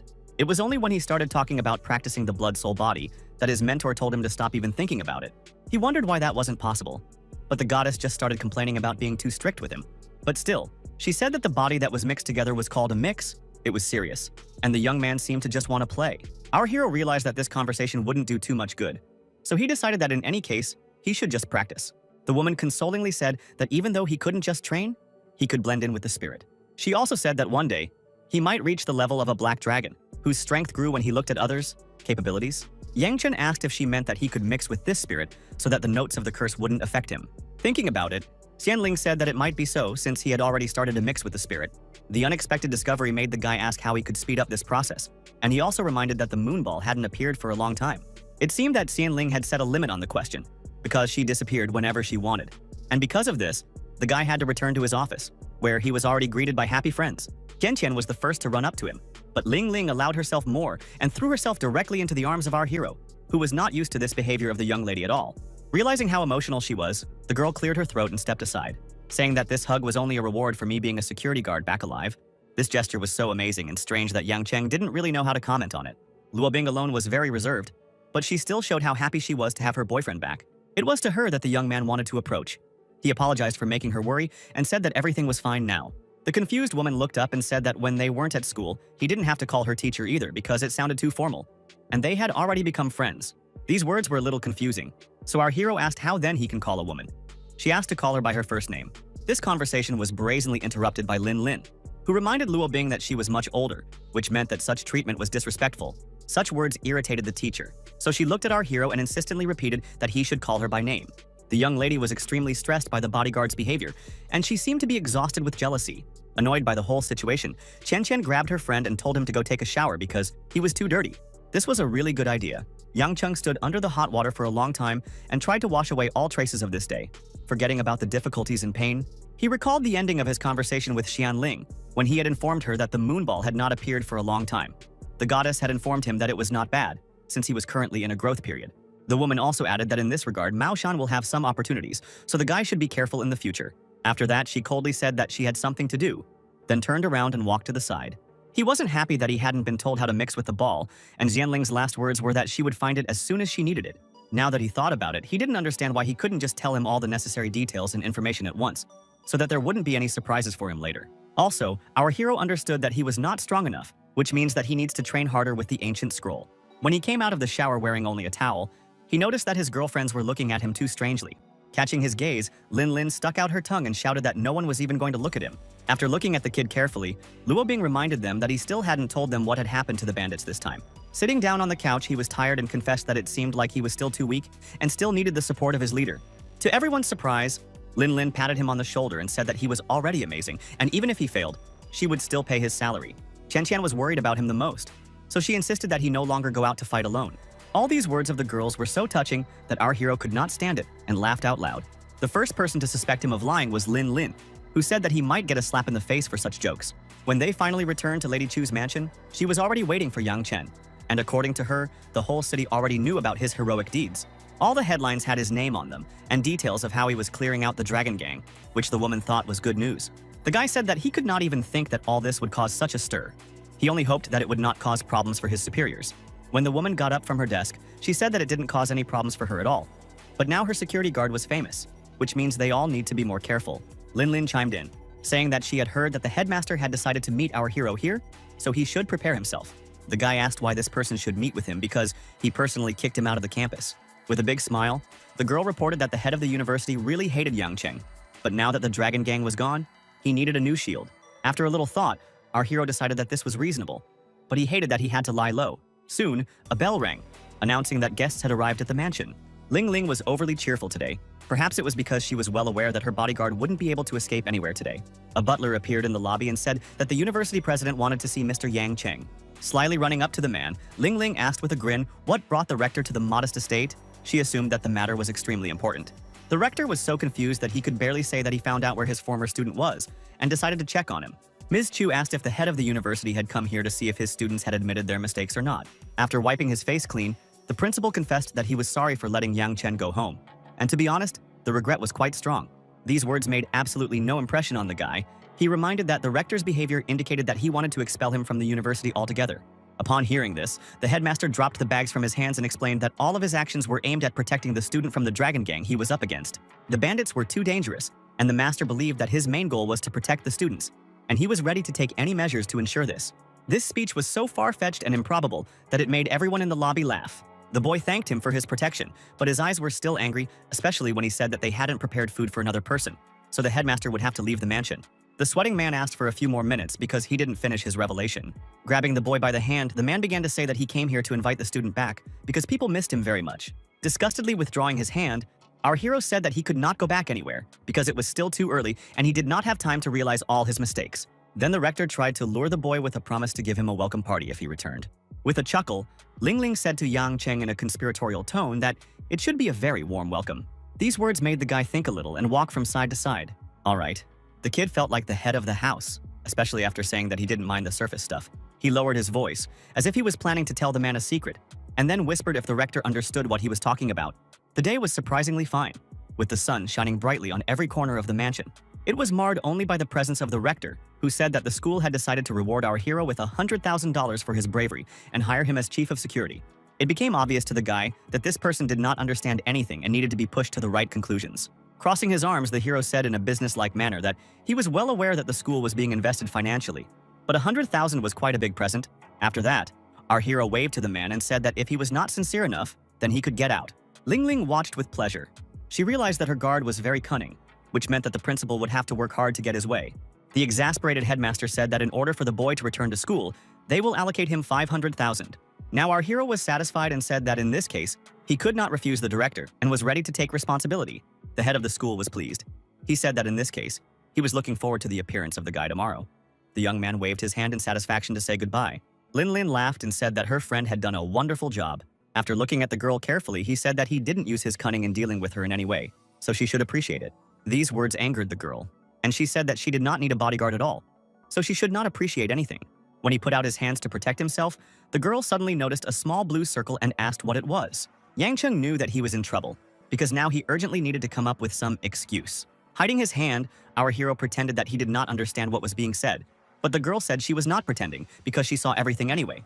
Ms. Chu was also involved in the conversation and asked if the bodyguard really had a tattoo. Our hero did not know how to say that this is not a tattoo, but his small moonball. But this information was not intended for the ears of these women in any way, so I had to lie about the fact that he actually had drawings on his body, and this is one of them. Shrugging her shoulders, Ms. Chu said that she considered tattoos to be the absolute norm for today's young people. But her daughter did not calm down and said that before this tattoo was not, she believed that he made it for the sake of his girlfriend. Yang Qing denied it and said that it was all absolute nonsense, because a tattoo doesn't have to be done for someone's sake. Only now the girl continued to attack him, saying that among other things at night he communicates with himself and behaves extremely strangely. Mrs. Chu was tired of listening to these arguments, so she ordered the guys to stop immediately, because there should be a lot of people coming here right now. While Lin Lin was going crazy, our hero thought that the moonball was still sleeping. And during this time, he should have thought of a way to prevent his little friend from being discovered. Ignoring his charge, the young man told his employer to let him get ready. A few days later, the young lady finally woke up in a good mood and even offered Yang Cheng a ride in his car. The guy looked at her in disbelief and asked how they could go in his car if he didn't have his own transport. Then she pointed to a brand new black Mercedes that was standing in the courtyard. It turns out that some people did not just come to visit our hero, they also gave gifts. Yang Cheng was so embarrassed that he covered his face with his hand, because even the dragon people came to the mansion and Lady Chu and brought gifts. When he and Ling Ling arrived at the university, they saw a huge banner that was dedicated to Yang Cheng. This made the guys smile, because it was obvious that the rector was trying to appease the guy in every way so that he would forget his past insults. While walking through the schoolyard, they met Luo Bing, who greeted the boy with a smile and said that she was glad to see him back in the school. As soon as the students heard that Yang Cheng was here, they all immediately ran up to him and started whispering that this was the hero who had defeated Black Long. Looking at all this, Ling Ling concluded that these guys were really worried about her bodyguard's return. Noticing the girl's envious look, our hero straightened his hair and said that they loved him so much because he was too beautiful. The young lady fumed and said that they only treated him like this because they wanted something and pursued their own goals. And for this, it was necessary to satisfy his vanity. Luo Bing smiled as she looked at this quarrel, because she knew that the girl was actually very worried about her bodyguard and treated him more than just warmly. Yang Cheng came up to her and put a friendly hand on her shoulder and asked her what was going on in his absence. The woman immediately told them that there was a college basketball game coming up, and now that the guy was back, they had a chance to win it. But the young man was completely uninterested in such an event. After a while, all the students were gathered in the large assembly hall to hold Yang Cheng's award ceremony. The head of the school solemnly said that they had gathered here today for 2 events. He was the first to announce that they should celebrate the return of honorary student Yang Cheng, and the crowd immediately started shouting about how much they loved the guy. Our hero was very pleased to bask in the rays of this glory, especially when beautiful girls began to invite him to dinner. The same suggestion came from Ling Ling as well. Yang Cheng was so surprised that he didn't even joke around and just asked where they were going. With a wink, the young lady informed them that they would go wherever her dear bodyguard wanted them to go. Smiling, the rector said that the guy had already felt everyone's love, so it was time to inform about the second reason for this meeting. Moving the microphone a little closer, the man explained that the school had decided to appoint Yang Cheng as the school's security chief. After that, the guy was invited to the stage so that he could give a solemn speech. Our hero snatched the microphone out of the man's hands so abruptly that he almost dropped his cup of water. The guy did not know what to say, so he repeated the rector's promise to treat everyone who came here with a buffet. The crowd cheered and cheered again, and everyone liked the idea of celebrating Yang Cheng's return with a delicious buffet. To be honest, the rector could not have imagined that our hero would take his idea so literally, so now he was extremely confused. Oh, Yang Cheng knew this very well. So with a light laugh, he jumped off the stage and walked towards Lin Ling. Unexpectedly for himself, he took the girl by the hand and gently looked at her. Suggested that we go eat barbecue? It was already evening, so the streets were noisy and quite atmospheric due to the fact that all the buildings were burning with colorful lights. Pointing to one of the small restaurants, our hero said that this is where they will eat the most delicious barbecue. But something else caught the girl's attention, and she pointed to the side and asked what it was. In front of them was a huge cylinder with some kind of liquid, which was what interested the young lady. Grinning, the guy said that there was beer in this tank. and if she didn't try it, she lost a lot. While the girl was looking at the amber liquid, our hero was wary because he saw a strange person among the crowd. The strange man stared at them, and when Yang Cheng raised his eyebrows questioningly, he asked them to read a fortune. The guy felt something was wrong, so he cautiously said that they were not interested in it. He suspected that this was a Taoist. However, the man continued to insist on divination, saying that their meeting was not accidental and he was not going to take money from them. Our hero's voice became rougher when he once again said that they were not interested in such tricks. Ling Ling entered the conversation, wanting to lighten the situation and saying that this person wasn't pestering them for money. At these words, the man smiled warmly, saying that he really does not work for money, but only for the sake of his faith. Raising an eyebrow, our hero asked how this person was going to find out his fate. The Taoist said that for this he needed some blood and then the future would be revealed to him. After hearing this, Ling Ling was absolutely thrilled. She found this kind of thing simply exciting. Extending his hand forward, the man asked Yang Cheng to give him his palm.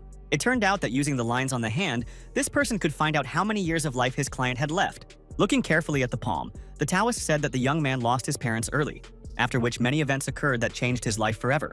This was indeed the case, so Yang Cheng tensed up a lot, not understanding how a stranger could know about this. Ling Ling, who was encouraged, said that it was all true, so she asked when the guy's wedding would be. The man amiably said that he would answer all the questions, but for this he needed the guy to drop a drop of his blood on a special item.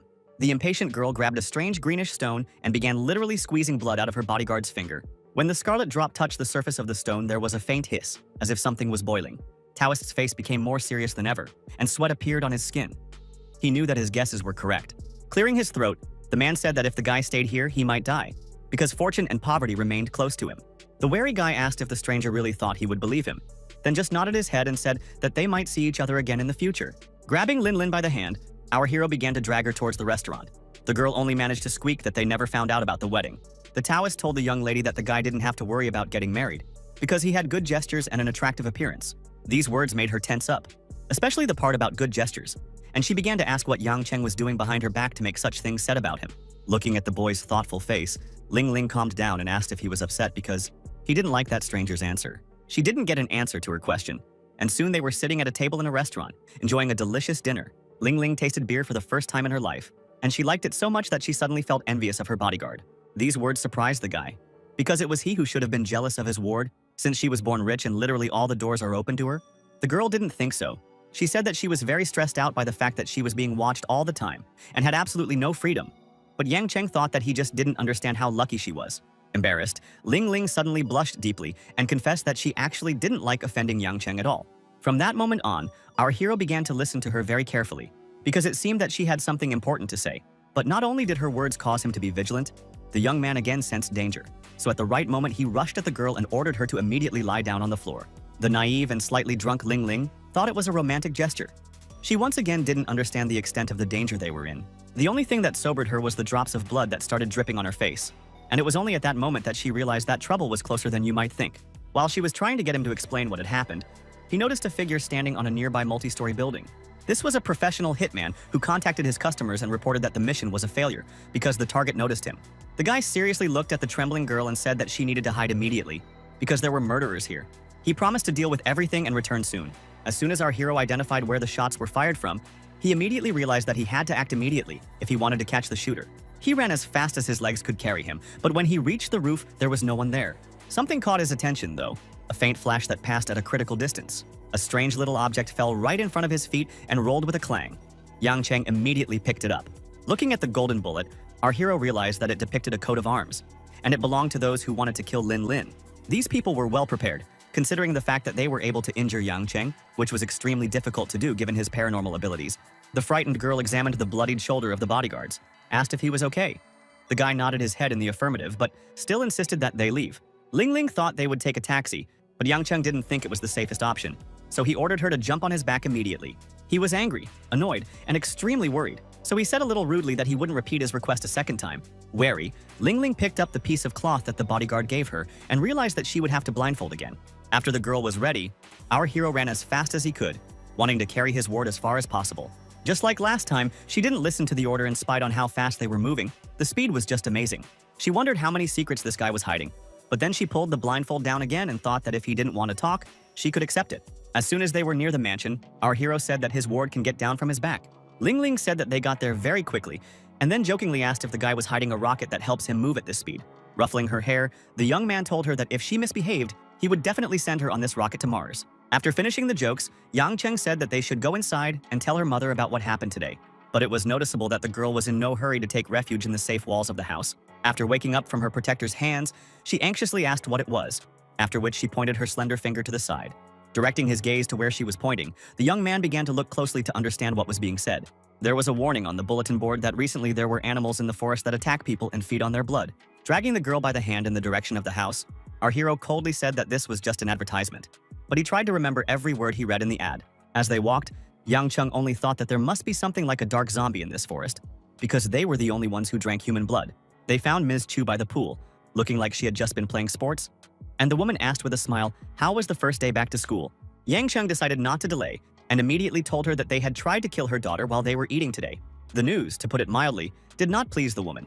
She immediately tried to find out the details and clarified whether the bodyguard was sure that Lin Lin was the target. The guy did not hesitate to say that he was absolutely sure of his statement. He said that this time, they got a very professional killer who almost completed his goal. After some thought, Mrs. Chu informed them that they should not delay, and then asked if our hero had a plan. Yang Cheng was sure that the task would not be easy. The next day, Lin Ling woke up clearly in a bad mood, as she had been wanting to eat her bodyguard's brains out with a teaspoon since the morning. She desperately wanted to go shopping, but the guy wouldn't let her, reminding her that they were attacked yesterday and they should lay low. After a while, the butler came over and informed them that there were people on the street who were desperate to see Yang Cheng. These same people did not wait for permission to enter the house. Pushing aside the butler, the man in the suit said that there was no need to introduce them. Stepping forward, our hero introduced himself and sternly asked if he could ask what had caused such a sudden intrusion into their space. Holding out his hand, the man smiled discreetly and greeted the guy that he was the headmaster of the school where our heroes study. Without hurrying to accept the hand, Yang Cheng deduced that if this person came here without warning, then he must have done something wrong again. These words caused the director to burst out laughing, after which he said that the kid had a great sense of humor. But the reason for the appearance of this man was different, according to him. This time he came here in order to remind the young man of his duties as a citizen. Ling Ling chimed in and said irritably that they were still students, so it wasn't clear exactly what responsibilities they were referring to. But the guy was only interested in one thing, whether there will be any reward, slyly smiling. The master said that it is due, so much to get it. You need to sweat. Yang Cheng knew that he had enough worries right now, so he apologized and said that at the moment, he felt that he couldn't handle the task at hand. Raising his hands in a conciliatory manner, the director asked the guy not to rush to a decision. He said that even though he had fulfilled his duties, they would still reward him. After sitting down on the sofa and crossing her legs haughtily, Ling Ling asked if the headmaster really thought they needed money. The behavior of the lady caused indignation of the director's retinue. They did not understand how a girl could show such disrespect. Their boss closed their mouths with a gesture, telling them that if they didn't need their support, they could go home. Finally, he added that if the guy changes his mind, he can call him at any time. After this meeting, there was a conversation with Mrs. Chu, who said that she had heard about the guy's previous case. She was wondering if he could deal with the monster. Our hero explained that if this is the one he thinks about, then the probability of his victory is high, even though that creature had a great influence on him. The conversation was interrupted by Ling Ling, who reminded her bodyguard that he didn't have to deal with this monster if he didn't want to. She was clearly worried about him, even though she said that she just didn't want to lose a good bodyguard. Yang Cheng was pleased by her words. Finally, they were able to go to school. The guys walked side by side, but the girl always caught herself thinking that she wanted to take the guy by the hand. But the school met them very strangely. Students ran out of the building screaming. Someone said that they could all die. Having managed to grab the hand of one of the students, our hero asked what was going on and why they were all running away. The stunned girl reported that the same monster that was mentioned in the news attacked their school today. Quickly turning to Ling Ling, our hero said that she should find a shelter right now and hide with the rest of her classmates, and he would go and see how things were going. But the girl flatly refused to comply with this order, arguing that she did not know what to do if something happened to the guy. Her stubbornness began to irritate our hero, so he said a little more rudely that he would not repeat his order twice. With that, he turned around and ran in the opposite direction from where everyone else was running. Meanwhile, the director of the school and his entourage stood on the field, looking into the distance. The headmaster said worriedly that the students were currently locked up with a monster, which meant that they should immediately come up with some plan of action to save everyone. Yang Cheng was already rushing towards them, who also knew that some action needed to be taken. The rector wanted to introduce the guy to his boss, but he said that it was unnecessary because they had already met. A man in strange clothes asked Director Lee if he was looking for someone to join his entourage while he had him. Waving him off, Lee said that they still had a long way to go, so there was no need to waste time on unnecessary conversations. Yang Cheng insistently said that they really needed to hurry, because there were still many students inside the school who were currently in danger. With a disdainful glance at our hero, the unknown man asked if he was qualified to judge him. The director, in turn, said that the guy cannot worry as long as he does not bother them and stays away. A strangely dressed man started to approach the monster, saying that the creature wouldn't get out of here alive today. From afar, looking at this picture, you could immediately notice that the zombie was much larger than an ordinary person and looked much more impressive. Without thinking twice, the zombie leaped forward, flaunting its sharp claws and incredibly powerful jaw. His body was so powerful that it seemed impossible to defeat him. But the belligerent man decided that he would do his best to show that he could handle even such an opponent. Holding the sword in his hands, he said that he would not allow any creature to dare to be insolent in front of him. After these words, the magic power engulfed the monster in a golden glow. He screamed loudly. It was clear that he was being inflicted with incredible pain. The monster's eyes said that it had chosen its prey, and it would not rest until it had drained every last drop of its blood. However, the mage activated his power again, and that same golden light once again began to pierce through the body of his enemy. The director's company rejoiced that the man was so strong that he was able to stop the zombie's advance. However, the magician asked the headmaster not to talk about something that he didn't understand at all, since none of them had the slightest understanding of magic. Looking at the monster that was still moving, this person couldn't understand why his strength wasn't enough to kill the thing. He wanted to put in as much effort as possible and direct all of his strength at the zombies, but he knew that this might be a risky trick. As Yang Chung watched in silence, the headmaster stood behind him, shouting that it would be over very soon. With a wave of his hand, the mage closed his eyes and intently spoke the words of the spell that would help him channel his energy. The company quieted down and everyone began to watch intently what would happen next. In the head of our hero, over and over again, the words of a strange spell sounded, which turned out to be vaguely familiar to him. The monster, meanwhile, began to return to normal, the glow around it diminishing, giving it the opportunity to roar loudly. Looking at the overall picture, one could conclude that the Taoist spell resonated with the peach sword that was in his hands. But the man did not calculate his own strength, and this led to the fact that his weapon was destroyed. Everyone was shocked by what was happening, because a second ago, everything was fine with the ball, and now it was completely destroyed and unusable. There was still such a powerful energy in the air that it made the director and his company move as far away as possible. Turning around, the Taoist asked the headmaster what he should do, since he didn't have any other options or thoughts on how to defeat the enemy. When he didn't get an answer, he decided to do the only thing that came to mind: try to activate the power again, no matter how risky it might be. The monster clearly wasn't expecting something like this, so for the first time in a long time, a look of horror could be read on its face. Despite this, the creature persisted, forcing those who desperately wanted to live to flee. The broken sword trembled in the hands of the man, who was trying to say that he wouldn't attack again if only he was given a chance to escape. But no one was going to give him the chance, and the thing came up behind him and snarled in Tao Xiak's face. The man knew that he had to meet his end with dignity, so he tightened his grip on the sword and grinned back. He even managed to reach out his hand and say that the zombie should not attack any of them. It was then that the creature grabbed his sword and broke it as if it were a child's toy. This action was the last straw for the man. He went berserk and shouted that some brat couldn't just take and destroy his sword. Grabbing the gold cards, he threw them directly at the zombie. These items quickly clung to the zombie's body, causing it to freeze in disbelief. Only the Taoist hadn't noticed the effect that should have been there. Now he didn't know exactly how to deal with this creature. And then, suddenly, the mage's hysterical laughter could be heard, saying that no matter how terrifying his enemy was, he still wouldn't be able to escape his fate. All of a sudden, the cards started to have their own effect. Instead of shining with a golden light, they began to emit a powerful force. This was also felt by the monster, who suddenly felt so much pain that he could no longer hold back a scream and tried to run as far away as possible. Then he approached Taoist and grabbed him by the throat, squeezing viciously and anticipating how he would drink every drop of blood from the man's body. His impatience caused Taoist's neck to break and he stopped breathing, so that his body hung limply in the air. The students watched in horror as the creature threw the man's dead body away and turned its head toward them. The boys shivered in fear as they realized that this creature was going to run straight at them right now. They were so scared that the feeling held them down and made it impossible for them to escape, so they just stood there and watched as the monster got closer with each step. The headmaster and his colleagues were also trembling. He couldn't believe that his mage was dead. Suddenly, the zombie leapt high and charged straight into the crowd of unsuspecting kids who never managed to find cover. Waving his head in resignation, the headmaster said that it was all over. After all spells were ineffective against this enemy.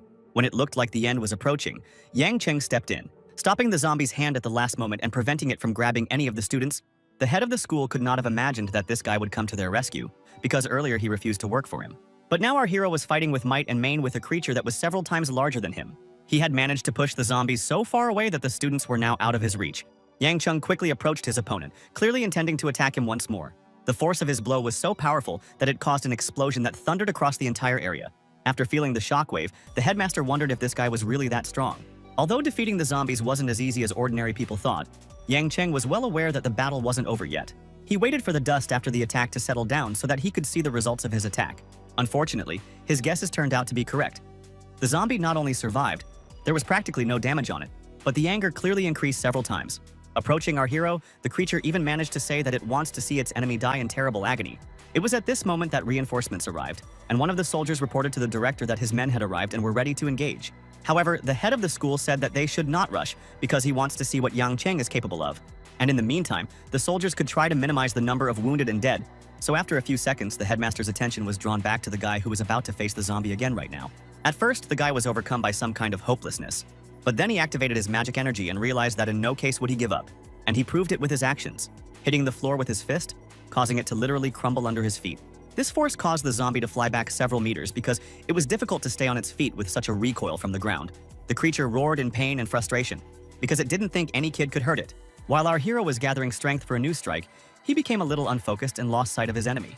This was his mistake. After all, only thanks to this, the creature was able to approach our hero so quickly that he did not have time to move away, and the enemy's jaw closed almost on his neck. It was a good thing that Yang Cheng managed to dodge, but now he clearly understood that this time the dark zombies were much stronger than the last time. Because of this, I had to retreat a little to give myself space and allow myself to take more favorable positions. But you won't be able to run away from the enemy for a long time, so you had to collect your thoughts and come up with an updated action plan that will help you come out the winner. The guy knew that his opponent's body was getting stronger, but his own body was starting to fail because the wounds hurt so much, especially those that were near the knee. Realizing that there wasn't much choice, he thought about why not use the skill that he considered the most dangerous. It was at this moment that a zombie ran up to him, who rushed at him with screams of death and wanted to hook his claws. That's just until the creature ran. Our hero has already managed to hide, leaving only a shadow. The young man was so fast that his opponent didn't have time to react. The zombie didn't even realize right away that its target was right on his shoulder. Yang Cheng's movements were so fast and clear that they were indeed almost impossible to follow. It bounced abnormally high, so that everyone who saw it wondered if it was really a human being and not some magical creature. Everything inside the young man expressed his strength and willingness to fight. He was the hero from whom we would like to take an example. At some point, the young man decided to hide himself from prying eyes. So he used magic, and so that it created a white haze. When there was no fear of prying eyes, he decided that it was time to activate the moonball that had been dormant inside him. The power overwhelmed him, and when it became clear that it could be thrown out, our hero screamed and sent a stream of energy directly at his opponent. This action caused a small explosion, which once again threw the zombie back and seemingly knocked it senseless. But the young man was not going to guess.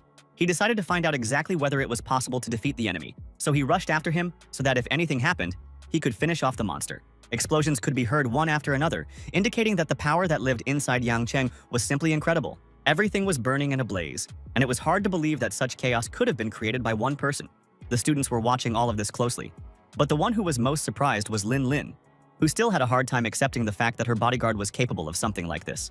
The impatient and anxious director asked his colleague who had won, but he did not know the answer to this question. From the dust that rose up as a result of the impact, someone began to come out. Everyone was afraid that it might be a monster that now there is no one to fight. But it was Yang Cheng, beaten up, coughing as he walked forward, making his way through the destruction and smoke. The happy school leaders began to cry as they realized that their miserable lives had been saved by a boy they didn't respect. But now, no one even thought about it. Everyone was exulting and rejoicing over Yang Cheng's victory, but the guy himself was not happy at all. He understood that one more such use of force, and he could go to the other world after his opponents. Ling Ling was the one who shouted the loudest out of the crowd of students, wishing that the bodyguard was there soon so that she could just touch him to know that everything was fine. Unfortunately, the guy has not yet finished killing the zombie, because he crept up on him from behind and wanted revenge. When Yang Cheng was knocked on his back, Ling Ling couldn't stand it and started to approach them. She ignored her healthy mind. She just wanted to help her friend. Seeing this, our hero immediately came to his senses and ordered the girl not to approach because he will cope on his own. But no matter how hard he tried to get out from under the monster, his body wouldn't listen and was trembling violently. His strength was in decline. But he knew that he simply couldn't lose. His opponent was squeezing his hands so tightly that they were numb, and it seemed that they would never be able to function properly again. The zombie's growl became so intense and loud that it seemed to cause the ground to shake. By some miracle, the guy managed to crawl away from the creatures, but she was not going to let him go and kept moving behind him. Yang Cheng was quite tired of this, so he gathered the last of his strength and put it into a powerful punch that landed squarely on the enemy's face. This was enough to push the exhausted monster away and make some room for maneuver. Jumping to his feet, the young man glared at the zombie and said that if he wanted to continue the battle, he could get closer to it. The monster stood up but hesitated, because it became clear that the boy was not going to die yet. These thoughts scared the zombie so much that at some point it turned around and began to run away with all its might in the opposite direction from the guy. Our hero just stared ahead. He was at a loss, because he did not expect that the enemy would just start fleeing. As soon as that happened, Ling Ling ran out onto the field and started moving towards her friend, asking if he was okay along the way. Without waiting for an answer, she threw herself into his arms and tearfully began to squeeze the hero's tired body in her arms. It grazed the damaged bones a little, so the guy hissed softly, but didn't push his girlfriend away. After carefully examining Yang Cheng, Ling Ling asked in a frightened voice how badly he was injured. He was not allowed to answer because now members of the school administration came up and asked if the zombie had bitten the guy on the shoulder. Nodding his head in the affirmative, the young man said that they planned to bite him on the neck, but he miraculously managed to avoid it. The director was so scared that he advised the boy to immediately go to the hospital, because now he was in danger, especially considering that he was bitten last time. The girl asked in bewilderment what his words meant. The man only hinted that those who were bitten twice could become the same monsters. An embittered Ling Ling asked if Master really thought that her friend would turn into such a thing. Coming closer, our hero strangely asked if the director was planning to kill him, who laughed awkwardly and began to convince him that everything would be all right. The guy pretended to believe it, but in fact, he didn't think too much about it because he was already a zombie, so he shouldn't be afraid to become one. Clearing his throat, the hero said that he had a question for the director, who said that the young man can ask what he wants. The man obviously didn't expect to hear what the guy whispered to him, so he immediately began to say that he wouldn't do anything like that. Looking at his beautiful companion, Yang Cheng said that it was time for them to get out of here. Just as they were about to leave, he suddenly felt danger approaching again, something that he could intuit on an intuitive level. As always, our hero was not mistaken. He was once again able to save his ward from a fatal blow. The arrowhead hit him squarely in the palm of his hand, narrowly missing his skin. He was immediately reminded of what Jianling had said about him having rare spiritual blood, which was why he had to be careful when he met a priest. Now he realized that this arrow was obviously from the Taoist priest that his mentor had warned him about. The skin on his hand began to burn badly, so when our hero looked at his palm, he saw that it was burned. Even though he was distracted, he managed to sense the danger again, so he saved Ling Ling from another arrow at the very last second. These strange arrows were everywhere, so the guy ordered his ward to follow him, because they need to escape from here as soon as possible. The tip of one of them touched the young man's cheek. It caused him such incredible pain that he barely stifled a cry. He was disgusting and unpleasant to smell his burned skin. Despite the pain, he'd managed to avoid serious injuries so far, but he knew it couldn't go on forever, and he needed to find the shooter. As it turned out, the shooter was far from alone, because soon Yang Cheng and Lin Lin were surrounded by men in black, who clearly wanted to do more than just get acquainted. All these strangers were looking at him with such a stern gaze that it was clear they weren't going to leave until they had dealt with him. The first thing Yang Cheng noticed was what kind of bandages these people were wearing. The administration of the educational institution froze on the spot. They were shocked by what was happening and did not understand who broke into the territory of the university and what these people wanted. The director turned his head to the soldiers and aggressively asked why they were still inactive and what they were thinking about. One of the soldiers said that this was not in accordance with the rules. Then the man reminded that if the zombie returned and something happened to Yang Chen, then no one would be able to deal with the creature. The warrior seemed to realize that he was wrong, so he nodded his head and said that he would follow the order. The man immediately contacted the sniper team and gave them the order to aim at any person of unknown origin. If there is any danger, then open fire to kill. The rest of the military took the order and kept their sights on those who surrounded our hero and his girlfriend. These strange people formed a perfect circle, stuck some red flags in the ground, after which something magical happened. Some kind of glowing portal was formed in the center of which there was an image of yin and yang. Everything was so strange that it was difficult to understand what was happening and give it at least some definition. Yang Chen knew that if things continued like this, there would be no way out, which meant that they needed to get out of here right now. So he took a bold step forward and decided that he would get Lin Lin out of here no matter what the cost. As he jumped up with the girl, he noticed that bright yellow rays were reaching straight for them. Then the portal itself began to shine, as if it didn't want to let those who fell into it out of its trap. Things were bad, because escape no longer seemed such an easy option. Our hero understood that he could not take the risk because his ward was with him. He protected her from all attacks, but it wasn't enough, because his body wasn't absolutely immortal and invulnerable. There were already about 5 arrows sticking out of his back, and everything indicated that the number of arrows would only increase. The more pain he felt, the more he held her close, not wanting to let go of her and put her in more danger. Yang Cheng understood that these javelins were not simple but rather strange, because after each hit, he felt weaker and weaker. There were so many blows to it that a thick cloud of dust rose up. After some time, the guy realized that his body was completely unresponsive and he could not move. Lin Lin seemed to understand this too and began to say that her friend simply had to survive. The director also began to raise the alarm because he saw that our hero could not cope, so he ordered the soldiers to stop doing nothing. Meanwhile, the strange people with red flags continued to sit around the youth. They were so focused that they didn't even open their eyes. At some point, one of these guys spoke up and told his brothers to be careful. Then he clasped his hands in a simple gesture and activated the shield. The glow around them became even brighter, and there was also such a powerful energy that few people could withstand it. It turned out that not a single bullet fired by the soldiers could pass through their figs. The places where the flags came into contact with the ground were cracked, indicating a strong magical effect in those places. After that, our hero noticed strange golden cards that fell on him from the sky. Then he discovered that all his limbs were as if tied up. These people shackled him. The situation was becoming increasingly desperate, so that no plan could even enter the young man's head. He wanted to free himself as soon as possible from the invisible threads that were causing him great pain, burning through his already wounded skin. It seemed that these bindings were created specifically for zombies. It was absolutely obvious that these people were not ordinary. But it only remained to find the answer to the question of who exactly they were. But there was no time to think about it now, because something strange was approaching the guy again. This time, a golden ribbon made of light was moving in his direction. When she touched his arm, the wound started to heal. Yang Cheng couldn't believe it, because he thought that it would make him even more painful. The men in black asked each other what was going on, and some of them said that the young man should be stopped immediately. Before they could even move, a bright beam of light pierced through their bodies, so they could only take a shuddering breath. Then came the sound of gunfire, which drowned out everything around them. The men who were sitting in the circle began to fall one by one. Blood began to spread under their bodies, and with it, life flowed out. Those who were still alive shouted that they didn't need to think about their enemies. They had a goal, and all their thoughts should only revolve around it. The portal that contained yin and yang began to crackle, as if the balance was broken. At that moment, Yang Cheng realized that perhaps there was still hope for salvation. One only needed to put in the necessary amount of effort. His feet stubbornly strode forward, wanting to lead him and Ling Ling out of this magical trap. The girl noticed that the pendant that was hanging on the guy's neck began to behave strangely. It shone and seemed to levitate. The glow around it was only getting stronger. So at one point, the young lady asked her friend what was going on with his jewelry.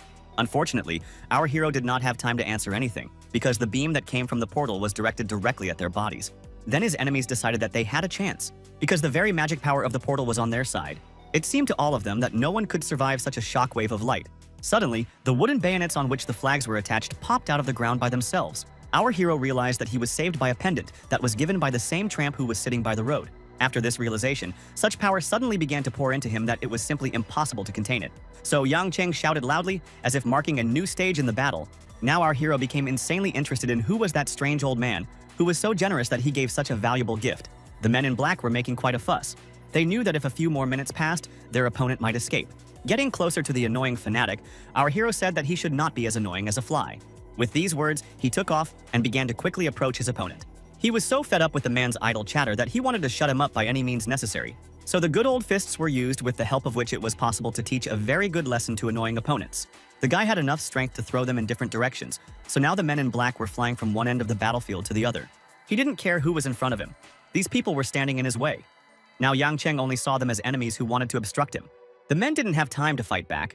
They couldn't believe that there was someone so fast and nimble in the world. But with each new strike, Yang Cheng proved that he could do even more than they assumed. He wasn't going to let them use subterfuges to sneak up on him. It seemed that our hero had a second wind. All fatigue was gone, and his body was healed and did not hurt at all. When a large number of enemies were already unconscious, the young man allowed himself to exhale a little and realized that he was no longer the victim. He was surrounded by dead and wounded opponents, but he was so relieved that he was going to survive that he allowed himself to close his eyes and enjoy the moment of peace. Approaching one of the men who survived, our hero asked why they came here. The bloodied warrior didn't say a word, just laughed out loud. A kind of crazy laugh that sounded like something out of a horror movie. He didn't stop laughing, even when his mouth filled with blood and he had to swallow to keep from choking. Yang Cheng noticed that the man was trying to make the blood flow to his lungs and cause him to die, so they had to grab him by the chest and shake him to make it work.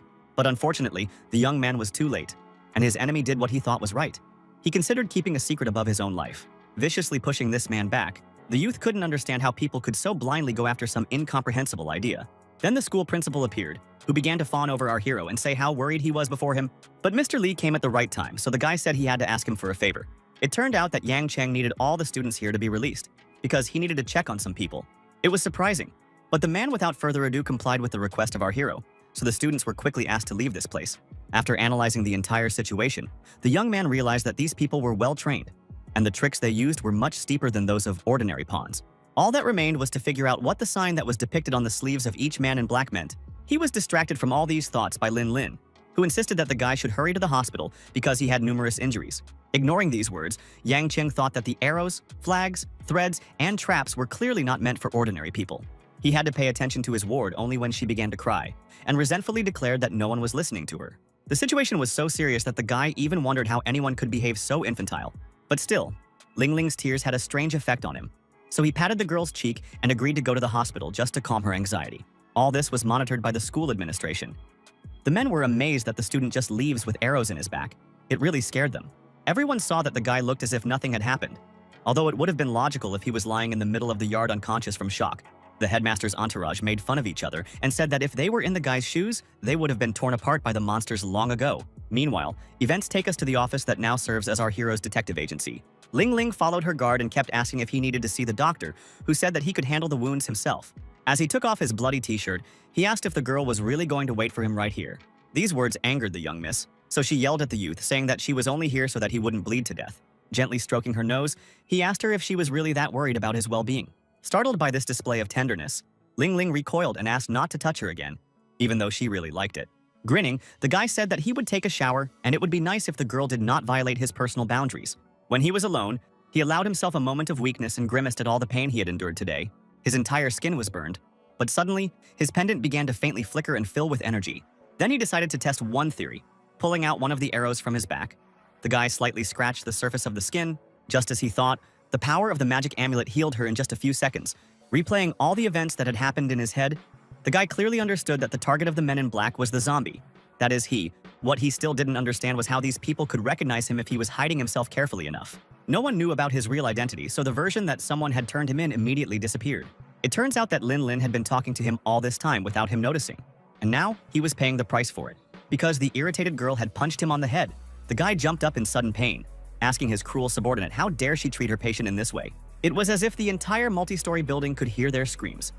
But that was the whole point of their communication. Finally, the heroes got to the mansion, which was already associated with warmth, comfort, and security. As they walked through the corridors, Yang Chung clearly realized that his ward was still resenting him. As soon as they entered the main room, they were greeted by Mrs. Chu and Lin Pan. The women immediately reported that they were aware of what had happened at the school.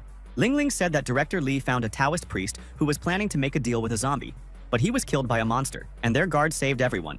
The hostess looked at the boy carefully and asked if he was injured, but he just shook his head. The driver of the family said that she used to specialize in traditional Chinese acupuncture, which could help heal many wounds, so she invited the guy to her room to help him. The offer was very interesting, but our hero was surprised that this woman practices acupuncture, because there were not so many people with such skills. Taking advantage of Lin Pan's suggestion, our hero came to her room late at night. She had been waiting for the young man to arrive, so she placed a strange device that looked like a teapot on the table. This item was steaming and very hot, so she could only guess what it was intended for. When our hero and his companion entered the room, they immediately noticed how strange it smelled. Lin Pan explained that it was the smell of sandalwood, which helped with the recovery of the body and the purification of the mind. She suggested that we get down to business as soon as possible, so she ordered the patient to undress and not drag out the time. Lin Lin realized that at least 2 women, including herself, would see Yang Cheng half-naked, which made her nervous and angry. Her reaction alerted him, and he reminded her that it was he who needed to undress, not her. So there was no need to be so nervous. The driver reassured the boys, saying that everything was fine. She would just aim for a few acupuncture points in the young man's lower body. She emphasized that Yang Cheng was not interested in her as a man at all, so there was no need to worry about it. But to be honest, the guy didn't really care, so he started undressing. Soon, there was a messy pile of his clothes on the floor, which showed how indifferent he was to the situation. When the women looked at him, they were stunned, because he was actually standing in front of them in nothing but his underwear. It was the first time Ling Ling had seen the guy like this, so she couldn't hide her embarrassment and covered her red face with her hands, even though it didn't help much. After calling the youth a pervert, she ran out of the room and said that she wouldn't talk to him again. Yang Cheng just stared after her in bewilderment. Lin Pan understood very well why the girl was acting like this, so she suppressed a grin and said that the hero should lie face down on the bed. Holding up the first needle, the woman said that she would now start the acupuncture procedure. She promised that it would not hurt. You just need to relax. She marked the first spot on her back where she saw a large accumulation of tension and inserted the needle there. Her mind immediately formed a diagram of where to insert the next needles, because the art of acupuncture meant surgical precision. At the same time, the guy was thinking about how needles can pierce his skin, if even bullets can't do it. But then he suddenly felt such relief and muscle relaxation that he realized this technique really worked. It was so pleasant to him that at one point he even dozed off and began to snore softly. He was woken up by a phone call. Woke up? The guy answered and heard a familiar voice on the line, which asked if the young man had already forgotten about him. He awkwardly asked how his longtime friend Chen Chen was doing. After all, it had already been quite some time since their last meeting. The girl didn't even try to pretend that it didn't offend her. But in a rough voice, she said that they had a big client. After scratching his head to recover a little, our hero asked how big the revenue could be. He received the answer that their company will receive 3 million if it manages. Hearing this, the young man was so inspired that he jumped up from his seat and said that he would come to the office tomorrow. He couldn't go right now because Lin Pan had ordered him to sleep for a couple of hours after the session. Our hero found it strange that the girl did not take her eyes off him. He asked if she would really continue to do this. The driver coldly said that she was just lost in her own thoughts.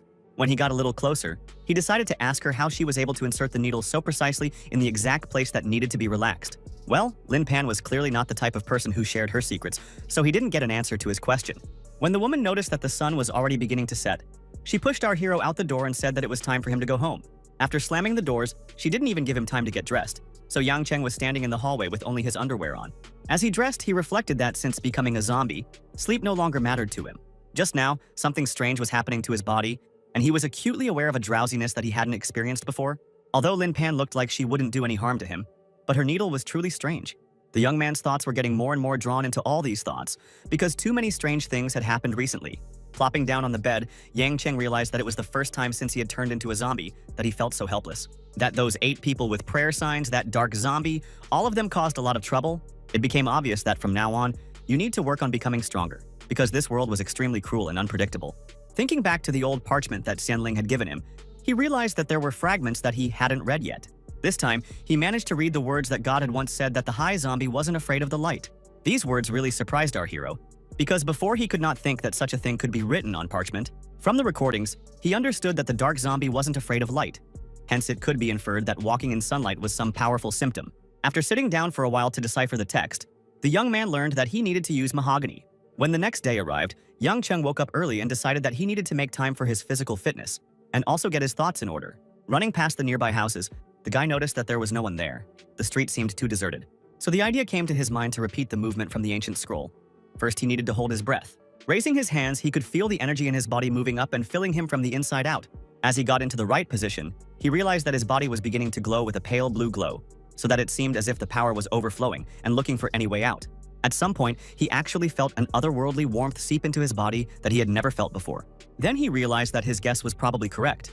Just a few minutes later, his idyll was interrupted because a girl was walking towards him who could annoy even the calmest person on this planet. Ling Ling jumped up to the guy and indignantly asked what he was doing in the early morning, her voice sounding like she was already accusing him of something. Our hero said that he just went out to do exercises, after which he playfully asked if the girl was really worried about him. Blushing, the young lady said that her bodyguard should not flatter himself. Lin Lin said to the guy that he should go inside immediately because someone has been waiting for him for quite some time. The young man was very interested in who they were talking about, but the girl only said that this person claims that he can help them. As soon as our hero entered the house, a man spoke to him, who said that he was the butler of the Kai Yue family, and then introduced himself as Mu Sheng. Yang Cheng said that it was nice to meet him, and invited the man to sit down. But he emphasized that he didn't know anyone from the Kai Yue family. Even so, he still asked what he could do for Mr. Mu Sheng, who clearly came here with some expectations. The butler said that after his master heard that Yang Cheng had been attacked, he wanted to invite him to stay at his place for a while so that the young man could stay safe. Alerted, our hero asked how Mu Shen and his boss knew such details, whether they were spying on him. Sitting down in a chair, the guest said that the guy had nothing to worry about. They would not harm him in any way, because they were grateful for what they had done for them.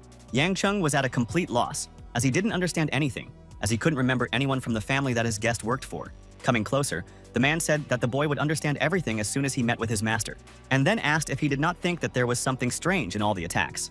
Taking out the photos from the inside pocket of his jacket, the gentleman said that his enemies from Yang Cheng had clearly come for them and would try to repeat their trap once more. This was quite logical, so the guy agreed with these words and asked what else his guest had in mind. Smiling, the butler said that the Kai Yue family would repay the guy for his kindness, which was why the master wanted to invite him to the mansion. Sighing, our hero was confused and did not know what to do, because in fact, he really should have stayed somewhere safe. Sitting down on the sofa in a relaxed manner, the youth said in a condescending tone that he wanted to sincerely thank Master Mu Sheng for his gesture of goodwill.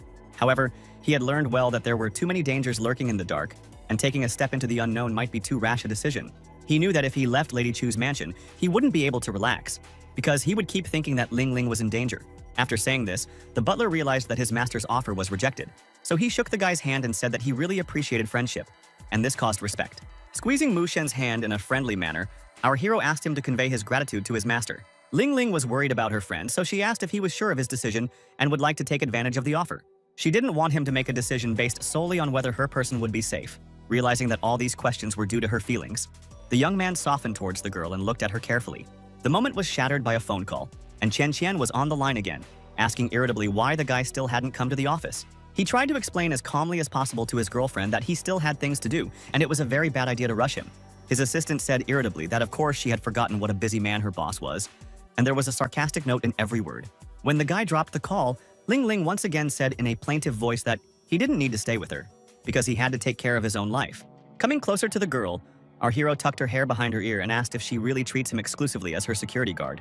The question confused her so much that she blushed and couldn't get a word out without stuttering. Realizing that she wasn't ready for this conversation right now, Yang Ling ran his finger over her nose and said that she didn't have to answer anything if she didn't want to. The whole situation was so embarrassing to Ling Ling that she covered her ears with her hands and tried to escape as quickly as possible. Meanwhile, the young man was wondering why Mr. Mu Sheng was so kind to him. Perhaps he liked his abilities and could become his guard. Hearing these thoughts out loud, the girl asked how he could say that if he was her personal bodyguard. Approaching her ear, Yang Chung asked in a conspiratorial tone what it meant to be her personal guard. Realizing that she was being teased, the girl turned away in annoyance and said that this position should be taken literally. It was obvious that the young lady was angry about something, but our hero did not want to go into details, so he concluded that his ward was strange. After a while, he went to the office where the headquarters of his detective bureau was located. When he entered the study, Chen Chen greeted him with delight on her face. Glad that a friend had finally decided to visit her. Feeling a little tired, the guy immediately asked to tell what happened and why the girl called him. Showing the folder with papers, the friend said that there are all the details of the new case. It was important, otherwise she would not have bothered the guy. Then her eyes darted to the side, whereupon she said, a little confused, that the customer was already waiting right there. A thin, bespectacled man who was sitting on a small sofa raised his hand and waved in greeting. Chen Chen immediately said that it was necessary to read the client's information, because if it was done legally, then some actions could be considered as fraud. Among the huge amount of information, our hero's attention was attracted by the phrase that if the truth is established, he will be paid 3 million yuan. After apologizing for keeping the client waiting, Yang Chung asked him to elaborate on his situation. The man jumped up from his seat and grabbed the young man's hand, saying that he had been waiting for him to appear all the time, so he could not do anything else. Lowering his head, the gentleman began by saying that he was a programmer and relied on his abilities to develop a communication device, which helped him earn a certain amount of money. Chen Chen confirmed this information, saying that this person's development was called borderless communication technology. The client emphasized that at the moment his life was still considered quite successful. If you do not take into account his personal life, not wanting to listen to idle chatter, Yang Chung asked the man to get straight to the point and tell him exactly what he needed help with. Clenching his fists uncertainly, the client said he wanted the Bureau of Investigation to find his wife. After reading some of the documents, the young man realized that it was a woman named Feng Feng, who studied at Changnan University. Chen Chen immediately remembered that this was where Yang Chung also studied. The guy thought that it might make things easier, but first he needed to review the documents provided to him. He was determined to handle this case, so nothing could stand in his way. But the guy didn't even know what conversations were going on in the dark, gloomy offices of those who wanted to harm him. A certain person reported to his boss that Zhao Ming had already found Yang Cheng to investigate Fan Fan's case, but he didn't think it was worth worrying about since everything was going as they wanted. The man was 100% sure that everything was going according to their perfect plan. After leaving the office, our hero went to another building, which was also supposed to benefit him. Circumstances led him to a door, over which hung a sign that read Archive. After greeting Director Liu, the guy said that he came here to collect the necessary documents. He had already informed the right people about it. Taking a break from her work, she said that all the information had been prepared and the young man could come and look at it. Approaching the laptop at which the woman was sitting, our hero found out that the person he was interested in was an orphan who was already 30 years old. The surprise of the guy alerted the archive worker. She asked if something was really wrong. Embarrassed by his own reaction, our hero said that now he would have to bother the woman again because he needed help getting documents from the orphanage. Thanks to a short search, the address of the orphanage was in the hands of the guy, and that's where he went. After meeting with the director, the guy talked about a girl named Fan Fan. Judging by the elderly woman's reviews, she was a child who was still proud of. The lady said that this girl came to the orphanage with 10 other orphans. Only 2 of them were adopted, and Fan Fan's studies were always impeccable. After a little thought, our hero asked if school fees were provided for, to which he received a negative answer, which was argued by the fact that the girl earned herself. The woman said with warmth in her voice that this girl was very smart and always knew how to speak beautifully to get her way. Yang Chung decided to find out how the second child who was not adopted was doing. According to the director, this girl's name was Lin Pan, and it was a little difficult to contact her. The realization instantly pierced the guy's mind. There could be no coincidence, because the driver of Mrs. Chu was called Lin Pan. Noticing the strange expression on the guy's face, the director asked if something really happened. Our hero did not explain, but only asked her for a child's photo of the same girl. When the woman showed a photo of her former pupil, which was taken before she left them, all the doubts of the guy disappeared, because he knew the girl who was in the photo. He never thought that that cold and strict girl could be from the orphanage. In fact, it explained a little of her distant behavior. As soon as the young man returned home, Lin Ling immediately pounced on him, and then asked why he had come so late. His charge would always sneak up on him so stealthily that it would frighten him, something Yang Cheng didn't like very much, as he was used to controlling the situation. Seeing a photo in the guy's hand, the girl began to ask who was depicted on it, after which she tore it out of her hands, wanting to examine it on her own. The young lady's hand trembled as she realized that the photo was of their driver, only slightly younger than she was now. The girl was enraged and angrily asked why her bodyguard would carry a picture of Ling Pan around with him. It wasn't until Lin Lin noticed what was written on the back of the photo that she suddenly realized that their new employee didn't talk about being an orphan. This was not information that could be divulged publicly, so the young man covered his ward's mouth to prevent her from blurting out too much. The exasperated girl pushed the guy's hand away, but he still dared to ask where Lin Pan was right now. As it turned out, she was in the living room. That's where our hero went, because he couldn't wait to find out the details of the information that he learned. The first thing the guy said was that the driver had too much free time. She cheekily replied that it was none of his business. Setting her hot coffee on the table, she asked him to get to the point and indicate what she could do to help him with his question. Sitting down next to her on the sofa, the young man decided not to delay and directly asked if she knew a girl named Feng Feng. Lin Pan was immediately nervous, thinking that her old acquaintance had found Yang Cheng, which meant that Shifu's sending her here could easily be revealed. There was no answer for too long, so our hero asked what the woman was thinking, and she replied with restraint that she had heard the name he was talking about somewhere. Suddenly approaching Yang Cheng, the driver said that no matter where he got the news about Feng Feng from, she really wanted to remind him of something. After that, she forcefully told the guy not to pry into her affairs because it could be very dangerous for his well-being. Shrugging his shoulders, our hero said that it was unlikely that there would be anything more dangerous than 8 masked men who wanted to kill him. The kid got up from the couch and said that if his colleague didn't want to talk about his longtime girlfriend, then he would have no problem investigating it himself. Of course, Lin Pan wanted to protect her past from outsiders, but it was just that there was always someone poking their nose into her business. She knew things were getting out of hand, which meant she needed to ask her boss Shifa for advice. But she couldn't get through to him because the answering machine told her that the number she dialed was turned off. Realizing that she was one-on-one with a problem, Lin Pan decided that it didn't matter what was wanted of her, as she had to protect Yang Cheng first. Meanwhile, our hero was thinking about how he could get information about Feng Feng without mentioning that she was an orphan. The phone call, which was annoyingly loud, snapped him out of the world of his own thoughts again. Chen Chen was on the line, so he decided to check on how she was doing. The girl said with joy in her voice that there was news about Feng Feng. It turns out that there was a hint that she was going to a party tonight. These words made Yang Cheng jump and want to know the details. His employee reported that she sent the address. She also asked that the guy remember to take the entrance ticket from her. The story led us to the 20th Business Exchange meeting, and according to the information provided, Feng Feng had access to this particular event. As soon as the young man approached the entrance, a security guard immediately approached him and demanded to see the pass. As soon as Yang Cheng did so, the entrance was opened for him. Moreover, they began to treat him with great respect. It was strange what importance they attached to an ordinary piece of paper. As soon as Yang Cheng entered, the security guard immediately passed on this information to his colleagues. The building was quite crowded, and you could also see that security guards were walking around everywhere, carefully monitoring the crowd.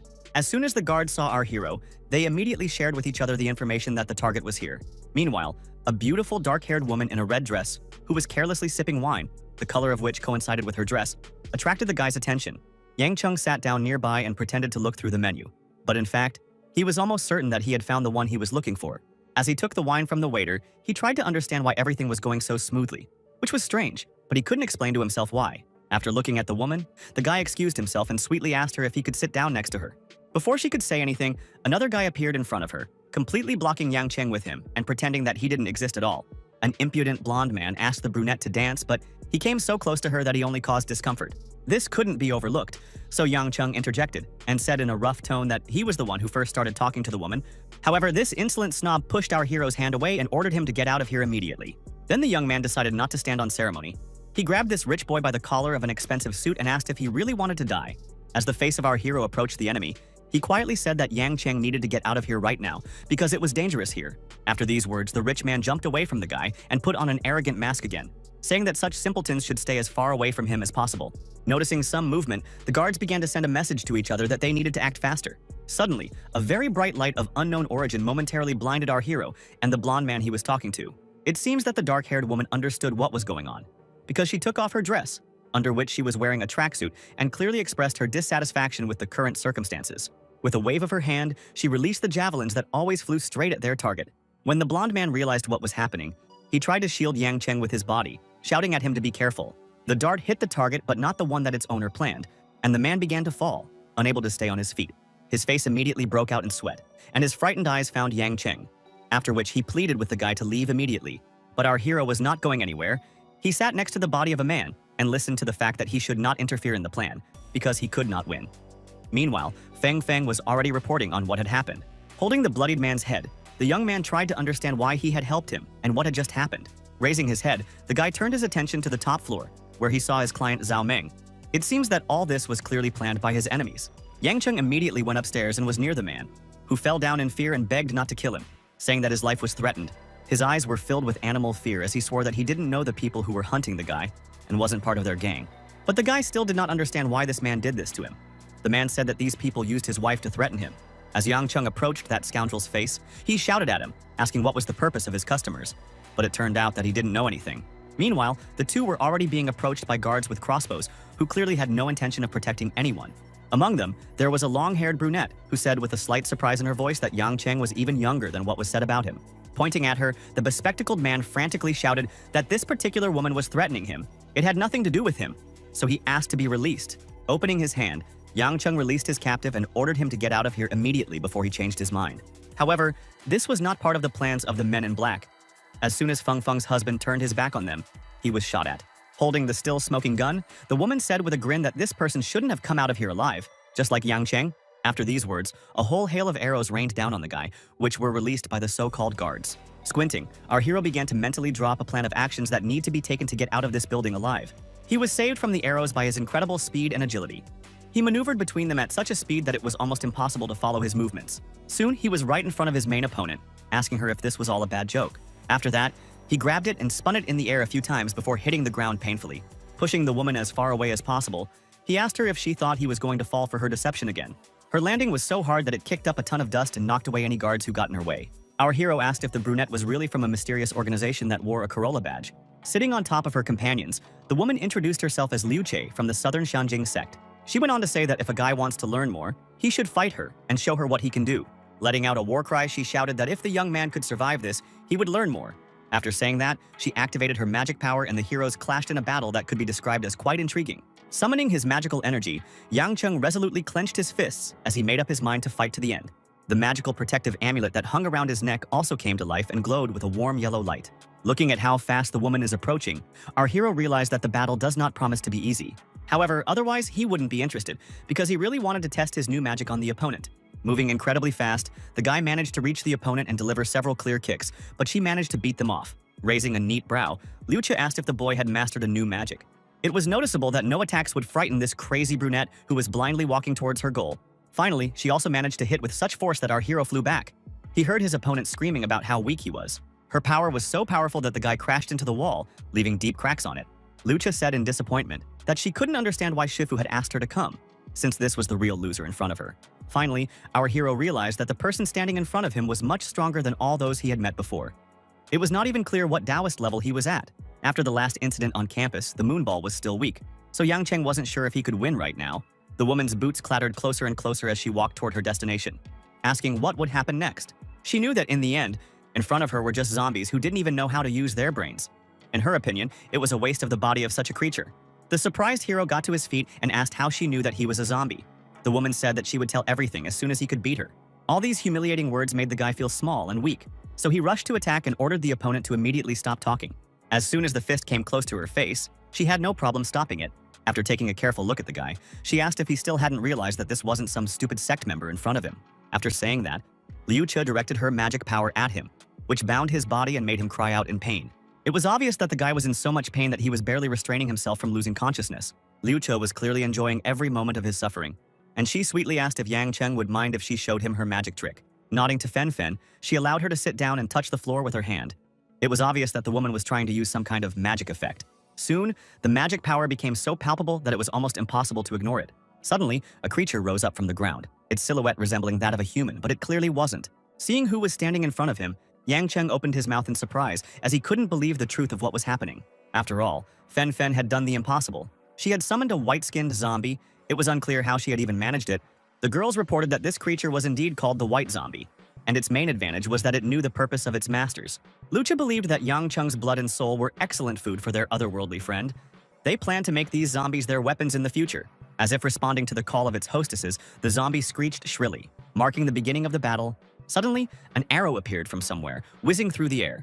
It flew so fast that at first Yang Cheng didn't even believe that it had hit his enemy instead of him. Liu Che glanced around in annoyance to see who the shooter was, then viciously asked who was here. Soon, the answer to her question came to her by itself, and Lin Pan came out of the shadows, chanting an ancient incantation. Magic power raged around her, crackling blue sparks as it urged her opponents to get out of here immediately before they wished they hadn't been born. One of the purple lightning bolts directly hit the window that was in front of Yang Chen. The glass shattered with a crash, and the shards almost cut the shackled guy. But his zombie opponents were even worse off, as the girls' lightning bolts penetrated deep into their bodies and caused incredible pain. When Liu Che realized that her opponent had used the Mao Shan Thunder spell, she was shocked and extremely frightened. Fen Fen was also impressed, as this kind of power was simply amazing to her. Finally, our hero began to gradually recover. He heard an insistent voice that asked if he was dead. Lin Pan approached him and ordered him to get up immediately because they needed to get out of here as soon as possible. She jumped through the broken window and immediately collided with the one she grew up in the same shelter with, Fen Fen standing right in front of her. Her boss realized that the two of them couldn't handle it, so she immediately ran for reinforcements, and soon the guards appeared in the room, whom she ordered to immediately catch the enemies. Yang Chen didn't expect his colleague to come save him alone. He thanked her, but he couldn't put her in danger, so he asked her to leave. After giving him her trademark haughty look, Lin Pan asked him why he suddenly thought that she had come here alone. The men in black were getting closer and closer, instead of shouting at each other and agreeing that it was absolutely necessary to take the guy alive. Suddenly, there was an explosion of destructive power and rocks rained down on the heads of these people. At this moment, the driver grabbed our hero and dragged him towards the broken window, that it was time to leave this territory. Then, armed guys in military uniforms broke into the building. Everything pointed to the fact that they were the cause of the explosion and collapse. They descended from a hole in the ceiling and simultaneously fired at their opponents, taking their lives. Lucha tried to put something like a shield around her people, but it didn't help much. After all, her opponent's weapons were so powerful that they soon began to break through her barrier. Her entire life flashed before her eyes as she watched the bullets fly around unceasingly. It became clear that if she wanted to survive, she had to get out of here right now, and she just hoped that luck would be on her side, and she would be able to do it. However, fortune was clearly not on her side, because stones flew directly towards the villain, which hit her back hard. Fen Fen immediately ran over to her master, wanting to know if she was all right. After all, her appearance did not speak well. Lucha struggled to her feet and said that she had never encountered such opponents before, and they needed to run away immediately. Suddenly, one of the soldiers who was on Yang Cheng's side gave an order to his men not to shoot. This was because most of the enemies were already dead, and the rest were hidden from them by a cloud of dust. So first you had to look around. Our hero was very impressed. He could not have imagined that his friend was so powerful that she knew magic and could hire mercenaries. Jumping inside the building, the girl said that these people had nothing to do with her. They were only here because they had to protect him. Before the guy could ask a few questions, one of the soldiers approached them and apologized for being late. It was the unit commander who said that his master had sent him to help Yang Cheng. At that moment, our hero realized that Master Mu Shen himself stood up for him and helped him defeat such powerful opponents. After bowing, the warrior said that it was a great honor to repay the young man for this favor on behalf of the Kai Yue family. The young man didn't quite say that he still didn't understand exactly what kind of service he had rendered to their master. Lin Pan's voice came from behind, and she said in a cold tone that it was time for the boy to start thinking about himself. Looking at the corpses of the enemies, the girl couldn't help but say the obvious thing that the enemies were trying to kill Yang Cheng by all means. So if they didn't find all of them, there would be even more attacks. There was no denying this statement, so the guy added that those who were close to him would also be involved in this massacre. The military man said that planning could be done a little later, and now the young man needs to go home. He and Lin Pan were driven by a private driver, and they stared out the windows in silence for most of the ride, thinking about what had happened to them that night. When the trip was almost over, Yang Cheng still decided to ask why the girl had come to the Chu family as a driver. She said that she was a disciple from the northern Shangqing sect, and she snuck into the family just for the sake of our hero's body. These words so confused him that he didn't even know how to react to them. According to her, the guy was a zombie with a blood soul who was 1,000 years old. If he was kind, he would benefit the world, but otherwise he would destroy the world, so she needed to keep an eye on him. Running her hand over her throat, she made it clear what Yang Chen would become if he went down the crooked path of evil. Looking at this beautiful but terrible woman, our hero thought that now he has an additional motivation to be a good person. After that, he said that Feng Feng was from the southern sect, and then clarified whether she was really a bait for him. The girl confirmed this guess. The driver also added that they heard that this woman was the target of the hero's investigation, so they decided that they needed to follow her. But none of them expected that such a powerful force would be involved. However, he always felt that those who set traps weren't all that brilliant. So he deduced that Lu Che was probably buying time, instead of fighting against him. His thoughts aloud stopped, when the car braked sharply and his head slammed into the front seat. Scratching his head, which was clearly going to have a new bump, the young man asked the driver what was the reason for such a sharp braking. An exasperated Lin Pan grabbed the boy's head and ordered him to immediately look ahead. Right at the gate of the mansion, he saw a huge number of corpses littered all over the ground, and some were hanging on the gate itself. It was very difficult to believe in the reality of what was happening, because everything resembled footage from a particularly cruel horror movie. Getting out of the car, the girl looked at the trembling guy and said that perhaps he was not the only one who could be the target of enemies. When Yang Chen realized that she was referring to Lin Lin, his feet carried him to the mansion, and he forgot to be careful and did not listen to the warnings. He wanted to see his ward as soon as possible and make sure that she was alive and well. What he didn't know was that the gate he had just opened had an explosive device attached to it with a timer, and it was only seconds away from exploding. Our hero noticed a faint squeak too late. It was already useless to run away. So soon all three heroes were thrown back by a powerful blast wave. We could only hope that at least something remains of them. The force of the explosion was so powerful that it shook the entire area. The man who set up the explosives carefully watched everything, then called his master and reported that their enemy had fallen for the bait. The very elderly master replied that there was no need to jump to conclusions. because it was better to make sure that the guy was really dead. This mysterious man sat in a spacious room and felt like the master of the world. He was served by a small boy who handed the old man a phone and asked why they couldn't bring the little zombie back. The man replied that they did not need to strain themselves because they had what the guy needed, and he would come to the enemy's lair. Of course, he was referring to young Lady Chu, who was chained to a chair and bound hand and foot. The girl did not lose her audacity because, despite her fear, she asked if the kidnappers really did not want money from her. Laughing loudly, the old man rose from his seat and said that she had understood correctly. As they descended the steps, they could see that the man moved very briskly, despite his advanced age. He said that he had organized a huge number of attacks. Everyone thought that Yang Cheng was the target, but in fact, all this time, he wanted to get Lin Lin. The little boy behind him asked if Grandpa didn't want to test the power of the blood soul body, and Grandpa nodded in agreement. But he also knew that the young lady had one secret, and he wanted it more than anything else in the world. When he touched her face with his dirty fingers, she broke down and screamed, asking who he was and what exactly he wanted from her. Moving a little further away, the old man said that his captive would see and understand everything after he showed her something. After that, he told his little assistant that he should take the lady to see their masterpiece. Ling Ling shouted and ordered the boy to let her go immediately, or else her mother and bodyguard wouldn't spare him. But of course, no one listened to her. So they soon found themselves in front of a huge door with a bright light behind it. This caused the boy to run even faster, so that soon the girl had to close her eyes to avoid being blinded by these rays. At some point, she still wondered where they had taken her, so she opened her eyes and immediately regretted it. What she saw made her really horrified. In a huge glass container from which various tubes came out, a woman was placed who was clearly unconscious. Her face was deathly pale, and there were blood vessels under her eyes, as if the life was being sucked out of her. Tubes from her container were drawn to some strange wooden boxes that looked like coffins. It was quite obvious that the whole intricate design was designed to drain the life out of the imprisoned woman and pass it on to those who were in the coffins. Ling Ling was so stunned by what she saw that she couldn't even say what she was thinking. The only thing she managed to say was the question of who this prisoner was. The old man came closer to the glass and said that this beauty was called Aura. According to him, she was a 1,000-year-old zombie. He also revealed that it was this woman who turned Yang Cheng into a zombie. The news was so overwhelming that it left her in shock, unable to believe what she was hearing. Ling Ling began to say that this was all impossible and that her bodyguard was not a supernatural being from legends and fairy tales. Laughing, the boy called her naive and then asked the question, how could an ordinary person fight like him? Thinking back to her friend's strength and speed, Ling Ling doubted that she really knew him. After all, these people were right. He really had some abilities. Turning around, the old man started to leave, saying that he would leave the girl here because she needed to think about everything that she saw. Finally, he ordered his little assistant to show Miss Chu the next part, and Miss Chu smiled enthusiastically. The child ran up to some strange screen and remote control. All his thoughts were absorbed in the demonstration of his favorite part. He pressed the red button and watched with interest as another tube appeared in the container. It was moving so fast that Ling Ling barely had time to realize that the device was pointing in the direction of the woman's head. The girl indignantly asked what the old man was going to do, but he only said that she should sit and watch, after which he would explain everything. The phone smashed into the unfortunate woman's head, and Ling Ling felt as if she too had a headache. Then the one called Aura opened her eyes and they were a bright red color that was incredibly frightening. It was obvious that the woman was convulsing, probably in incredible pain, especially considering that she had a tube in her head. Her face contorted in a silent scream because it was simply impossible to make a voice underwater. Ling Ling's body was shaking violently. She couldn't understand why she couldn't hear the woman's voice, but she could feel all of the woman's pain. She felt as if it was her head that was hit by a strange tube that was sucking the life energy out of it. The girl also noticed that the tubes that led from the container shone with a brighter light. This light also penetrated the inside of those coffins, which seemed to be how life energy was transmitted. At some point, golden symbols shone on the wooden structures, which clearly meant something. But so far, Lin Lin didn't understand what it was. This happened to every wooden coffin, and now everything in this room was shining. But it didn't look beautiful. It was really creepy. Laughing even louder, the child pressed another red button and reported that the job was done. The huge spike that had drilled through Aura's head shot up, releasing a thin stream of blood and causing her to scream again.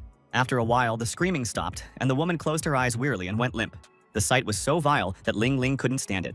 She literally threw up inside out because of what she saw. The boy who came over said that the girl was very weak, but the old man restrained him, reminding him that he was a cultivator who couldn't compare himself to ordinary people. Patting the girl on the shoulder, the man said that soon she will get used to it and it will be easier for her. After recovering a bit, Ling Ling once again tried to find out what was going on here.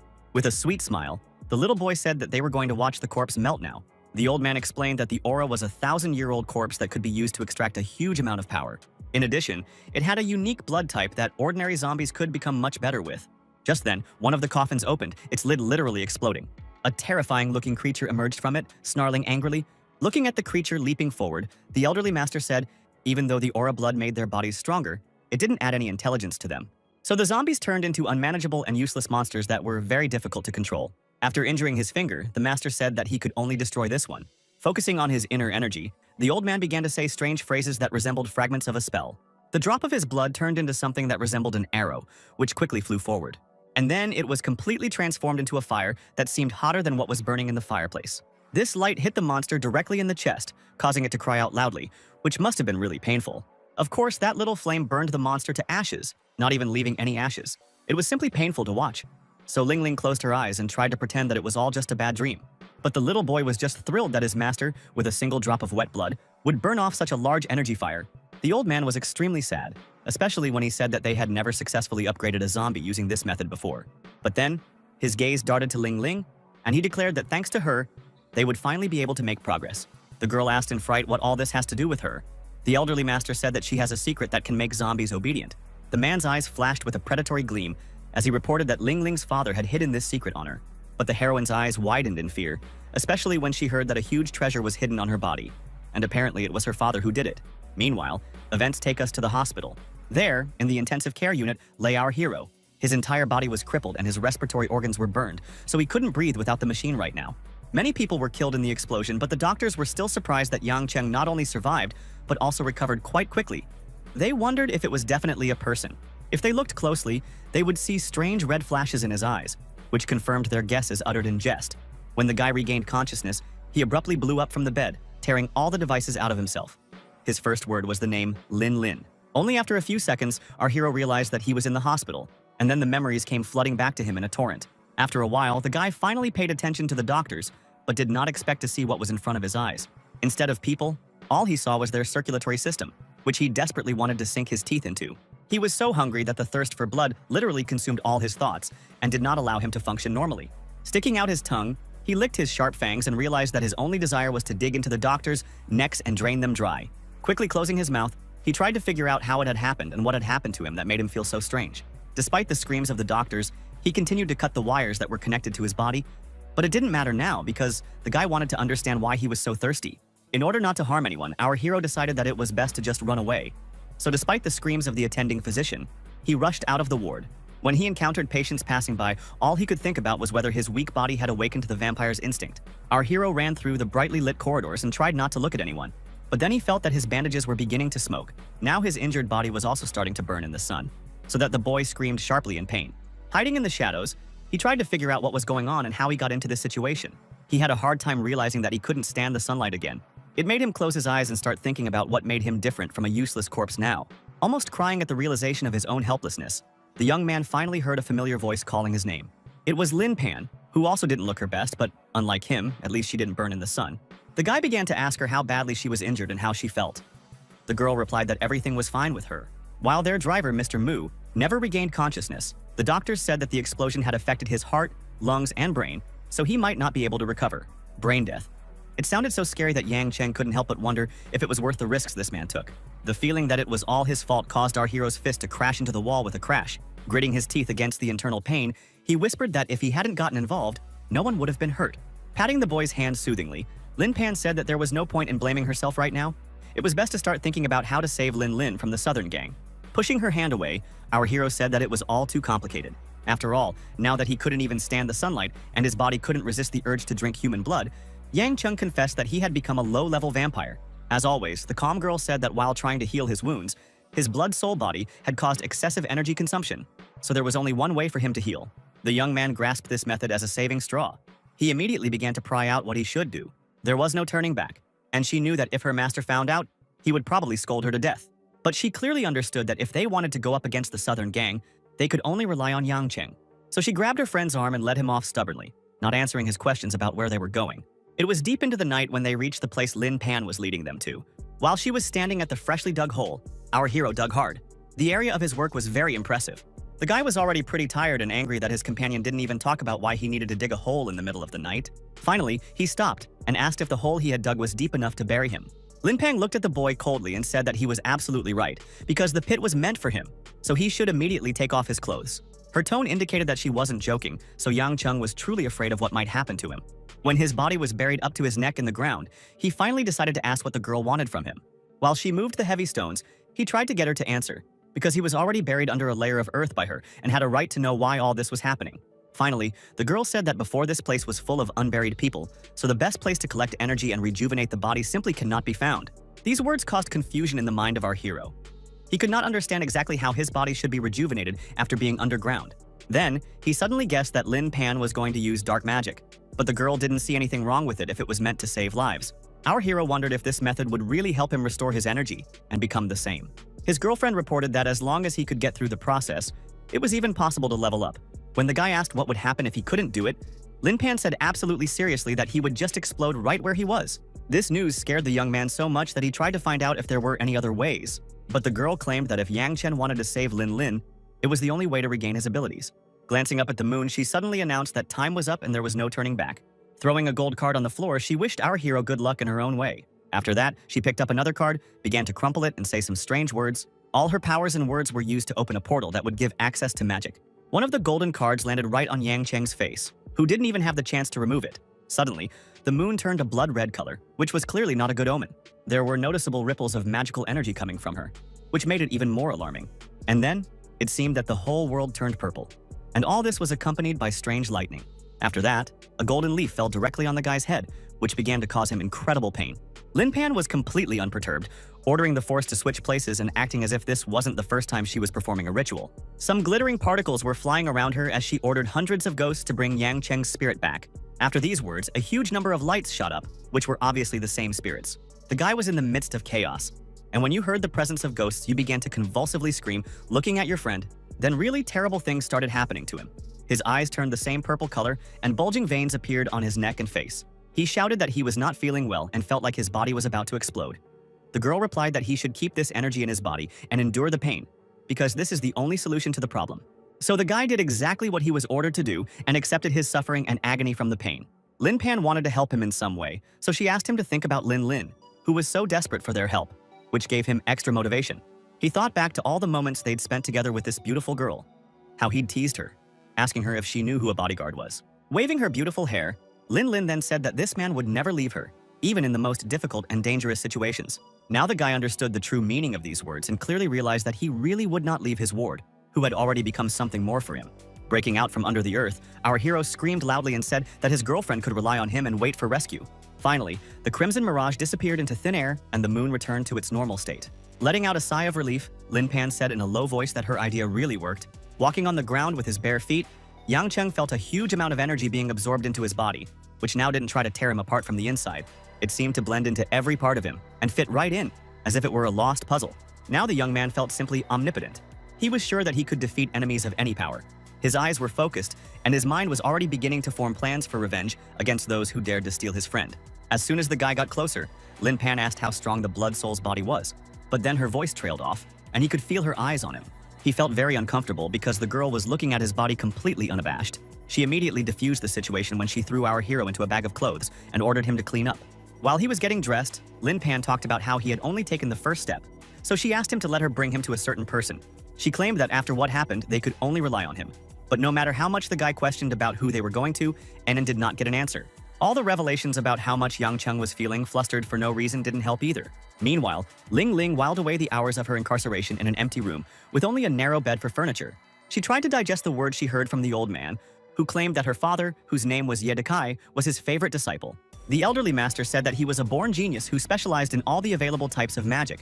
This was especially noticeable when it came to training the zombies that he trained were not only strong, but they also reacted to him, which was very rare. His mind immediately flashed to this tall, statuesque man who could bring a zombie to its knees in front of him with a flick of his fingers. The girl denied all this. She claimed that her father's name was Chung Feng. He was a businessman, and not the one about whom the old man invented his fables. The master then revealed a completely absurd piece of information, claiming that Ling Ling's father had changed his identity to a woman so that he would be left alone.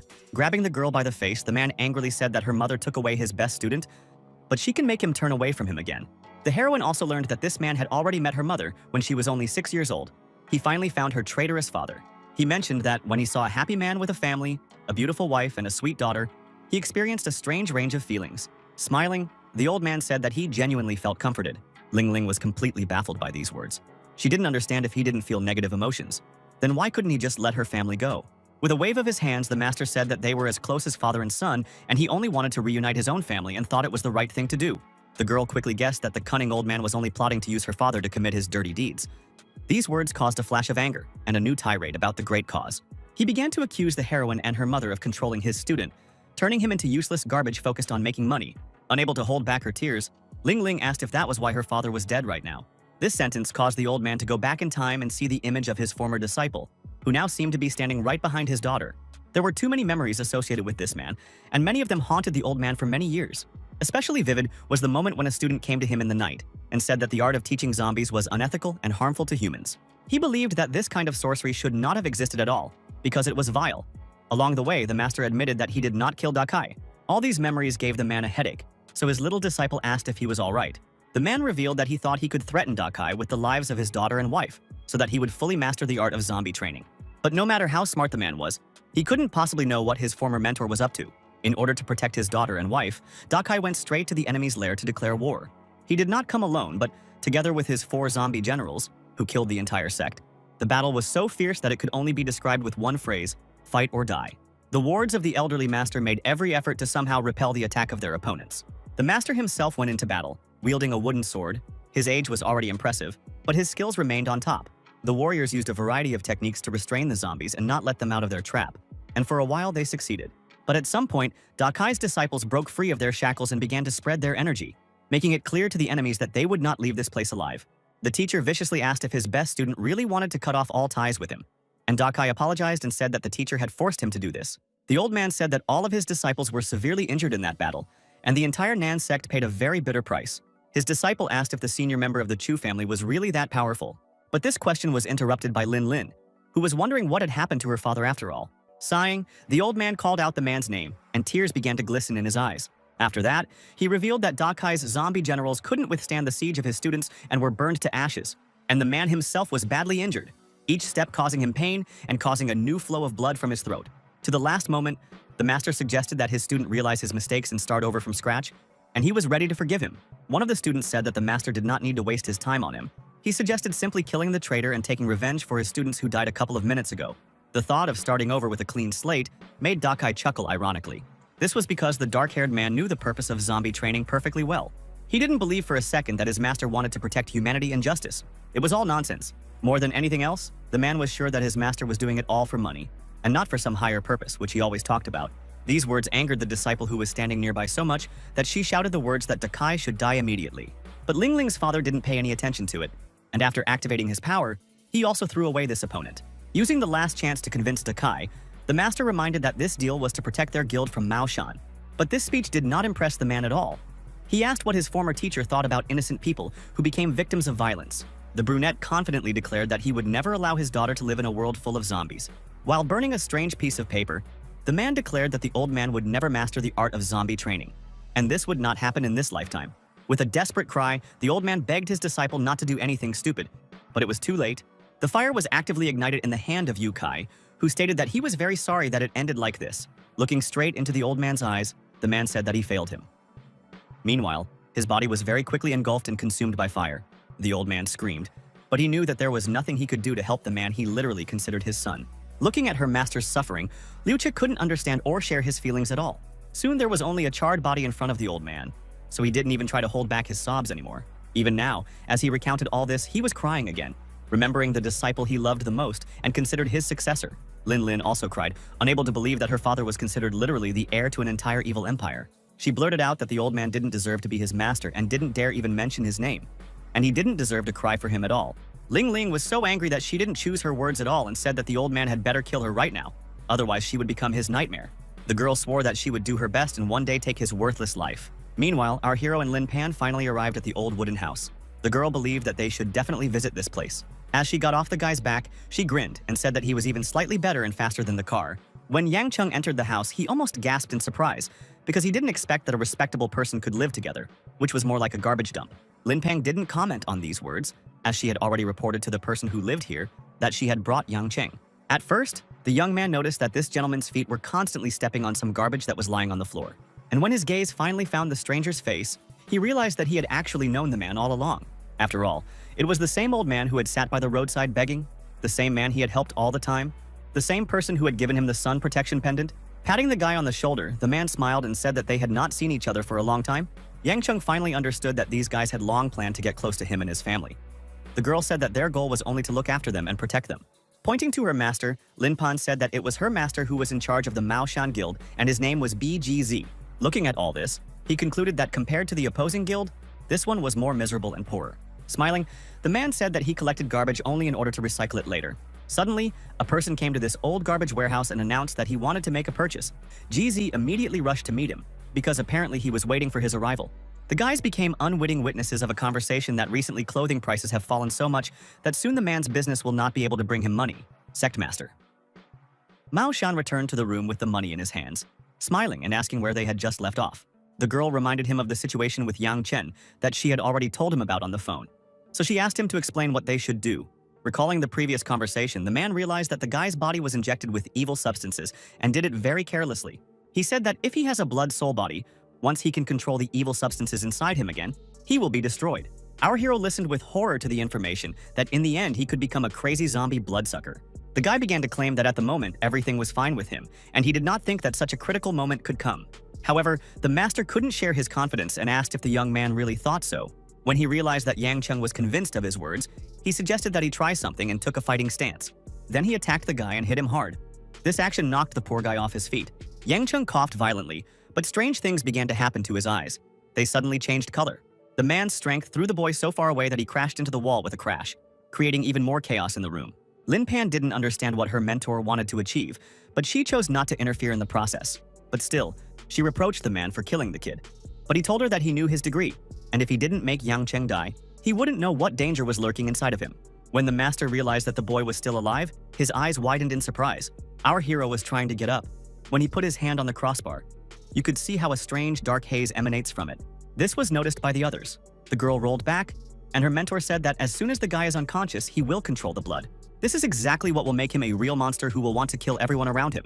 Lin Pan asked if Master would be able to help the guy deal with this problem and learn how to control his strength. Glancing at the youth, the man said that the dark energy in his body was too strong, so he would have to try harder. Making an animal roar, our hero rushed to the attack.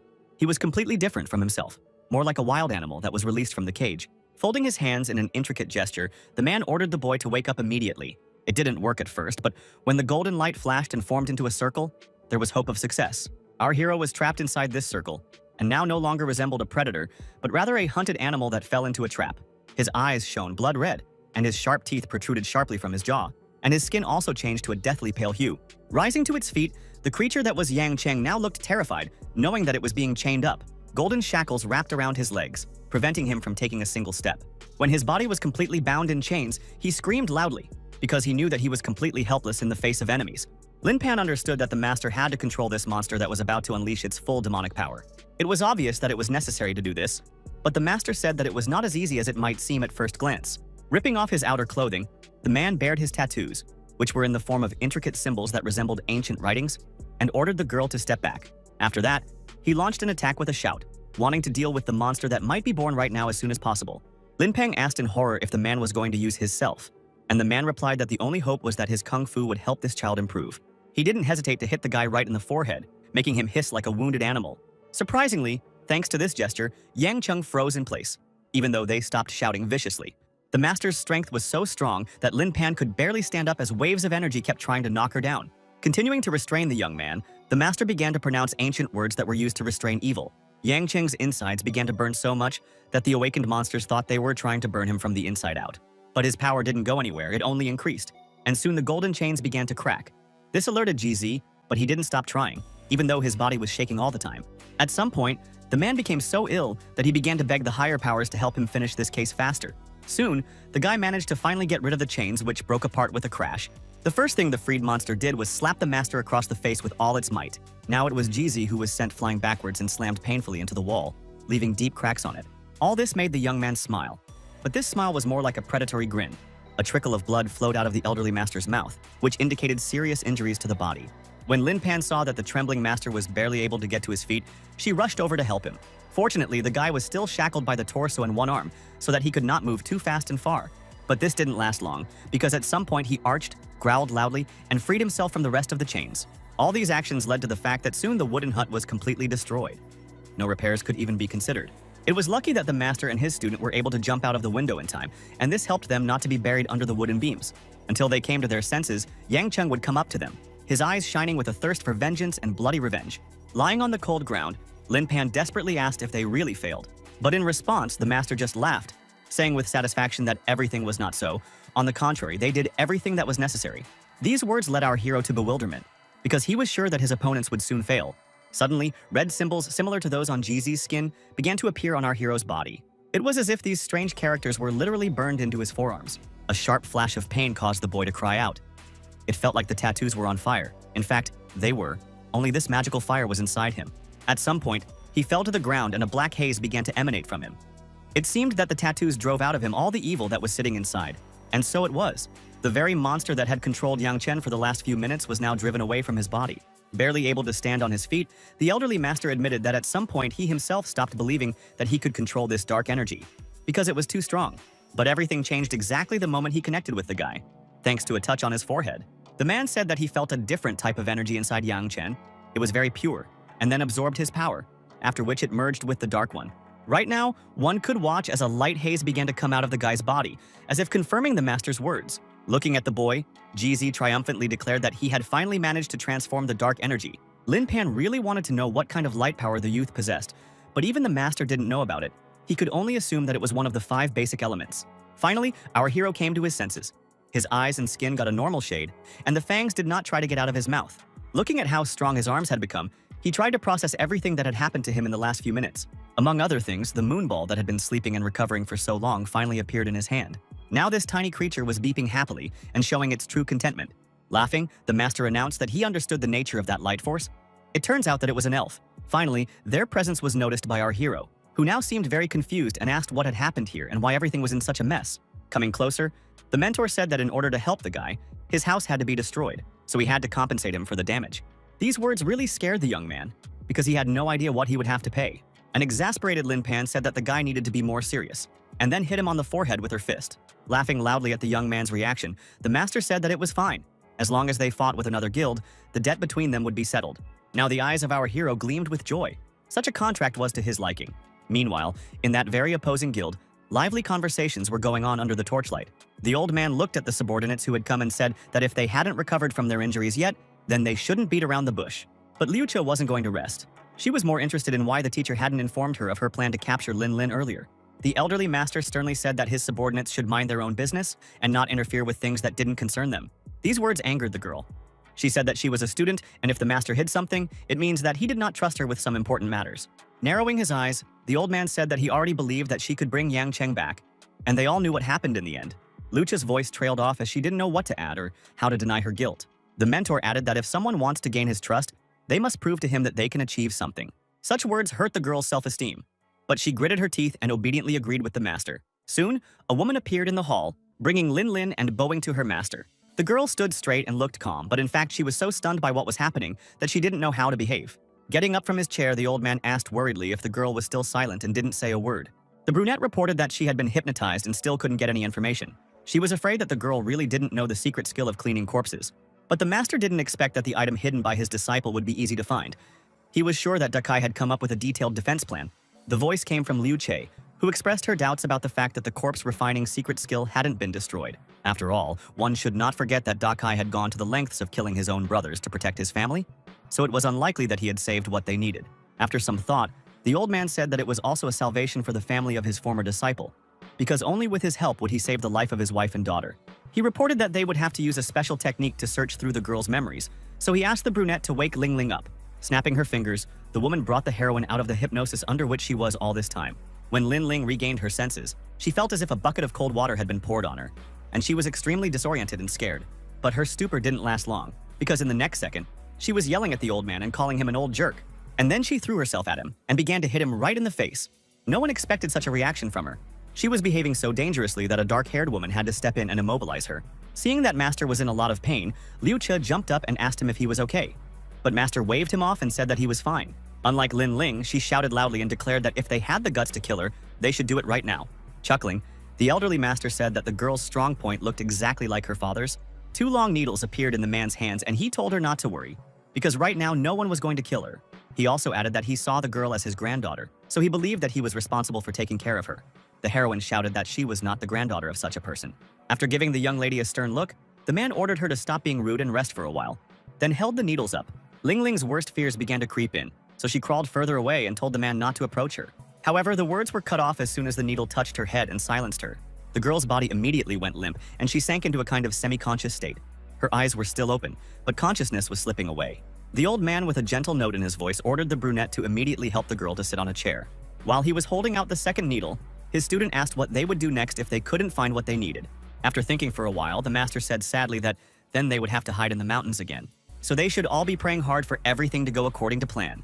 In order to fully focus on the girl's memories, the old man ordered everyone to leave the room immediately and leave him alone. Looking at the needle that was reaching straight for Ling Ling's head, the old man mentally turned to his former disciple and said that this time, he had bet everything on him. After saying that, he squeezed his eyes shut and stuck the needle directly into his forehead, thus connecting them to Ling Ling's consciousness. As soon as the connection was established, the man screamed in sudden sharp pain, but he knew he had to be patient. After a few minutes, the man's eyes changed color, turning blood red. A moment later, the elderly gentleman was in a portal that led directly to the girl's memories. Looking around, he immediately realized that Yang Cheng held a very important place in her heart. He walked forward for a while until he came to the memories from Ling Ling's childhood. Then it was clear that he would soon find what he was looking for. However, he soon heard a voice that he never expected to hear again in his life. It was his former disciple, Dakai, who reproachfully said that the old master eventually got to his daughter as well. The man was horrified when he saw the image of the former student, which meant that it was sealed, and the way to train the zombies was really hidden in Lin Lin's memory. Ling Ling's father immediately went on the offensive, saying that his teacher was not welcome here and should leave immediately. But instead, the old man joined the battle, saying that he had to find what he was looking for. After activating the magic energy, he said that he should make every effort to restore their guild. So he hit Dakai with all his might, who was desperately trying to protect his daughter's consciousness. However, the man managed to hold out, gritting his teeth from exertion. He said that his teacher might not even dream of getting what he wanted. Seeing the gesture of his hands, the old man asked in a frightened voice what his disciple was trying to do. Dakai's actions caused the master's real body to malfunction, and he almost choked on his own blood. Seeing this, his female disciples were shocked. They ran up to the master, but they couldn't do anything, because if the needles were pulled out, then consciousness might be lost. The girls didn't know what to do, so they just ran around the master and raised a panic. At some point, Liu Che finally decided to pull the needle out of the man's head, but it didn't help to wake up the master, who was slowly bleeding from his mouth. After all, events brought us back to the city hospital. Yang Cheng and his girlfriend Lin Pan came to visit Mr. Mu, who was still in a coma, and they wondered if he would ever be able to wake up. The girl was sure that one day the man would get better, but no one knew when exactly this moment would come.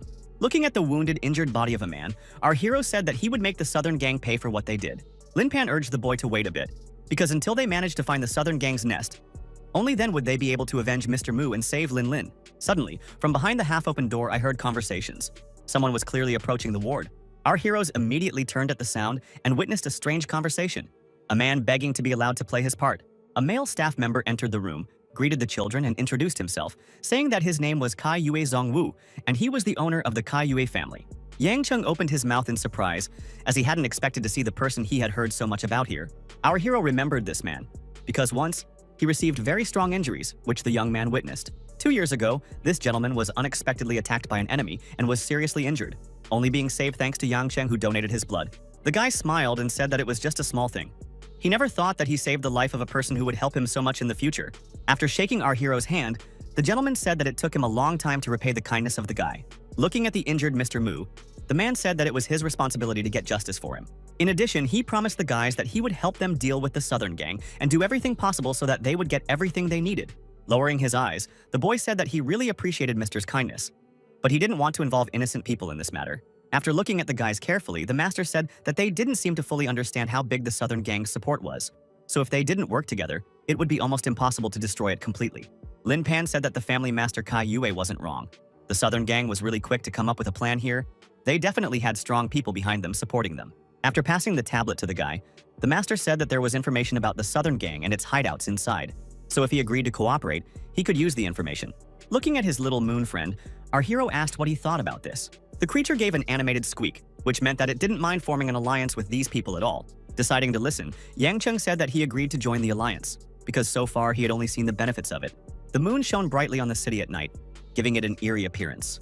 But for some people, it wasn't the shadows that made them feel terrible, but the fear of losing people close to them. which was exactly what Liu Che was thinking right now. A brunette entered the room where the old man was lying. Liu Che asked how Lin Lin was feeling. It turned out that she was also in a coma. The woman was extremely worried that their grandmaster and the girl had been in a deep sleep for almost a day, and she didn't know if they would come to their senses at all.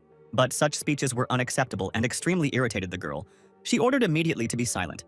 The brunette was afraid because she did not mean anything bad. Liu Che reported that the doctor said that the great master was mentally injured and just needed to rest properly. At some point, the old man's hand trembled convulsively. Before that, he hadn't shown any signs of life at all. This caused the girl to jump up from her seat and approach the master, hoping that he was finally coming to his senses. When she started asking if the old man could hear her, he just made an unintelligible noise. And then he suddenly opened his eyes and jerked violently, as if someone had pulled him out of a deep sleep and brought him back to the real world.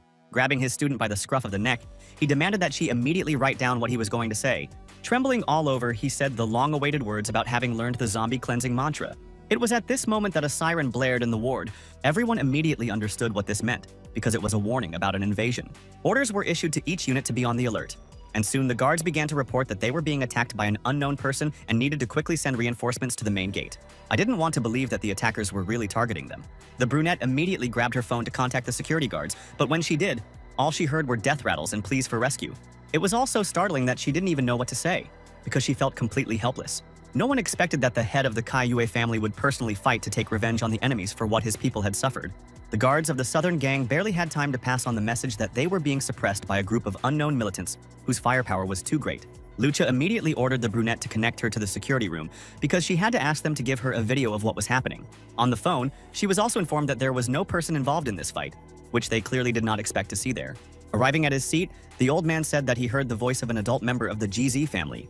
That's right, because the man took the phone from the dead security guard and told the old man that he sounded like he was about to die. Lowering his voice, the man said that he would do anything to come and see the last moment of the southern gangmaster. Now the old man was really afraid because he didn't want to face this man at all. And even when he was in such a vulnerable state, looking at the dark-haired Fang Fang, the man ordered her to immediately gather a few people to suppress the enemies. She bowed out and went to carry out the order.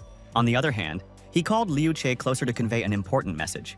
When the girl was standing next to him, he said that Tak should clearly remember all his words because it concerned their lives. Nodding her head, she said that she understood her task very clearly. Meanwhile, Fan Fan was reporting that Groups A and B were surrounding the enemy outside, while Group C was going to search for GZ. She also gave orders that as soon as the guards saw any suspicious people, they should immediately kill them on the spot. After saying that, the brunette bumped into the one she grew up with in the same shelter in the hallway, and Lin Pan was standing right in front of her. While the other members of the group were pointing their guns at her, Fan Fan couldn't even move. She was clearly not ready to face her past. With a cold look at her ex-girlfriend, Lin Pan announced that they had finally met, which made the brunette even more confused as she realized the reality of what was happening. Having sent the guys to help Group C, the woman said that she would deal with this problem on her own. Walking closer, Fan Fan said that she never thought that they would face each other as enemies. Her ex-friend said that the woman could have left this place because she never joined the southern branch. Smiling, the brunette said that she worked exclusively for her boss. Besides, she never planned to leave this place. Lin Pan announced that if she did, she could hit her opponent in return, which caused the brunette to rush into the fight. Taking a fighting stance, Lin Pan said that her friend didn't have to worry because the blows wouldn't hit her face. A real battle ensued between the former girlfriends, and at that moment Fan Fan realized that it would not be easy. A very young disciple of an elderly master heard strange noises and began to wonder what was going on outside. He was already tired of sitting next to Lin Lin, who was still unconscious, and he didn't understand why he should do this. The boy decided that she wasn't going to wake up anytime soon anyway, so she could just go and see what all the noise was about in the building. As he called for the elevator, he even thought that he could do something to help, because he had already learned a lot during the training period. But when the elevator opened, a strange man got out of it, who was extremely surprised to meet a small child in this place. It was Yang Cheng who coldly asked if the boy knew where Ling Ling was. The little disciple blurted out that he felt like he knew the person in front of him, but the guy asked not to try to distract him, and then ordered to hurry up and immediately tell where his girlfriend is, otherwise he will not be well. Startled, the boy reminded him that he was only a child and such words were inappropriate. He played the role of a frightened baby, but in reality, there was a real devil inside him, who was ready to take the enemy to the prepared trap. Jumping straight at our hero, the boy began to shout that his enemy should die immediately. Clenching his fists, our hero realized that it looks like he really will have to fight with the child. But he was willing to do what he came for without hesitation. And if this little fellow was standing in the way between him and Ling Ling, then so be it. He would take him out. After the impact, the boy flew back and crashed into the wall, leaving cracks on it. Our hero was surprised that his reaction speed increased dramatically, and his body became more mobile than before. He could only hope that the boy wasn't dead because he didn't want to, but he had overdone the effort a little. Yang Chung peeked through the hole in the wall and called out to the boy, but no one answered. As he stepped inside, he realized that it was so dark that he couldn't see anything beyond an outstretched arm. At that moment, the little devil appeared behind him and shouted that the guy would be finished now. But he did not take into account the fact that, as mentioned earlier, the reaction speed of our hero increased dramatically, so he easily caught the boy. He didn't understand how his enemy could know that he was behind him. After all, he had done his best to be very quiet. Raising his head proudly, Yang Chung stated that after what he had experienced with Lin Pan, his five senses had sharpened several times. As he approached the boy, he asked if he was so naive that he thought that his location could only be determined by how loud he was making noises. At that moment, the young disciple realized that he was facing a person who had such speed, strength, and senses that he could only compare to a zombie. Lifting the boy into the air, the young man began to ask where Lin was, but so far he could not get an answer. Realizing that the risks were too high, the boy decided to use his special skill to fight the zombies. He cast a fire curse that allowed him to spew flames out of his mouth as if he were a real dragon. But when he looked at his opponent after the attack, what he saw left him in shock. Yang Chung was not only alive and well, but also allowed himself to joke about the kid having something up his sleeve. But he had a lot more tricks in his arsenal, which he very soon introduced to his young opponent. After these manipulations, the boy absolutely did not want to continue this battle, because he felt as if the spirit was about to leave him. The guy said that he was giving the kid one last chance, so if he didn't tell him where Ling was right now, he was going straight to hell. After showing Yang Chung an obscene gesture, the boy claimed that he was a disciple of the Maoshan sect, which meant that he would never give up on zombies. These words were too loud, because after a few minutes, our hero opened the door of the room where his girlfriend was. Seeing her unconscious, something broke inside the guy. He was so worried that he forgot about everything in the world. Touching her beautiful face with his hand, he begged her to wake up. Pouncing on the student, the guy asked what was done to her. He said that he had nothing to do with it, and her condition was the work of the great master. He reported that his teacher wanted to get the memories of her, but they were sealed. And since it was impossible to break the seal, it led to this state. Gritting his teeth in anger, Yang Chung realized that he now wanted to deal with the Southern gang out of personal interest as well. After hitting the boy on the right spot, he quietly said that he should sleep for a while. The disciple had indeed lost consciousness and was now resting peacefully on the floor. Lifting Ling in his arms, he apologized for coming too late. Looking at her tightly closed eyes, the young man promised to take her home right away. While they were walking towards the exit, they were constantly followed by a moonball, which seemed to be guarding the children. But at some point, he narrowed his eyes in alarm and our hero realized that something was wrong. He immediately realized that something was happening. And in the next instant, everyone in the building felt a strange shaking. The guards fell to the floor, screaming, and assumed that an explosion had occurred somewhere below. The shockwave was so strong that its vibrations caused Lin Pan and Fen Fen to cover their ears to avoid getting hurt. But at some point, Lin Pan realized that it wasn't just the shaking of the building.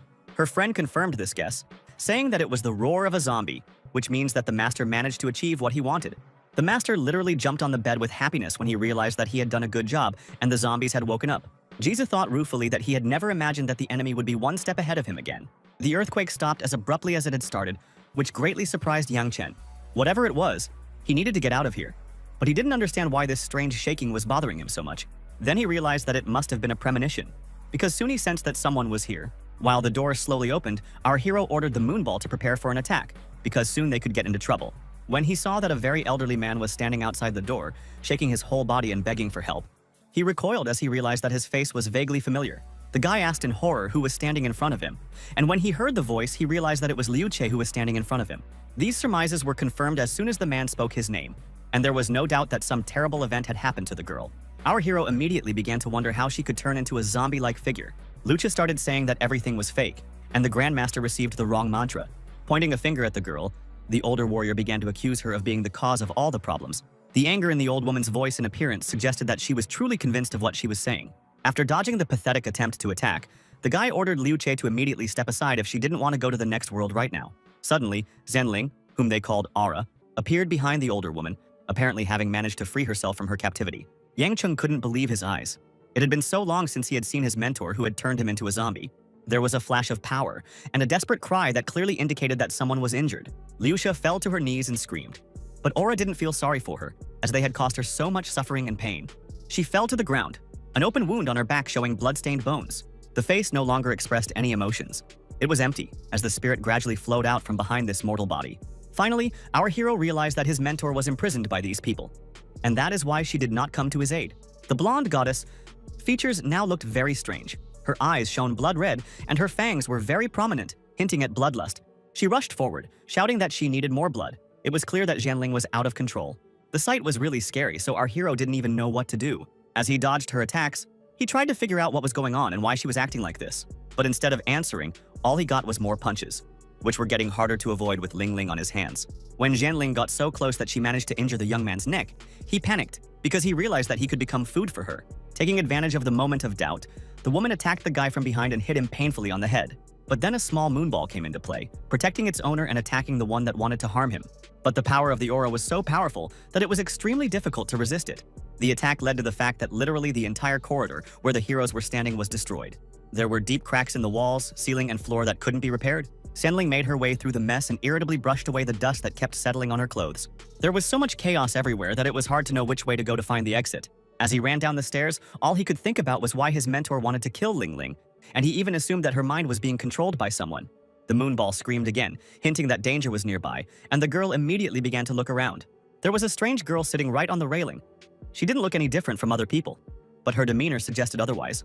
Almost let him down, it was a zombie, which in the next second rushed at our hero, baring its teeth. It all looked so dangerous that the guy opened his mouth in surprise and for a second was confused, not knowing what to do.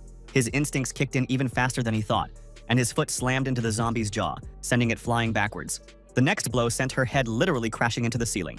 When the sharp teeth and glowing eyes were not visible, this girl could be called very pretty, and her figure was very attractive. He needed to get out of here as soon as possible, so he opened the door with his foot and decided that he needed to find Master Kai Yue. He decided that they would go back for Ling later, once his girlfriend was completely safe. But his plans were disrupted because the woman began to chase after them and pursue. At the same time, she did not stop repeating that she wanted blood. This was all very frightening to Yang Cheng, as he had no idea how to deal with someone he considered his mentor. After looking at the moonball, our hero came up with an idea.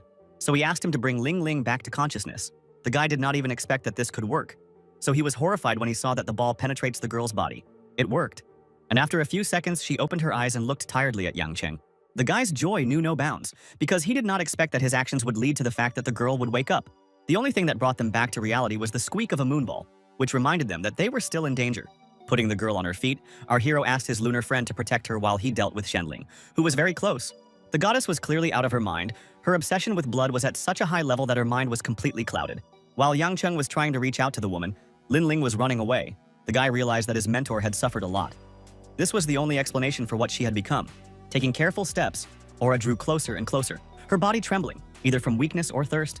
The stubborn guy said that she should not worry, because soon she will return to her previous state. He promised to help her. Here with him, she didn't have to worry about someone bullying her. But so far the woman didn't understand this, because she wasn't herself. At some point, the thirst became so unbearable that the blonde goddess screamed, so bad she had never been. And she lived for a very long time. As she flew up to the guy, she came face to face with him, but he didn't flinch, which helped her remember their first meeting, namely the moment when he chose her name. Realizing that the woman could still be reached, our hero grabbed her hand and began to say the words that he said at the first meeting. She didn't move, and he knew that he had to act, and his hand gently laid on her back and stroked her soothingly. Yang Cheng decided that he would bring his mentor back to normal by all means, so he came up with the idea of kissing her and reminding her of their connection. At first, the goddess tried to pull away, but then she froze in place and seemed to remember who was right in front of her. After a few seconds, her hand forcefully pushed Yang Cheng away, as if all his efforts were in vain. Moreover, the guy looked like he was absorbing the evil part of Jianling, because there was a red haze between them, and the guy's eyes changed color. The exhausted woman fell to the ground, her eyes closed, so it was hard to tell if they had returned to normal. The young man also did not raise his head. It seemed that it was hard for him to take even a single breath. Our hero clearly remembered Jeezy's words about zombies, power coming from their gases, so he could only weaken the woman's power by absorbing her gases before saving what was left of her. What he hadn't considered was that the 1,000-year-old zombie gas was too toxic. As he crawled over to his unconscious mentor, all he could think about was whether he'd been able to suck all the poison out of her, or if he should do it again. Looking at her fragile, limp body, his skin crawling, he knew that he might not be able to stand the repeated taste of poisons. But he was determined to help Yinling, so his lips were already moving closer to her face. It was at that moment that she opened her eyes, which were a beautiful shade of sky, and looked at the guy in surprise, not understanding what he was trying to do. To avoid being kissed by this pervert, the woman poked him in the eyes with her fingers, which made him scream. She beat him on the head and didn't even know that the guy literally saved her life. Almost crying, our hero began to ask her forgiveness and say that she should spare him. Finally, his mentor began to come to her senses and ask the right questions. She was interested in how the guy found her location and where she was in general. The young man was surprised that she didn't remember anything, so he told her that she was abducted by the Maotian sect. After carefully examining the boy, she cautiously asked what had happened to his eyes. Sitting down tiredly on the ground, Yang Cheng told her about how they became like this after he saved her. He was even afraid to imagine what kind of curse was placed on her to make her go crazy. Then the guy said that he needed to calm the goddess down, so he sucked all the zombie gases out of her and then poisoned himself with them. After thinking for a while, Xianling actually remembered the moment when she was attacked. But after that, her memory started to go blank. She was in a kind of daze until she heard someone singing, making her go crazy and want to drink blood. Their conversation was interrupted by a sharp cry that sounded like the voice of some wounded animal. It was the same zombie that was stuck with its head in the ceiling. Apparently, it finally managed to free itself and now it wanted revenge. Opening his mouth in surprise, our hero said that it seems that not only Xiangling was put on some terrifying experiments, but our hero wasn't going to save all the zombies and kiss every woman. His mentor did not comment on this phrase because it was still difficult for her to believe that the guy really kissed her. A huge number of zombies appeared in the corridor, and the young man simply could not allow them to roam around the city. Tossing aside his jacket, he confidently said that this place would become their grave. As if sensing the growing threat, the zombies whined loudly and rushed towards the guy, wanting to deal with him as soon as possible. Yang Cheng's eyes quickly read the threat, and his brain began to think of some plan that would help him get out of this situation. As he slapped the first monster across the face, the boy realized that he should have the strength to deal with all of them. Soon, a zombie girl entered the battle, who apparently desperately wanted to stand up for their fellow humans. Our hero grabbed her by the throat and stopped the attack attempt. She snapped her teeth and growled angrily in his hands. Yang Cheng threw her and her kindred into the wall, so they were completely disoriented. Swinging his fist with all his might, the young man decided to finish off his opponents with one blow. This thought struck him as a stroke of genius, so he sent one precise blow straight at the enemies. His mentor watched every move. She was surprised. I didn't understand when the guy managed to become so strong. Looking at the white steam rising above the zombies, the youth quietly said that they could rest in peace. After that, he turned his head towards Jianling, and for the first time she noticed how serious his gaze had become, which had finally returned to normal. The woman was so shocked by the whole picture that she couldn't restrain herself and ran up to the guy, asking if he was all right. With a sly smile, Yang Cheng said that he felt much stronger after kissing her. After slapping him hard in the face, the woman said that if he repeated such a trick again, she would kill him and not even regret it. The argument ended as soon as the guy got a call from Mr. Kai Yue, who was obviously going to tell him something extremely important. First of all, our hero asked if the situation in the building was in order. It was hard to say that everything was calm, because right now, the men were trying to shoot back at the enemies. He also reported that there were also zombies that appeared out of nowhere and attacked anyone who got in their way. Mr. Kai Yue knew that they couldn't hold off all the zombies, so they had to retreat right now. After thinking for a while, the man also added that Yang Cheng had better get out of here. If he found his girlfriend, they promised to wait for him outside the building, but they couldn't stay there for too long. Taking his mentor by the hand, our hero said that Lin Lin should go to the gate, so he told all his allies to take her away, while he planned to stay here and deal with the zombies. Looking at the boy's worried face, Xianling asked what was wrong, and the boy coldly replied that he didn't know any more than she did. The only thing that was absolutely clear was that the zombies in this building were a huge threat, even bigger than the entire southern sect branch. After talking to Mr. Kai Yue, our hero decided to contact Jizi, who obviously did not expect to hear his call. He combined the call with Lin Pan to ask them if they had encountered any new suspicious zombies. Looking at the burning creature, the woman said there were only a few of them in her path. While fighting off the terrible creatures, the young man said that the zombies contained in the South Ward had gone berserk, so now they were attacking all the people who were in this building. He also said that Xianling and Master Kai Yue will soon be retreating, and they must clear this building of zombies. Our hero emphasized that no one should be saved from their retribution. Jizi stood right in front of his main enemy and gloatingly informed him that his plan had failed. The old man didn't want to believe it. It was hard for him to admit that he had lost, and that even after his death, Dakai continued to plot against him and make things difficult for him. The dark-haired man nodded, saying that Dakai was a rare talent, and he had even considered appointing him as the successor of the Mao Shan sect. Suddenly angry at the old man for ruining such a talent, the man slapped the old man hard across the face, saying that it was the old master who was to blame for everything. The master listened in silence to all the accusations that he was the one who destroyed the potential of his best disciple and the entire Mao Shan sect. Jizi believed that the old man was not interested in anything other than fighting for power and expanding his own area of influence. Lying on the cold ground, the old man didn't say anything anymore, but the accusations that he was a criminal who raised zombies for smuggling continued to pour in. At some point, the old man came to his senses and said that the sect was destroyed not by him, but by this era, and by adhering to traditions, they only accelerated its death. All these words made Jizi stop and stop beating the man. Even in death, the elderly master continued to frantically prove that he was the only one who truly tried to save Mao Shan. Jizi looked at the old man with disdain and said that everyone to her didn't need people like him, so the best outcome would be death. But before that, the man wanted to make the elderly master go and apologize to all the sect pioneers. The decrepit old man was clearly unable to do this right now, and this made his opponent so angry that he wanted to finish him off right now. But the master pulled out a gun. Smiling, the white-haired man fired. The last action he was truly proud of. There was a huge hole in Jizi's chest. His body was shaking, and it was clear from his face that he didn't fully understand what had happened. The sad outcome was only indicated by the smile of the old man, who was waiting for the moment when his opponent would die in front of his eyes. When the man continued to fight back, the old man realized that he needed to shoot several more times because the enemy was asking for it and did not want to die in peace. The world swam before Jeezy's eyes, so it was clear that he would soon be going to another world. Lin Pan burst into the room, immediately noticing her master's condition and being horrified by it. Looking at the bloodied body of his enemy, the old man just shrugged and said that if he hadn't fallen into Dakai's trap, he wouldn't have had to use a despicable weapon like a pistol.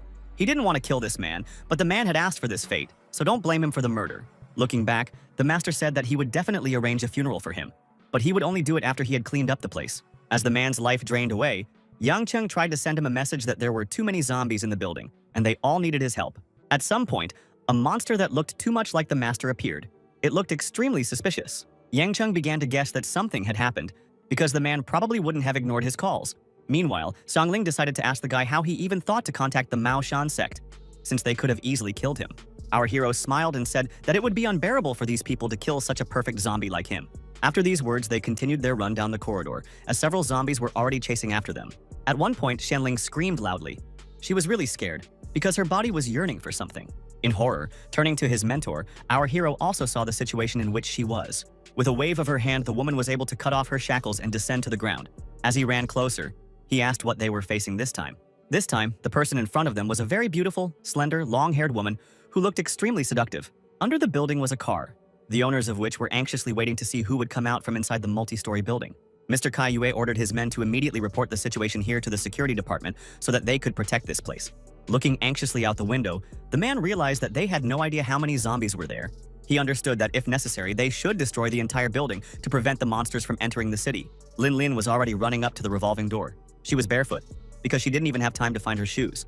When the armed men realized that someone was going to leave the building, they pointed their weapons at this person. But the gentleman realized that it was too early to shoot, because it was not a zombie, but the one for whom they came here, a young daughter from the Che family who was desperately running towards them, wanting to escape from this nightmare. While getting out of the car, Kai Yue ordered his men to protect her as she ran to the open door. There were strange flashes all around her that seemed to be trying to protect her from everything. The girl finally reached Kai Yue, and as soon as she did, she felt safe and her body just shut down, so she fainted. Looking at the small moon ball, the master said with a grin that he never thought it could be so useful. After contacting Yang Cheng, the man reported that they had met Ling Ling. Now he was interested in how things were going on the guy's side. Our hero, to put it mildly, got into trouble and was tied hand and foot and neck. But of course, he didn't say anything about it, just asked not to worry about him and take his girlfriend away. Kai Yue had promised to do it, so even as the zombie's hair continued to bind his hands and feet, the young man felt much calmer. Xianling felt even worse. She lost consciousness, and her opponent's hair pierced through her body. Coming closer, the woman began to say that the guy was not an easy zombie, and she could let him go, since they were of the same species. But this generosity did not apply to Aura. Clenching his teeth in anger, Yang Cheng asked why it was because his mentor was more beautiful than this zombie. Laughing, the opponent concluded that the young man didn't know anything. So he explained that they needed Aura's blood in order to live and become stronger. Licking the woman's delicate cheek, the zombie added that she was the one who was the most delicious food for them. She also reported that the ancient zombie was the best cultivation aid for them. These words made the boy think. He didn't even know what to say after learning about the elderly master's character and why his mentor was being held captive. After looking at the guy carefully, she patted another of the woman's ears and asked if he wanted to work together with her. Our hero succinctly replied that his opponent can go to hell with such offers. After saying that, the guy's hands and body began to squeeze even harder so that he screamed in pain. After eating her fill of Xianling's body, Zombie declared that she was now full of strength and energy. She pulled her hair out of the woman's body, and she fell to the floor as if she were a ragdoll, after which the opponent said that now the guy will not be able to break free.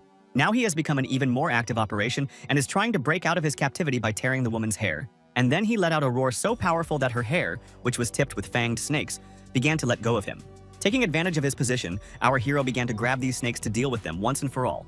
Now Zombie realized that the guy wasn't simple and was capable of doing things that seemed impossible, so the battle was clearly not going to be easy. As Yang Cheng tightened his grip on her hair, he said that his dear opponent should have cut her hair long ago. Pulling one of the strands on himself, our hero forced the woman to approach him. She clearly did not want to do this. Hitting her in the face with all his might, our hero said that he just wanted to help her. After saying that, he slammed his opponent's face into the ground with all his strength, causing her to whimper softly. But he didn't think it was enough, so he decided to give her a little facial massage with his feet. This led to the fact that the entire floor failed, and of course, the woman flew down. The collapse was quite large-scale, so the guy himself was surprised by all this. As he descended, he noticed that his opponent was lying completely motionless. Looking at the remnants of her hair in his hands, the youth chuckled and said that she looked much better now. This was clearly an irony, since the zombie was so crippled that a beautiful appearance was out of the question. Yang Chung was finally able to reach his mentor, who was still lying down and didn't show any signs of life. It lost a lot of blood and also gave him a huge amount of energy, which helped in the battle. All of this caused her to be severely injured and her body was already tired of healing. Our hero understood that leaving Jianling here was a bad option because the zombies would be chasing her all the time, so he decided to take her with him. As he walked quickly through the building, he only wondered where his friend Lin Pan was right now. The girl quickly got in touch and said what floor she was on. The guy immediately reported to her that she needed her help in picking up the wounded man. Lin Pan's thoughts were all about why Master hadn't answered her yet, and she had a very bad feeling about it. Glancing at her longtime friend Fen Fen, the girl suggested that she go along with her and live a normal life. But the brunette called her ex-girlfriend too naive, because she didn't even know what a powerful organization was behind her. Only the dead could leave it. So she turned around and started walking away, saying that if she saw Lin Pan again, she wouldn't show her any mercy. No matter how cold Lin Pan might seem, she was very sorry about the path her friend had taken, and there were so many things she wanted to discuss with her like before. The entire building was destroyed, the silence broken only by the crackling of electrical wires that hung from the ceiling. The old master carefully made his way through the deserted corridors, pained to see what this place had become. As the old man walked through the rubble, all he could think about was that he had never imagined that he would end up falling into Dakai's trap. Behind one of the doors was the youngest disciple, who cautiously asked if this was really his master. The master didn't expect to hear a familiar voice, so he immediately asked if Tong had managed to survive this meat grinder set up by the enemies. Running out of his hiding place, the boy threw himself into the arms of his master, saying that he was very happy to see that he was all right. The old man asked if the baby was hurt. He said that he was fine, and then told the story that the cause of the destruction was Yang Cheng, who not only hurt him, but also took Ling Ling away. He also reported with regret that Liu Qi was dead. The loss of yet another loyal person had hit the master hard, and he didn't understand how this could have happened. According to Tong, the girl died in a terrible way. It seemed that all her essence disappeared and she turned into a decrepit old woman. These words filled the man with horror. He realized that in order to activate the zombie purification spell, life essence was needed as the initiator. And this was how Dakai planned to kill him. Falling to his knees, the master realized that he had finally lost, because his former disciple had set up so many traps to kill him. As he wept, he wondered if Toot, who he thought was his own son, really hated him so much. Tong tried to rouse his master because he knew that it wasn't safe here, and they had better leave first before dealing with everything else. But the man did not want to give up so easily, after spending so many years improving zombies. So now he was eager to fight to the very end. Trying to convince the master, the kid said that the zombies were already out of control and no one would be able to seal them. So it was pointless to take any chances. Gently patting the boy's head, the old man said that he might indeed fail, but with the help of his youngest disciple, he might succeed. With a trembling hand, the man touched his head and said that he could lend him his cultivation. After saying this, he squeezed the child's skull so hard that the child screamed in fright and asked what the master was doing. He never got an answer to his question, but the old man continued to squeeze his skull and chant the ancient incantation, all of which caused the child unbearable pain. Toon begged the old man to stop, but then advised him to relax, because he just wants to borrow his cultivation, not take his life. After what the master did to the boy, he developed dementia and was never the same again. Looking at Tong, his master coldly said that compared to Liu Che, he was much more fortunate.